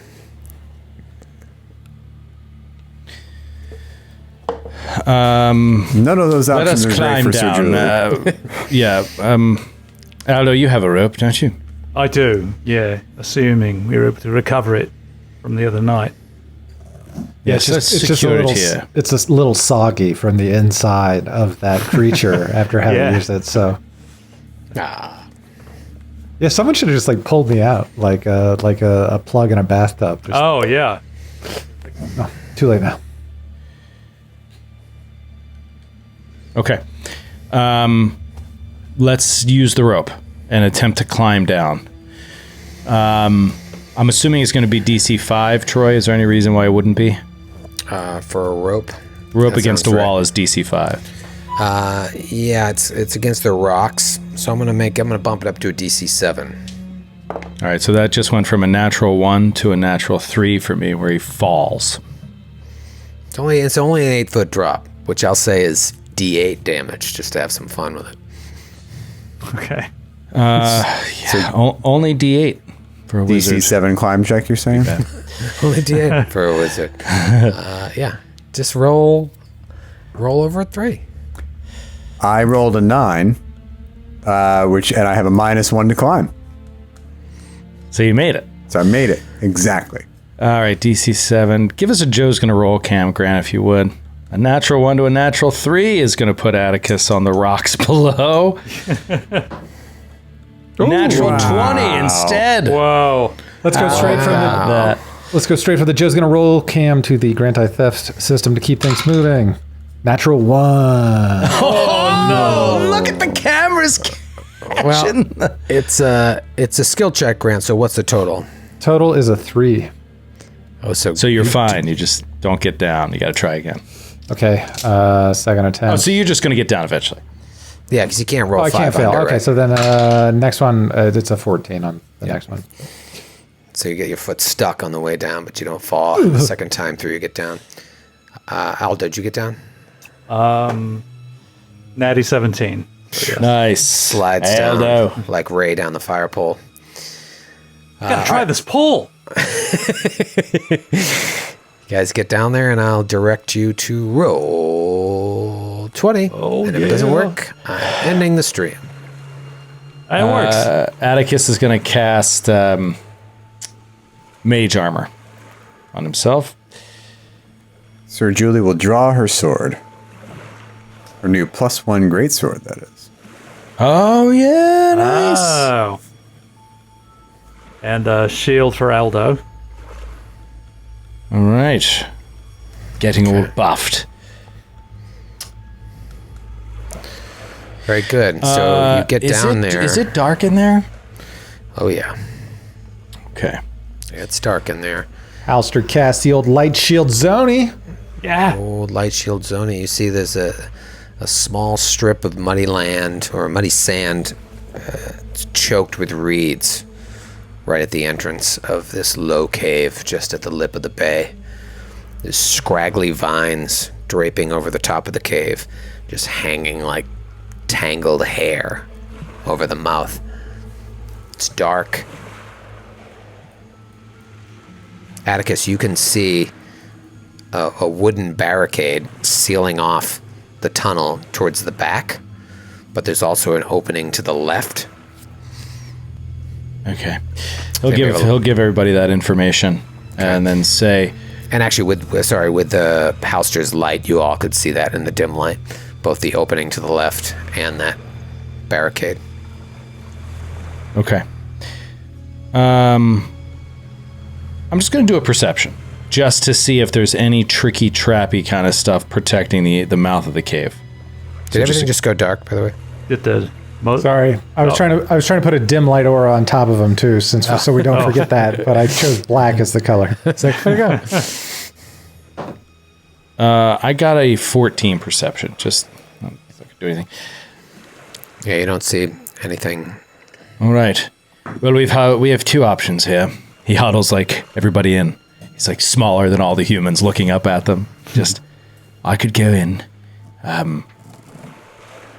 disguised, perhaps unseen. Take a look around. We could also easily be trapped in there and killed immediately. Or we all walk in together with this bright light. What do you think? Sir Julie, you are the tactician among us. What say you? What would your disguise be? Oh, I would be quite invisible. Or you just go in with invisibility? Well, in a manner of speaking. No, yes, with invisibility. So here's what he was thinking is I have this spell called Shadow Fade, which is pretty awesome. I don't know if like you have that, Matthew, one of your shadowy characters, but basically it makes you invisible, effectively invisible in the dark against creatures with dark vision. So it's a first level spell of invisibility, but it's only in the dark against creatures with dark vision. The one thing that gives me pause, though, is that whoever saw this said they saw light coming from the tunnel. So it might not be somebody with dark vision. It might be somebody who has light, in which case, if I'm put in light, I'll be visible. But I also just have invisibility, which is one of my new spells for 4th level. So I could go invisible and just start walking around, or we could all just walk in. I'm leaning towards all just walking in because, you know, at a certain point you got to do it anyway. So, and if I get trapped in there by something, I'm going to be fucked. So yeah, that's really risky. I think we should all just go in together. Let's just all go in. Okay, let's all go in. All right, what's the party order here as you're walking? Sir Julie will take the lead, so long as Halster is nearby to offer light. Okay, who's Be right standing? behind you. Are you all single file? It looks like some of you are sharing spots, or is that just... You know what? I have it now too. I prepared it after yesterday. So if, like Sir Julie, if you want light, I can give you light. Oh yeah, if you want to cast it on my sword or something. Yeah, let's do that. I'll cast it on your sword.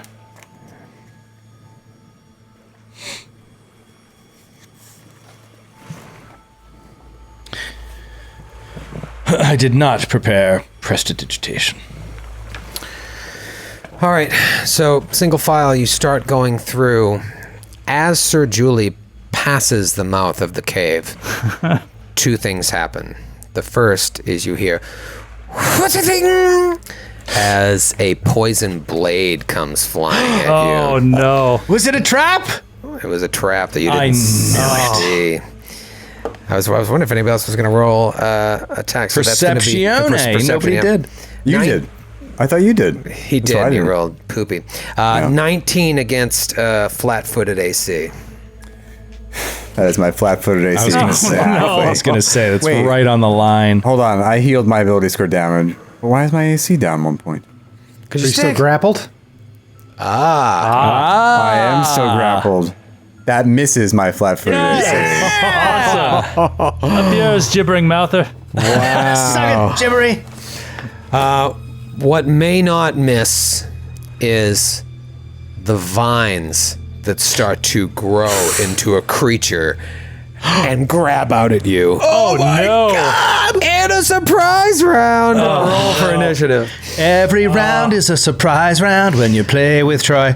Every single round. I was waiting for one more perception check. Every single round. I literally rolled it. No, hang on. Here's the thing. I literally rolled it, but I thought the mouth of the cave was up here.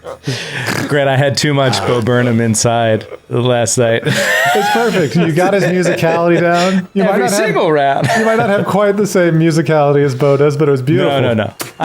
We have very similar talent levels, so I get it. All right. Sir Julie, what'd you roll? 10. 10. Halster. Halster is going to get up the Grant Eye Theft. Halster rolled a 2 for a 5. 2 for 5. I always write the first number, and then I write your second number. Aldo. 17 for Aldo. 17. And an Atticus. Switch over to that. Joe's going to roll. Show everybody that natty 18 that's sitting there for a 25. 25. This is why I have surprise rounds. All right. This, let me put this creature on the map here. No! Feed me, Seymour. Feed me all night long. All night long. The veins come up, or vines come up, rather, and it turns into this creature. And it's going to go to slam Sir Julie. Oh, dear. Which is probably the best case scenario. She's got the best AC. Here we go. Natty 18. No. Boom! No. So that's a 25 to hit Sir Jules. Yeah, that hits. All right, a couple things going to happen. First thing is going to be some damage. It's going to be 12 points of damage. And then it goes to grab you. Of course it does. Will all of the enemies have more than one mouth and grab us? Is that the whole book? Spoiler alert, that's book 2. It's called The Book of Many Mouths. Bad CMD roll. That's going to be a 17. Miss. Miss, okay. Nice. Ooh, Wow, that's first big. time ever over the big. whole network. That is so My big. gosh. Matthew, you about to go out and run some rock? You play some hoops, some street ball? Man, shout out to the writer of this book that chose these creatures that have just great free actions, because I can do these free actions in my surprise round. All of a sudden, on the ground around 40-foot radius spread around all of you, the ground starts to come alive to try and entangle you. I need I think it's reflex save. Nobody freak out. reflex Entangle is save. not that big of a deal. Especially It if you're sounds already worse in than it melee. actually If is. you're already in melee with the monster. What everybody get? 8. Sorry, did you say reflex save? Yes. 8 for Aldo. Here we go. Rough day at the plate. 4 for Sir Julie. Oh, cheapers. Dude, O'Brien. natty 19 for a 24. Jeepers, you nimbly rat. Halster? 17 for a 22. All right, so Aldo and Sir Julie are entangled. You gain the entangled condition, which you can break as a move action, making a strength or escape artist check. And it's the same DC, and it's all difficult terrain. So just imagine that this whole area is difficult terrain. It's a 40-foot radius. So All right, you're so- pretty much stuck in place. So it's not great. You got to use a strength or escape You are artist check. stuck? I thought you could move at like half speed. You can't move anywhere. What am I thinking of then? That's entangled in Starfinder. Is that true in Pathfinder? Yeah. Entangled creature moves at half speed, cannot run or charge. it's just difficult terrain. That's all that happens. So I don't understand what happens if you fail it. minus 2 penalty I'm on sorry, all if you attack rolls. succeed. Oh, okay. So you don't get the minus on attacks, but it's still considered difficult terrain. Yeah, and you get a here's the minus nasty 4 to thing. dex. Because it's yeah, that's bad. Hurts your AC a little bit. And here's the thing: is all of you are going to have to keep rolling these because it's a 40-foot radius spread, and if you end your turn in an entangled area, you've got to make the check again. So it's bad. You want to get rid of this thing, get rid of this condition, because it's difficult terrain, which means no 5-foot steps, and it slows down Aldo and Sir Julie. However, it is round 1, and it's Atticus's turn, and you are free to move. Maybe you want to fly, get above it. It's not a bad idea.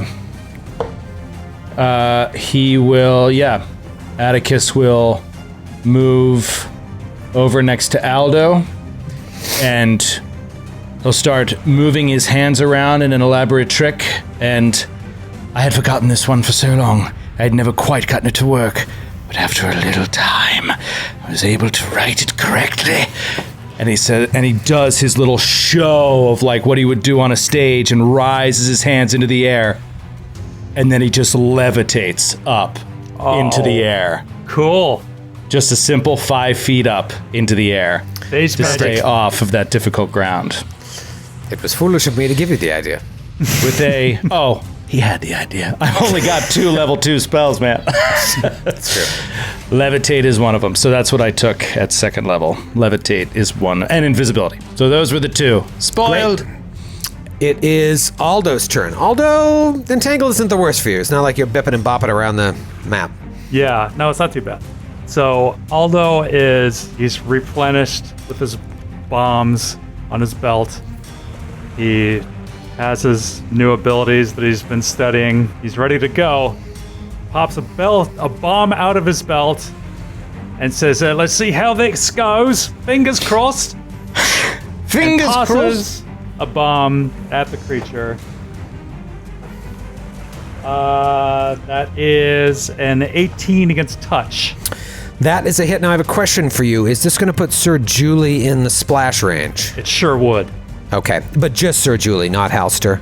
Well, it's funny you say that because now he did take the Discovery Explosive Bomb, which expands his threat range, the blast radius of his bombs, an additional 5 feet. So that's a 10-foot radius explosion.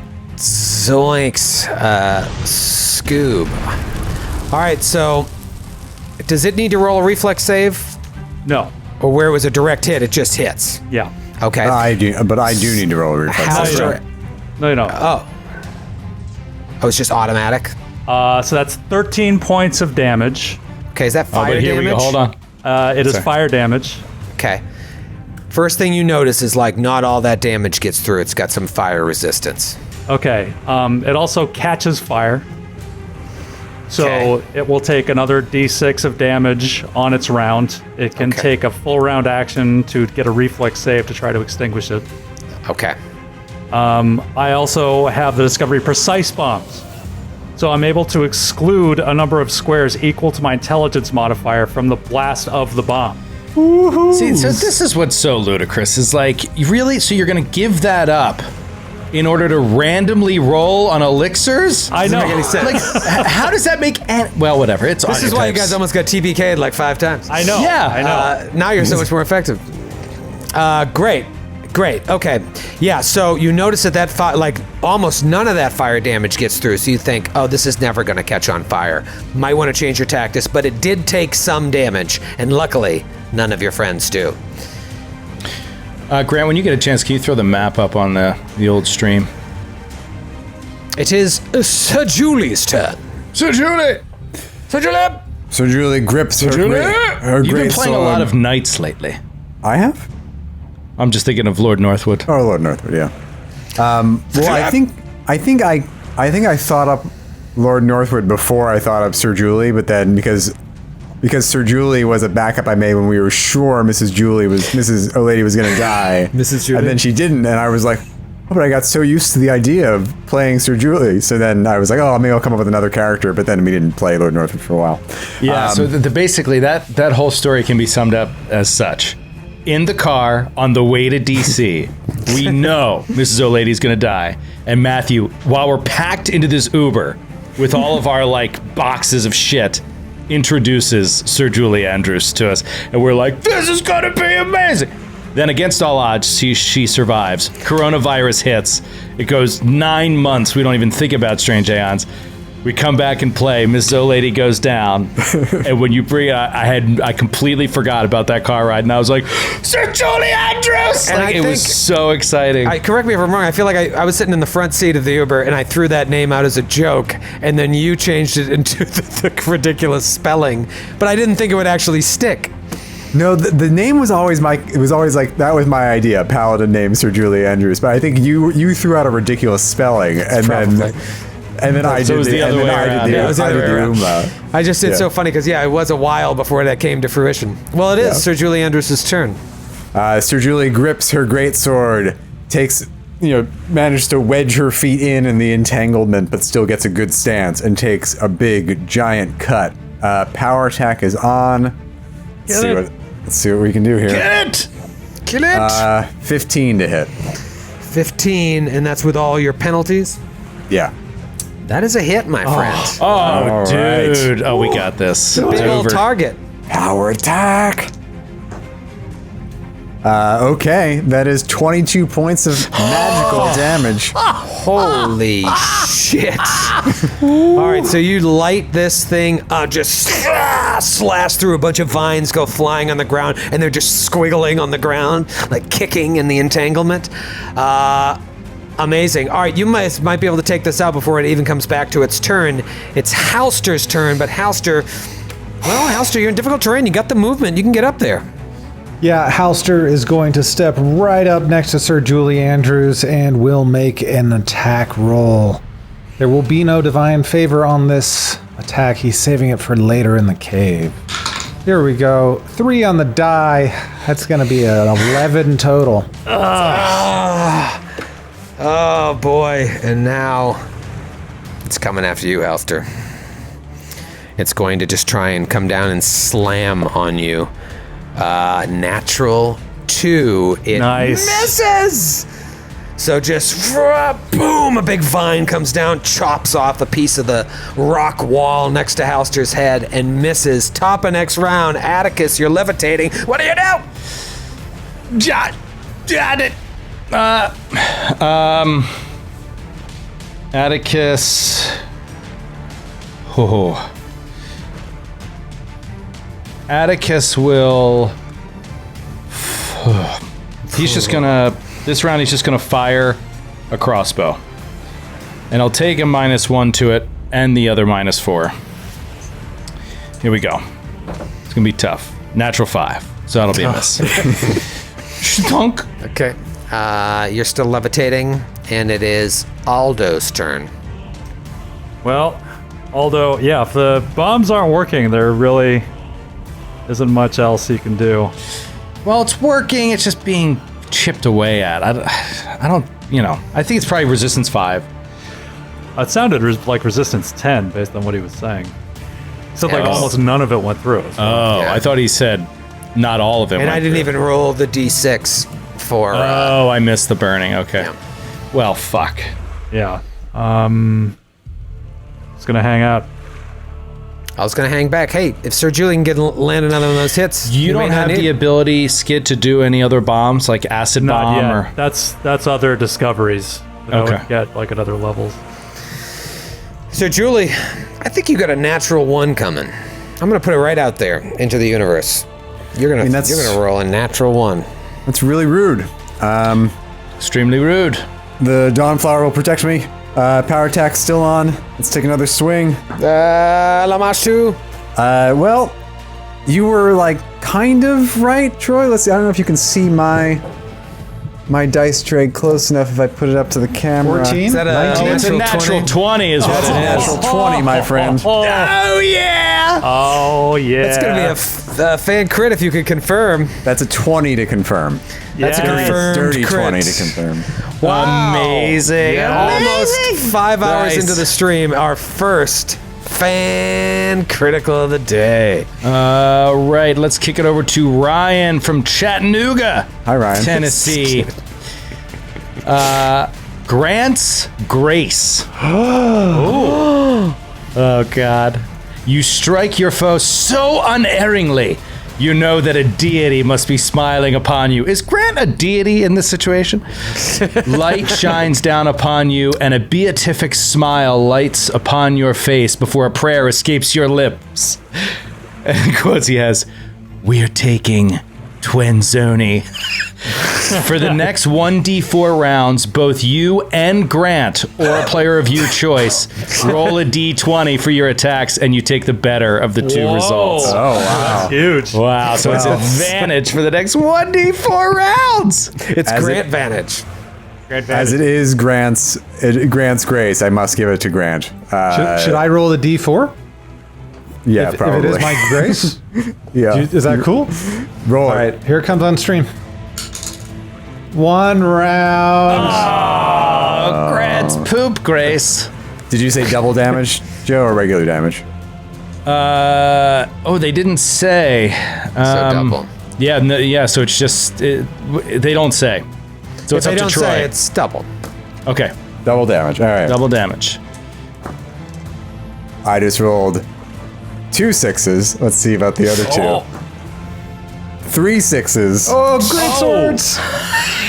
So that is 46 points of damage. It had 5 hit points left.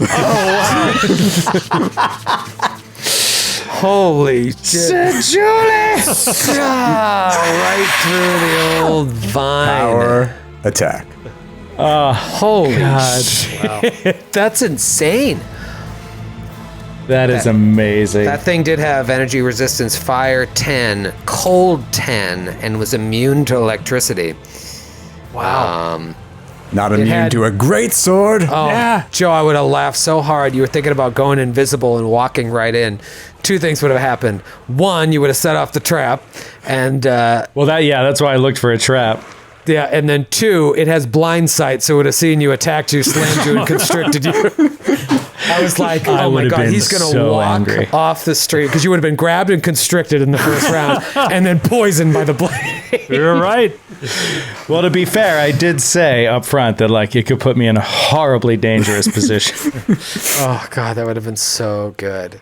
I think the way it works with wizards is if you're going to be the one to go invisible and walk in, it better not be until you have Dimension Door. You know what I mean? But even then, if you get grappled, you need freedom of movement is really what you need before it's very so dangerous. If you have a high level of images, it's relatively safe, but it's still no guarantee out of it. So, right. yeah. Well, you look up ahead through the light that Halster is shining, and you see this wooden barricade, and then you see an opening up to the left there. You look down, and there are a bunch of tracks in the mud. Can I roll a survival on that? Sure. Okay. I'm not going to put a survival on Grant Cam. 14 for a 21. 21. It looks like it's just one person's foot tracks, but there are some smaller tracks, and then there's big, stumpy, weird-looking tracks. Big, stumpy, weird. Does anyone know what these big, stumpy, weird-looking tracks are? No one has nature or anything in here. Yeah, of course I do, buddy. Here we go. Knowledge Naish. Oh, I dropped my die.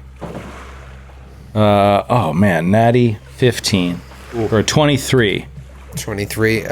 So the smaller tracks look like it might be some kind of wolf or dog type situation. The big stumpy tracks not really jumping out at you like a big something large, but it doesn't have toes. Toes. Yeah. And they're not webbed feet, and they're not fins. No, and it doesn't look like that vine that just attacked you. Are they flat like an elephant's foot or hooved like a horse's? Yeah, no, flat like an elephant's foot is a good way of explaining it, but without the It's an elephant. It's a giant elephant. There's an elephant in here. Look out. I hope you brought peanuts. Maybe it'll be afraid of you, Atticus, being a mouse and all. Perhaps. There's only one way to find out. He runs in alone. I'm here, elephant.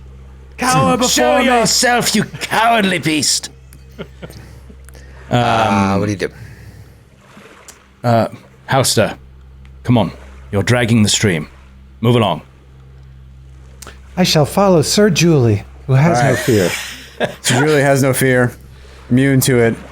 Perception check and then towards the door. 13 on the perception check. Okay. Ooh. You look up ahead and there's like a wooden barricade that looks like it's made of small tree trunks lashed together with thick twine, sealing the entrance into whatever's beyond. There's loops of rope that look like handles tied to the barricade on each end so that maybe you could drag it, but it's huge. Drag it or pivot it to one side. It would take a couple of you, maybe all of you. And the way it's wedged in the passageway, it doesn't look like it could be pushed over. You can kind of see through the logs, but you're still a little far back. Come, Houster. Yeah. Help an old knight drag open the door. My pleasure. And we'll strength check? Yeah, so as you guys walk up, you look over to the west and you see another chamber. A small chamber off to the west that is also dark, but obviously you're lighting it up. Limestone. It smells like wet mulch and looks pretty bare aside from a scattering of animal bones. It's like a pile of animal bones. Do you detect any magic in there, Houster?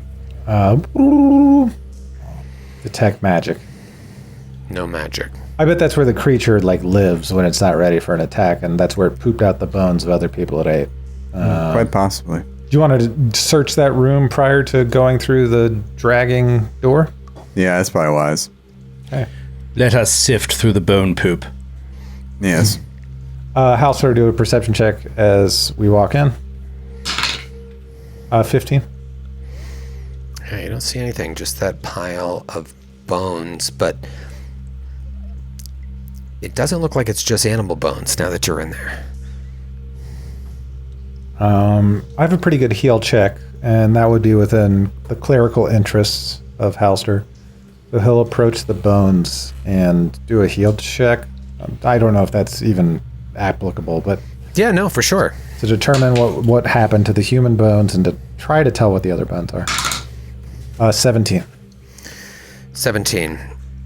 So it's mostly animal bones, but sure enough, there are some human bones in there.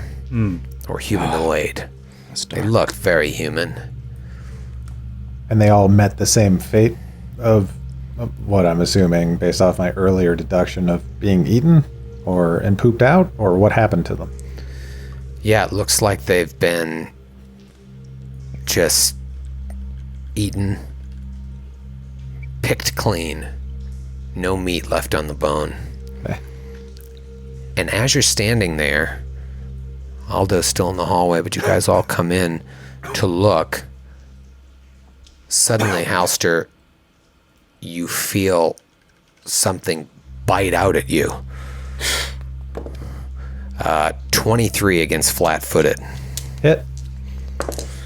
You take 8 points of damage. What? And something very strange happens, because as Halster gets bit, all of you, with the exception of Aldo, see this creature appear for a second. It appears from invisibility, bites Halster, and then disappears. Oh no. Roll for initiative. Oh, jeez. No. Oh my god. That's something. Fades out. Oh dear. Ooh, doggy. So, Julie, did you take a hit in the previous fight? Are you hurt? I am hurt. Okay. Yes. Great. I didn't heal, but I could lay on hands this round. You can do that to yourself as a swift? Yeah. Okay, then I won't channel on you. I mean, if you need to, if you're also hit and you want to channel, like I wouldn't. No, I would use fervor and just heal myself if you can do it as a swift, and then I can go on to channels later in the cave. Got it. It's Halster's initiative. What'd you get, buddy? 9. 9. Aldo. 24. 24. Nice, Aldo. For Oh, wait, Aldo. no. Sorry, 21. 21. You liar! Atticus, what'd you get? 16. 16. Sir Julie. 20. 20 for Sir Julie. We're making some progress. All right. Aldo, it's your turn in round 1, but it's a really weird position here. You were outside. You heard Halster get bit, but you don't see anything. Okay, I'm gonna take a 5-foot step in. I can never remember. Can you move and ready? Yes. Okay. Aldo's gonna take a 5-foot step like into the entrance of this cave, and I said, "What's going on?" And he's going to ready an action. If he sees whatever it is that bit Halster, he's going to throw a bomb at it. Smart.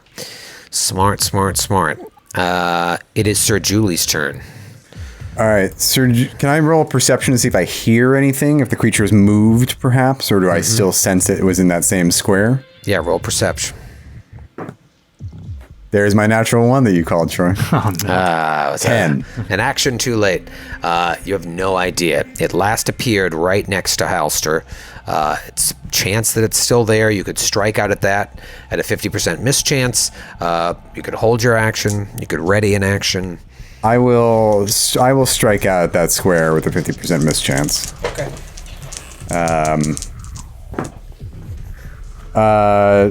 I think I missed on both. So it would be a 15 to hit and a 40% on the mischance. 40% on the mischance. So you know you at least missed on the mischance. Just boom, whiffs through that area. And it is Atticus's turn. Actually, I'm going to take a 5-foot step back to stand next to Atticus. Okay. Just right in Aldo's bomb range.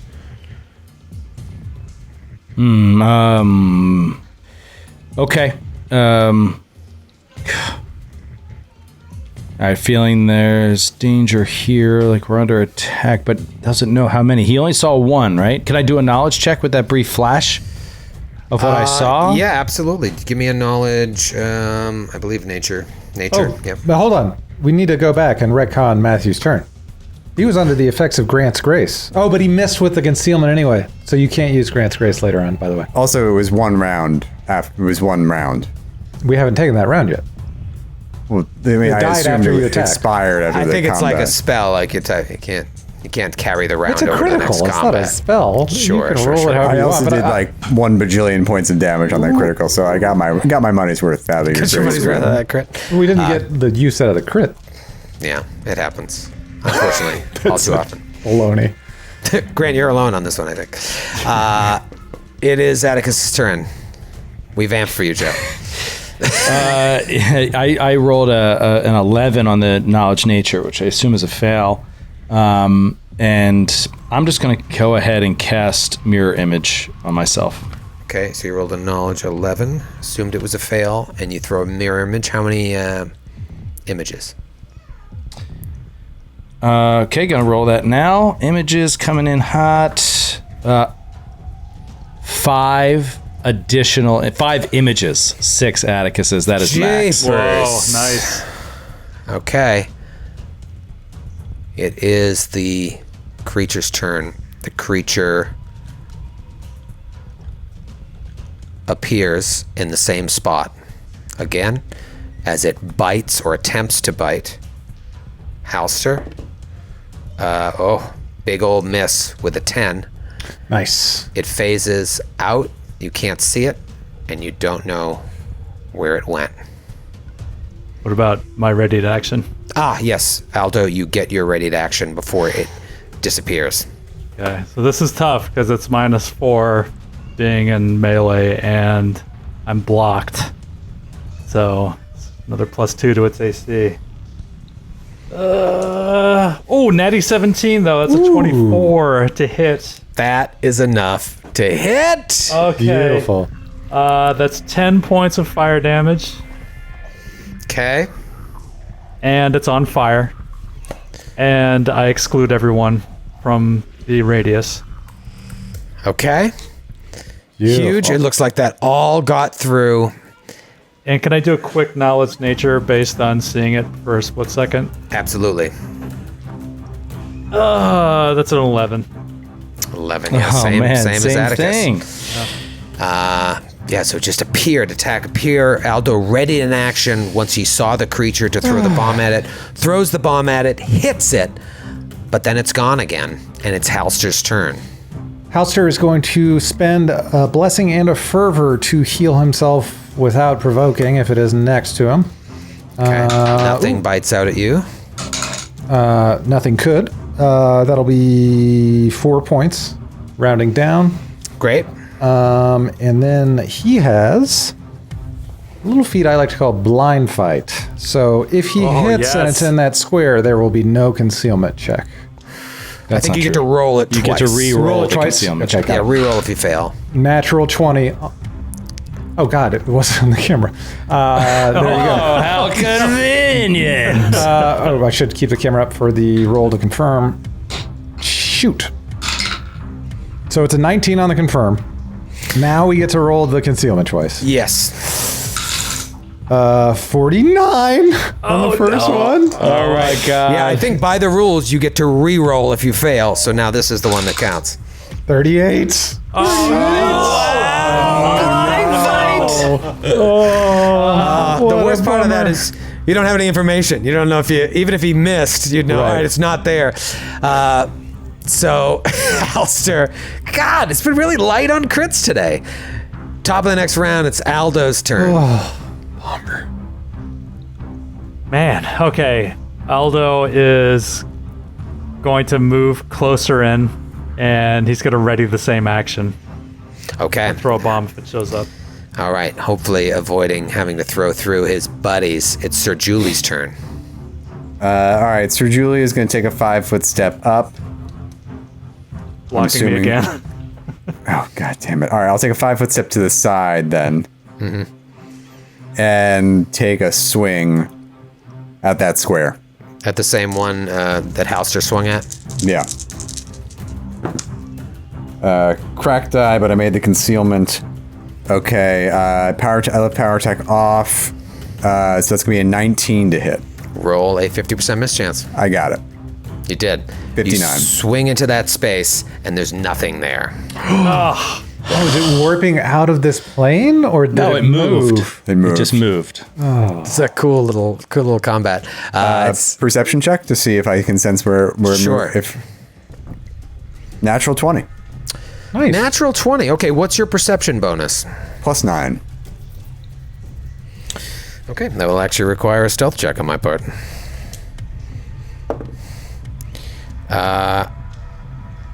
Okay. We all could, remember, it is also on fire, so we could also smell the fire. Sure. Or feel the it's- heat it's coming right, off of it. It's right next to you. It's right next to me. It's here! It's here! Yeah, the natural 20. It's really hard to detect an invisible creature, but you beat my stealth. Because I'm moving and attacking, so I take penalties to that.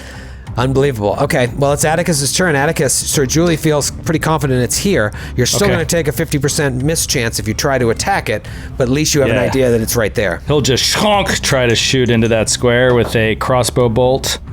Grab that on the old Joe's gonna roll. Camelicious! It's coming back around. Oh boy. Oh boy. Great. Crit fumbles always mean you attack skid. All right, let's see what we got here. Fumboni. Bad. It's called Kill Your Buddy. Bad. Your miss kills your buddy. All right, this one from Zion in Medford, Oregon. Here comes Mr. Mean. Don't like the sound of that. I like Your shot misses. It's a long one. You guys love writing so much. Your shot misses so dramatically that it ripples across space and time and catches the attention of a... Oh, God. It was Troy, a cold I'm and so misty angry. day. This sounds Catches the familiar. attention of a failed comedian turned podcaster, Troy Lavallee, who immediately appears nearby in a spectral form to mock you. It's just me. Make a will save. On a fail, the jeering of Troy's spectral form goads you into fruitlessly arguing with him, and you must spend the next 1d4 rounds taking no actions of any kind except arguing with Troy. If you receive any damage during these rounds, you cease and may act normally. On the successful will save, you are shaken for 1d4 rounds. World-breaking crits. So it's just basically fascination. Here we go. Rolling against fascination. And I fail. So for 1d4 rounds, I am out of it unless I take damage. 2 rounds. 2 rounds I cannot act. Okay. Great.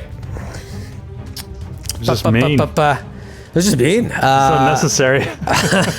All right, that was Atticus's turn. So, right next to Sir Julie, this thing phases in, which should resolve Aldo's action first. Okay. Why are you bothering Skid? He's taking a sip of a I'm nice trying to relax. cold Sam Adams. All right, we'll skip his turn. That's a I'm looking 17, at the- 17 sorry. against... 13 against touch AC. 13 against touch, and it gets. Does it get any bonuses or no? You got a clear shot there, Yeah. right? 13 against touch. Yeah, no, you're fine. Yes. That's 12 points of fire, and it rolls another d6 for being on fire on its turn. Okay, did I do that last round? I don't think I did. I don't think so. Yeah, because you This hit. Oh, is- you know why? This is the first Because round of it, isn't it? you know what happened though? You hit me after I went because I did it wrong. Your ready to action should have resolved first.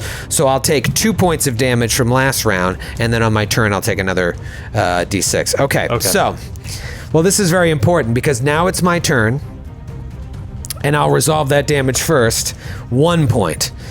So he's still up. I think I should roll it. That's true. You roll it. What? 1 point. I wouldn't have been able to sleep tonight. All right, it appears and goes to bite Sir Julie. It's a nasty little dude here. 17 to hit. Miss.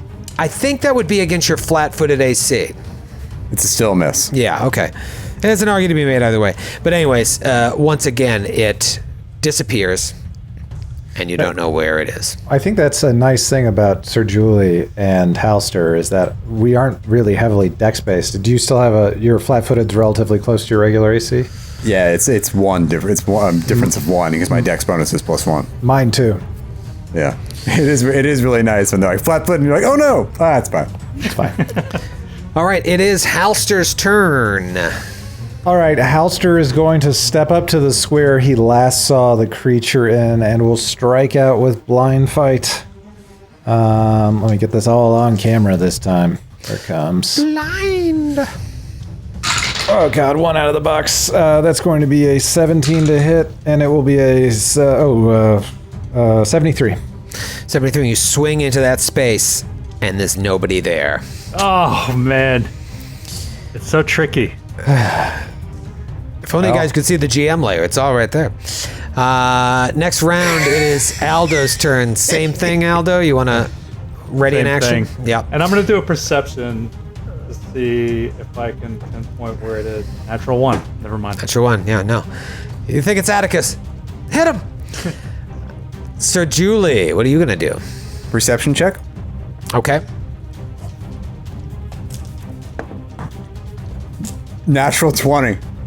Oh, come on. Man, she is on this thing. What is your total? 29. You don't know. Only because I rolled a very high stealth.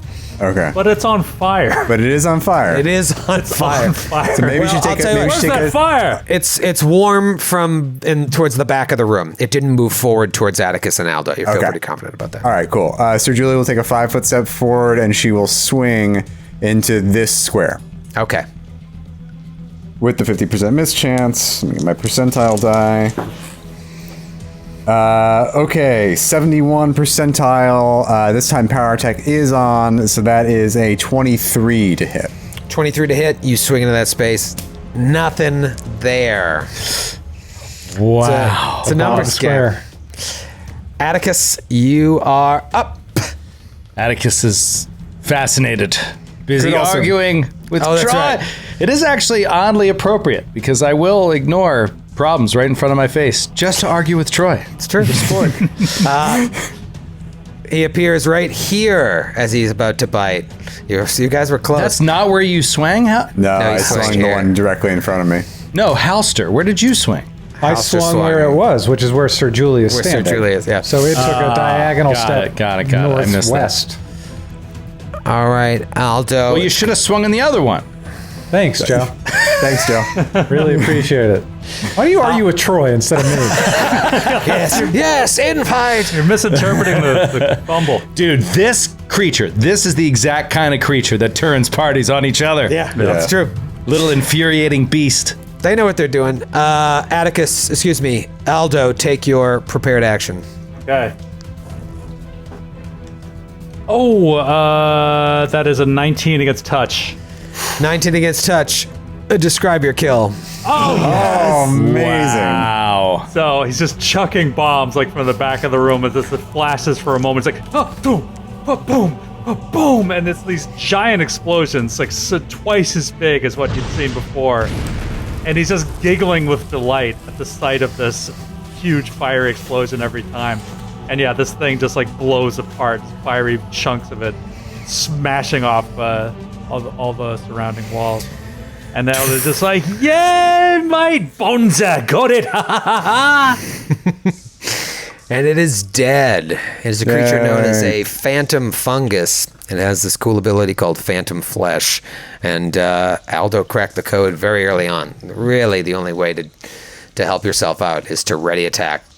When I see it, I hit it. The problem for a melee combatant is you have to ready that attack and hope that it ends up right next to you. Right next to you, yeah. Yeah, because otherwise it can appear and you'd be like, I can't reach. You can't walk up to it and If you attack. consider it could have been in like 4 different squares on that last time, we would have had a better chance readying melee attack should it appear. Oh, yeah. Yeah, every time. You just should have read it, yeah. Yeah, well, you were Well, cornering now- it too, so it became Where we easier. were before, we didn't have it cornered, so it could have it had a lot more leeway. So I was like, oh, let me just roll a perception. It's a cool little creature. It really it does a lot of damage. It's 2d6 plus 3 damage, which is good at this level, but that's all it really does. There's nothing else of import in this room. You look in there. The only thing that's important is that there's human bones and animal bones. The way you described or got ready to describe it disappearing, though, I thought I was going to have to roll a monster of a fortitude save. I thought I was dead. So Yeah. kudos. Sir Julie will lay on hands, by the way. I never did that. All right, Atticus is going to be adamant that he wants to push through this open door immediately and as fast as possible. If there's any danger in here, he's got very limited time on these mirror images. So he's like, Right. let's just go before I run out of this and I'm unable to do it again. Strength checks from Halster and Sir Julie? Yeah, you might need all of you get up there. So Oh, everybody you grabs. can't open it? You have What to, if I we just have to push took it a- open? What if I took a big old hack with my greatsword? Does it look Try like something it. I could hack through? No. Strength check. All right, here it strength comes. check. I will attempt to aid. Fail. 18 on the strength check for Sir Julie. Oh, I fail to aid. 7. I failed to 8 too. Okay. As you're trying to pull this open, you can see through little gaps in the logs, and you see that this cave system opens into a much larger chamber behind this barricade, and it's filled with like hazy remnants of smoke from a campfire that you can actually hear crackling somewhere within. There's also a yellow glow throughout the room, like maybe from a lantern. It's casting strange shadows on the back wall. Sir Julie tries to pull, can't get it open. However, I'll say, like, over time, you guys give it the old heave-ho enough that you're able to fucking pull this 400-pound barricade open, like swing it to one side. Jesus. You walk in. Rush in. You rush in Heedlessly. heedlessly. Recklessly. Oh, Go ahead and rush in. Excellent. Don't be coy here. Get yourselves right where you were, as if you were actually going to rush in. Yeah, I was right behind Sir Julie, rushing in. So, here's what you see. You see a table in the back littered with cooking pots, glass flasks, other tools against the wall in the southeastern part of the room near this smoldering campfire, and a wooden crate. There's a wooden work table against the wall holding a wide selection of containers and vessels, maybe for cooking or making concoctions. There's jars and tins everywhere, and a small tin pot sitting on the edge of a table. You also see 3 creatures. Snarling at you right when you walk in are 2 wolves, it looks like. But then as your eyes adjust to the edge of Halster's dim light, you see that the wolves look totally misshapen with they're like covered in moss or fungus. They look like this. Oh, Cordyceps. Gross. Freaking cool. oh, that is so cool. Yeah, it's The Last of Us, baby. It is. But dogs. What awesome artwork. And Atticus, you rushed in here to try and keep your mirror images going, and then you think oh my God, they must have heard us. They must have heard us. All those bombs, and sure enough, you're the only one that can see deep into the back of the room a woman. If she wasn't already, if she hadn't already cast a bunch of spells on herself, she would look like this. But instead, she looks like she's covered in wood, with bramble strikes sticking out from her. She takes her spear, spins it around in the air, and brings it down like this. Reaches out her hand, and fire appears. And we'll see you tomorrow. Come on, who is this one? Let's talk. Aloy from Horizon Zero Dawn. That's what it Yeah, looks like. totally, man, with these wolves and everything. She looks exactly like that. Troy, you should play that game. That's a good game. Good game. That's a good one? I don't think you'll ever go back, will you, to any PS4 title at this stage? No. Well, maybe you got Forbidden they're coming out with a West. sequel. Yeah, I think. coming out soon. Yeah. Well, what I am going to play is 5 hours more of Strange Aeons tomorrow. Yeah, It's so amazing! I'm so psyched that we play like this. This is the best way to play Strange Aeons. I Man, gotta it's say. fun. It's fun. You know, it's tiring, but this isn't too bad. And I feel like we really played an old school session today, just banging out 4 or 5 hours, making tons of progress. Yeah. Who knows? We might finish book 2 this year. That'd be Tomorrow. amazing. That'd be amazing. Finish it tomorrow. We'll finish it tomorrow. We're going long. Thank you, everybody. If you stuck with us the whole time, stuck through the intermission, looks like our numbers have stayed pretty steady all along. You guys are great. Thank Thanks, you. everybody. Go treat yourself to a Pride hat, and we'll see you tomorrow afternoon. See you tomorrow.